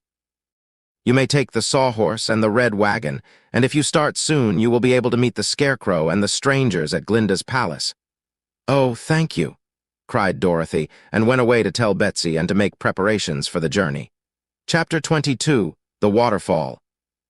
Glinda's castle was a long way from the mountains, but the Scarecrow began the journey cheerfully, since time was of no great importance in the land of Oz, and he had recently made the trip and knew the way. It never mattered much to Button-Bright where he was or what he was doing. The boy was content in being alive and having good companions to share his wanderings. As for Trot and Cap'n Bill, they now found themselves so comfortable and free from danger in this fine fairyland, and they were so awed and amazed by the adventures they were encountering, that the journey to Glinda's castle was more like a pleasure trip than a hardship. So many wonderful things were there to see. Button-Bright had been in Oz before, but never in this part of it, so the Scarecrow was the only one who knew the paths and could lead them. They had eaten a hearty breakfast, which they found already prepared for them and awaiting them on the table when they arose from their refreshing sleep. So they left the magic house in a contented mood, and with hearts lighter and more happy than they had known for many a day. As they marched along through the fields, the sun shone brightly and the breeze was laden with delicious fragrance, for it carried with it the breath of millions of wildflowers. At noon, when they stopped to rest by the bank of a pretty river, Trot said with a long-drawn breath that was much like a sigh, "I wish we'd brought with us some of the food that was left from our breakfast, for I'm getting hungry again." Scarcely had she spoken when a table rose up before them, as if from the ground itself, and it was loaded with fruits and nuts and cakes, and many other good things to eat. The little girl's eyes opened wide at this display of magic, and Cap'n Bill was not sure that the things were actually there and fit to eat until he had taken them in his hand and tasted them. But the Scarecrow said with a laugh, "Someone is looking after your welfare, that is certain, and from the looks of this table I suspect my friend the wizard has taken us in his charge. I've known him to do things like this before, and if we are in the wizard's care, you need not worry about your future." "Who's worrying?" inquired Button-Bright, already at the table and busily eating. The Scarecrow looked around the place while the others were feasting, and finding many things unfamiliar to him, he shook his head and remarked, "I must have taken the wrong path, back in that last valley, for on my way to Jinxland I remember that I passed around the foot of this river where there was a great waterfall." "Did the river make a bend after the waterfall?" asked Cap'n Bill. "No, the river disappeared." Only a pool of whirling water showed what had become of the river. But I suppose it is underground, somewhere, and will come to the surface again in another part of the country. Well, suggested Trot, as she finished her luncheon, as there is no way to cross this river, I suppose we'll have to find that waterfall and go around it. Exactly, replied the Scarecrow. So they soon renewed their journey, following the river for a long time until the roar of the waterfall sounded in their ears. By and by they came to the waterfall itself, a sheet of silver dropping far, far down into a tiny lake which seemed to have no outlet. From the top of the fall where they stood, the banks gradually sloped away so that the descent by land was quite easy, while the river could do nothing but glide over an edge of rock and tumble straight down to the depths below. "You see," said the Scarecrow, leaning over the brink. "This is called by our Oz people the Great Waterfall, because it is certainly the highest one in all the land. But I think— Help!" He had lost his balance and pitched headforemost into the river. They saw a flash of straw and blue clothes and the painted face looking upward in surprise. The next moment the Scarecrow was swept over the waterfall and plunged into the basin below. The accident had happened so suddenly that for a moment they were all too horrified to speak or move. "Quick! We must go to help him or he will be drowned," Trot exclaimed. Even while speaking, she began to descend the bank to the pool below, and Cap'n Bill followed as swiftly as his wooden leg would let him. Button-Bright came more slowly, calling to the girl, "He can't drown, Trot. He's a scarecrow." But she wasn't sure a scarecrow couldn't drown and never relaxed her speed until she stood on the edge of the pool, with the spray dashing in her face. Cap'n Bill, puffing and panting, had just voice enough to ask as he reached her side, "See him, Trot?" "Not a speck of him." "Oh, Cap'n, what do you suppose has become of him?" "I suppose," replied the sailor, "that he's in that water, more or less far down, and I'm afraid it'll make his straw pretty soggy. But as for his bane drowned, I agree with Button-Bright that it can't be done." There was small comfort in this assurance, and Trot stood for some time searching with her eyes the bubbling water, in the hope that the Scarecrow would finally come to the surface. Presently she heard Button-Bright calling, "Come here, Trot." And looking around, she saw that the boy had crept over the wet rocks to the edge of the waterfall and seemed to be peering behind it. Making her way toward him, she asked, "What do you see?" "A cave," he answered. "Let's go in. Perhaps we'll find the Scarecrow there." She was a little doubtful of that, but the cave interested her, and so did it Cap'n Bill. There was just space enough at the edge of the sheet of water for them to crowd in behind it. But after that dangerous entrance, they found room enough to walk upright, and after a time they came to an opening in the wall of rock. Approaching this opening, they gazed within it and found a series of steps, cut so that they might easily descend into the cavern. Trot turned to look inquiringly at her companions. The falling water made such din and roaring that her voice could not be heard. Cap'n Bill nodded his head, but before he could enter the cave, Button-Bright was before him, clambering down the steps without a particle of fear. So the others followed the boy. The first steps were wet with spray and slippery, but the remainder were quite dry. A rosy light seemed to come from the interior of the cave, and this lighted their way. After the steps, there was a short tunnel, high enough for them to walk erect in, and then they reached the cave itself and paused in wonder and admiration. They stood on the edge of a vast cavern, the walls and domed roof of which were lined with countless rubies, exquisitely cut and flashing sparkling rays from one to another. This caused a radiant light that permitted the entire cavern to be distinctly seen, and the effect was so marvelous that Trot drew in her breath with a sort of a gasp and stood quite still in wonder. But the walls and roof of the cavern were merely a setting for a more wonderful scene.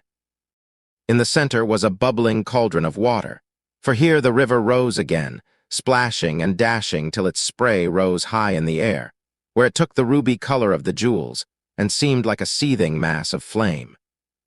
And while they gazed into the tumbling, tossing water, the body of the Scarecrow suddenly rose in the center, struggling and kicking, and the next instant wholly disappeared from view.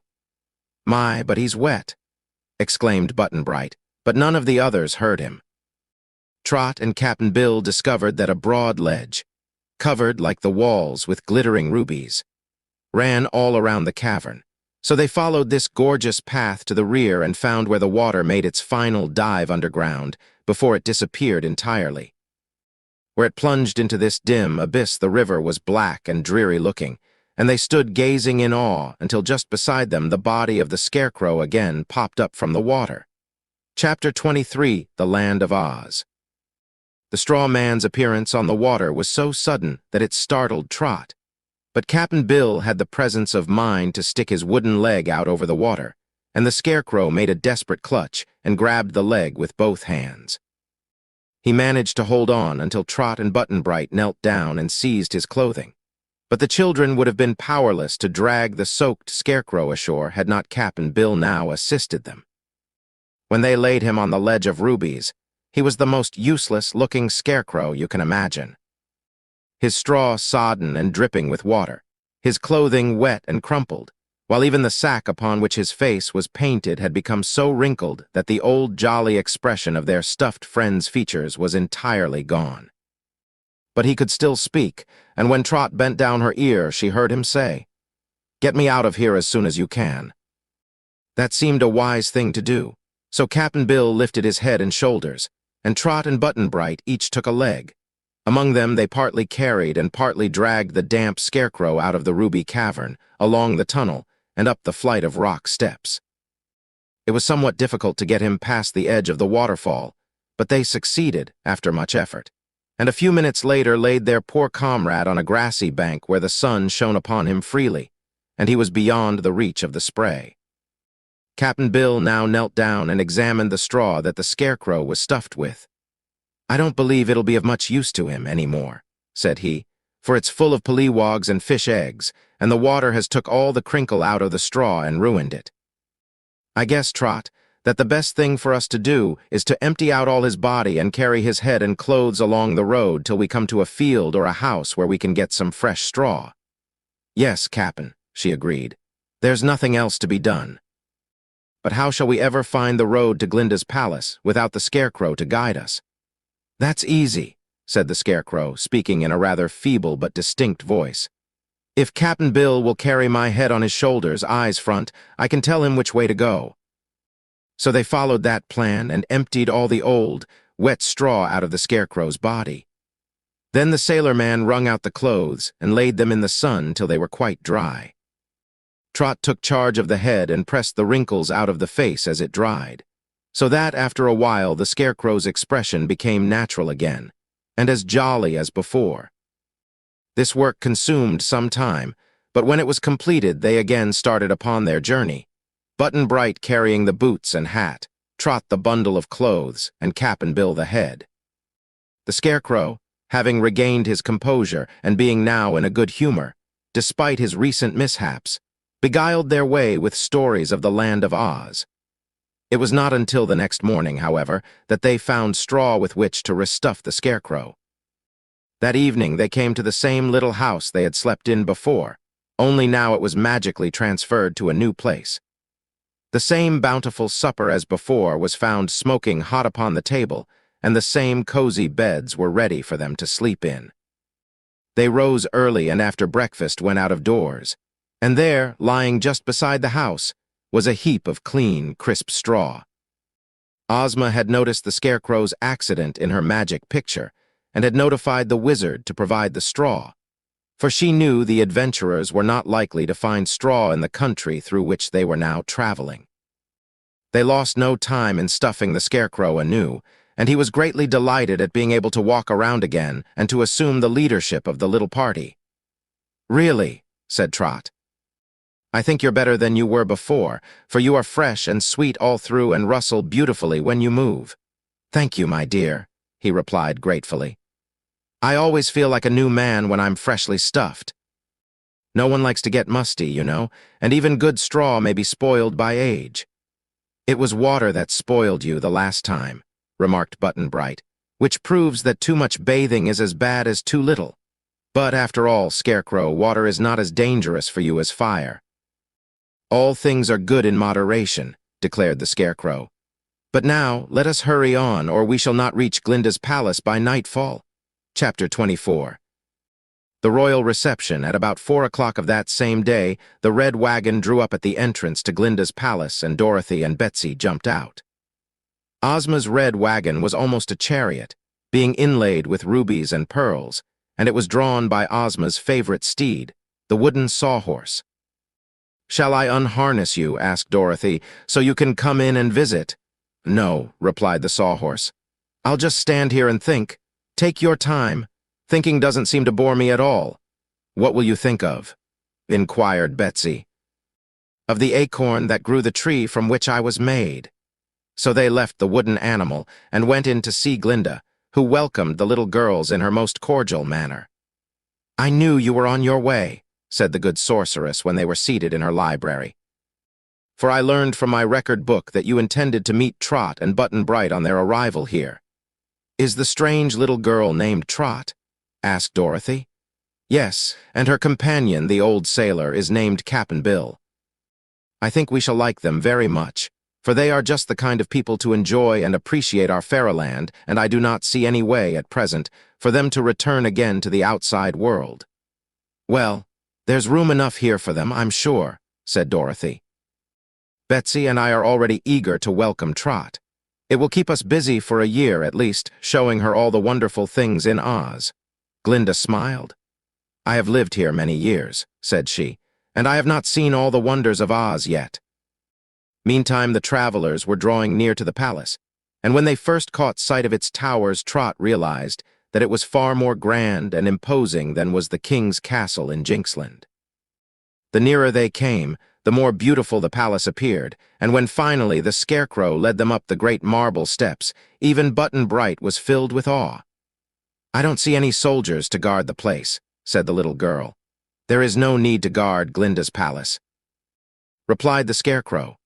"We have no wicked people in Oz that we know of, and even if there were any, Glinda's magic would be powerful enough to protect her." Button-Bright was now standing on the top steps of the entrance, and he suddenly exclaimed, "Why, there's the sawhorse and the red wagon. Hip hooray!" And next moment he was rushing down to throw his arms around the neck of the wooden horse, which good-naturedly permitted this familiarity when it recognized in the boy an old friend. Button-Bright's shout had been heard inside the palace, so now Dorothy and Betsy came running out to embrace their beloved friend, the Scarecrow, and to welcome Trot and Cap'n Bill to the land of Oz. "We've been watching you for a long time in Ozma's magic picture," said Dorothy. "And Ozma has sent us to invite you to her own palace in the Emerald City. I don't know if you realize how lucky you are to get that invitation, but you'll understand it better after you've seen the royal palace and the Emerald City." Glinda now appeared in person to lead all the party into her azure reception room. Trot was a little afraid of the stately sorceress, but gained courage by holding fast to the hands of Betsy and Dorothy. Cap'n Bill had no one to help him feel at ease, so the old sailor sat stiffly on the edge of his chair and said, "Yes, ma'am," or "No, ma'am," when he was spoken to, and was greatly embarrassed by so much splendor. The Scarecrow had lived so much in palaces that he felt quite at home, and he chatted to Glinda and the Oz girls in a merry, light-hearted way. He told all about his adventures in Jinxland, and at the great waterfall and on the journey hither, most of which his hearers knew already. And then he asked Dorothy and Betsy what had happened in the Emerald City since he had left there. They all passed the evening and the night at Glinda's palace, and the sorceress was so gracious to Cap'n Bill that the old man by degrees regained his self-possession and began to enjoy himself.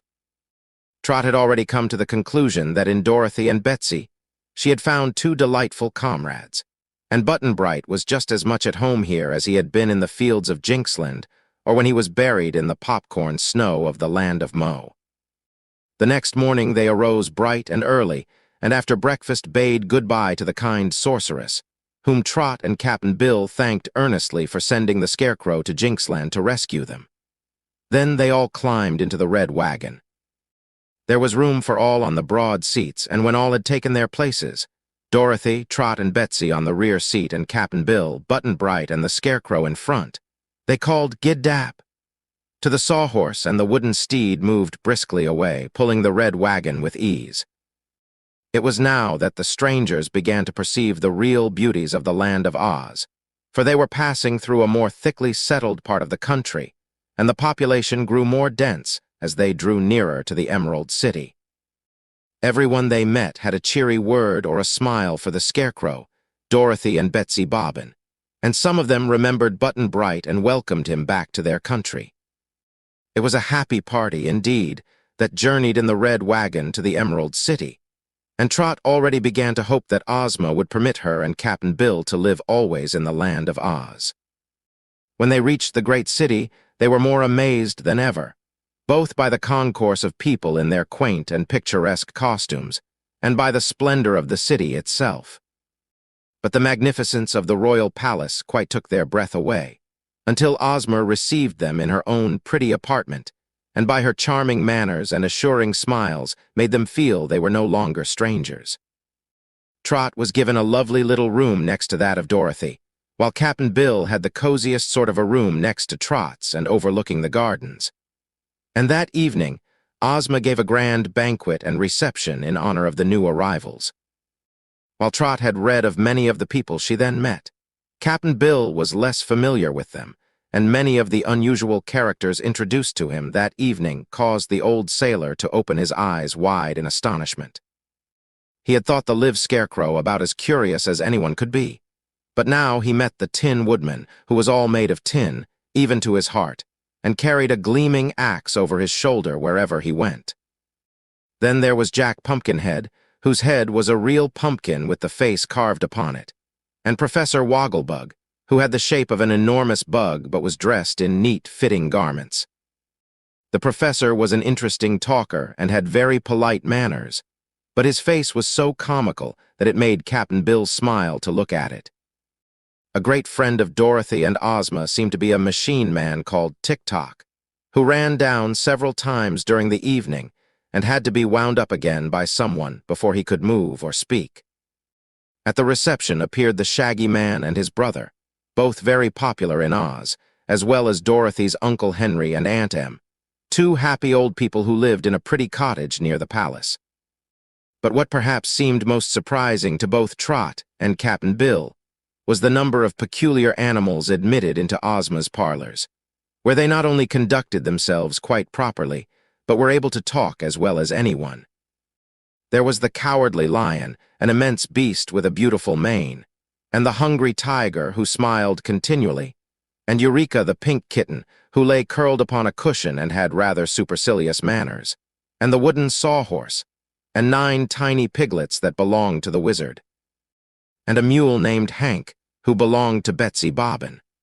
A fuzzy little terrier dog named Toto lay at Dorothy's feet but seldom took part in the conversation, although he listened to every word that was said. But the most wonderful of all to Trot was a square beast with a winning smile that squatted in a corner of the room and wagged his square head at everyone in quite a jolly way. Betsy told Trot that this unique beast was called the Woozy, and there was no other like him in all the world. Cap'n Bill and Trot had both looked around expectantly for the Wizard of Oz, but the evening was far advanced before the famous little man entered the room. But he went up to the strangers at once and said, "I know you, but you don't know me, so let's get acquainted." And they did get acquainted, in a very short time, and before the evening was over Trot felt that she knew every person and animal present at the reception, and that they were all her good friends. Suddenly they looked around for Button-Bright, but he was nowhere to be found. "Dear me," cried Trot. "He's lost again." "Never mind, my dear," said Ozma with her charming smile. "No one can go far astray in the land of Oz, and if Button-Bright isn't lost occasionally, he isn't happy.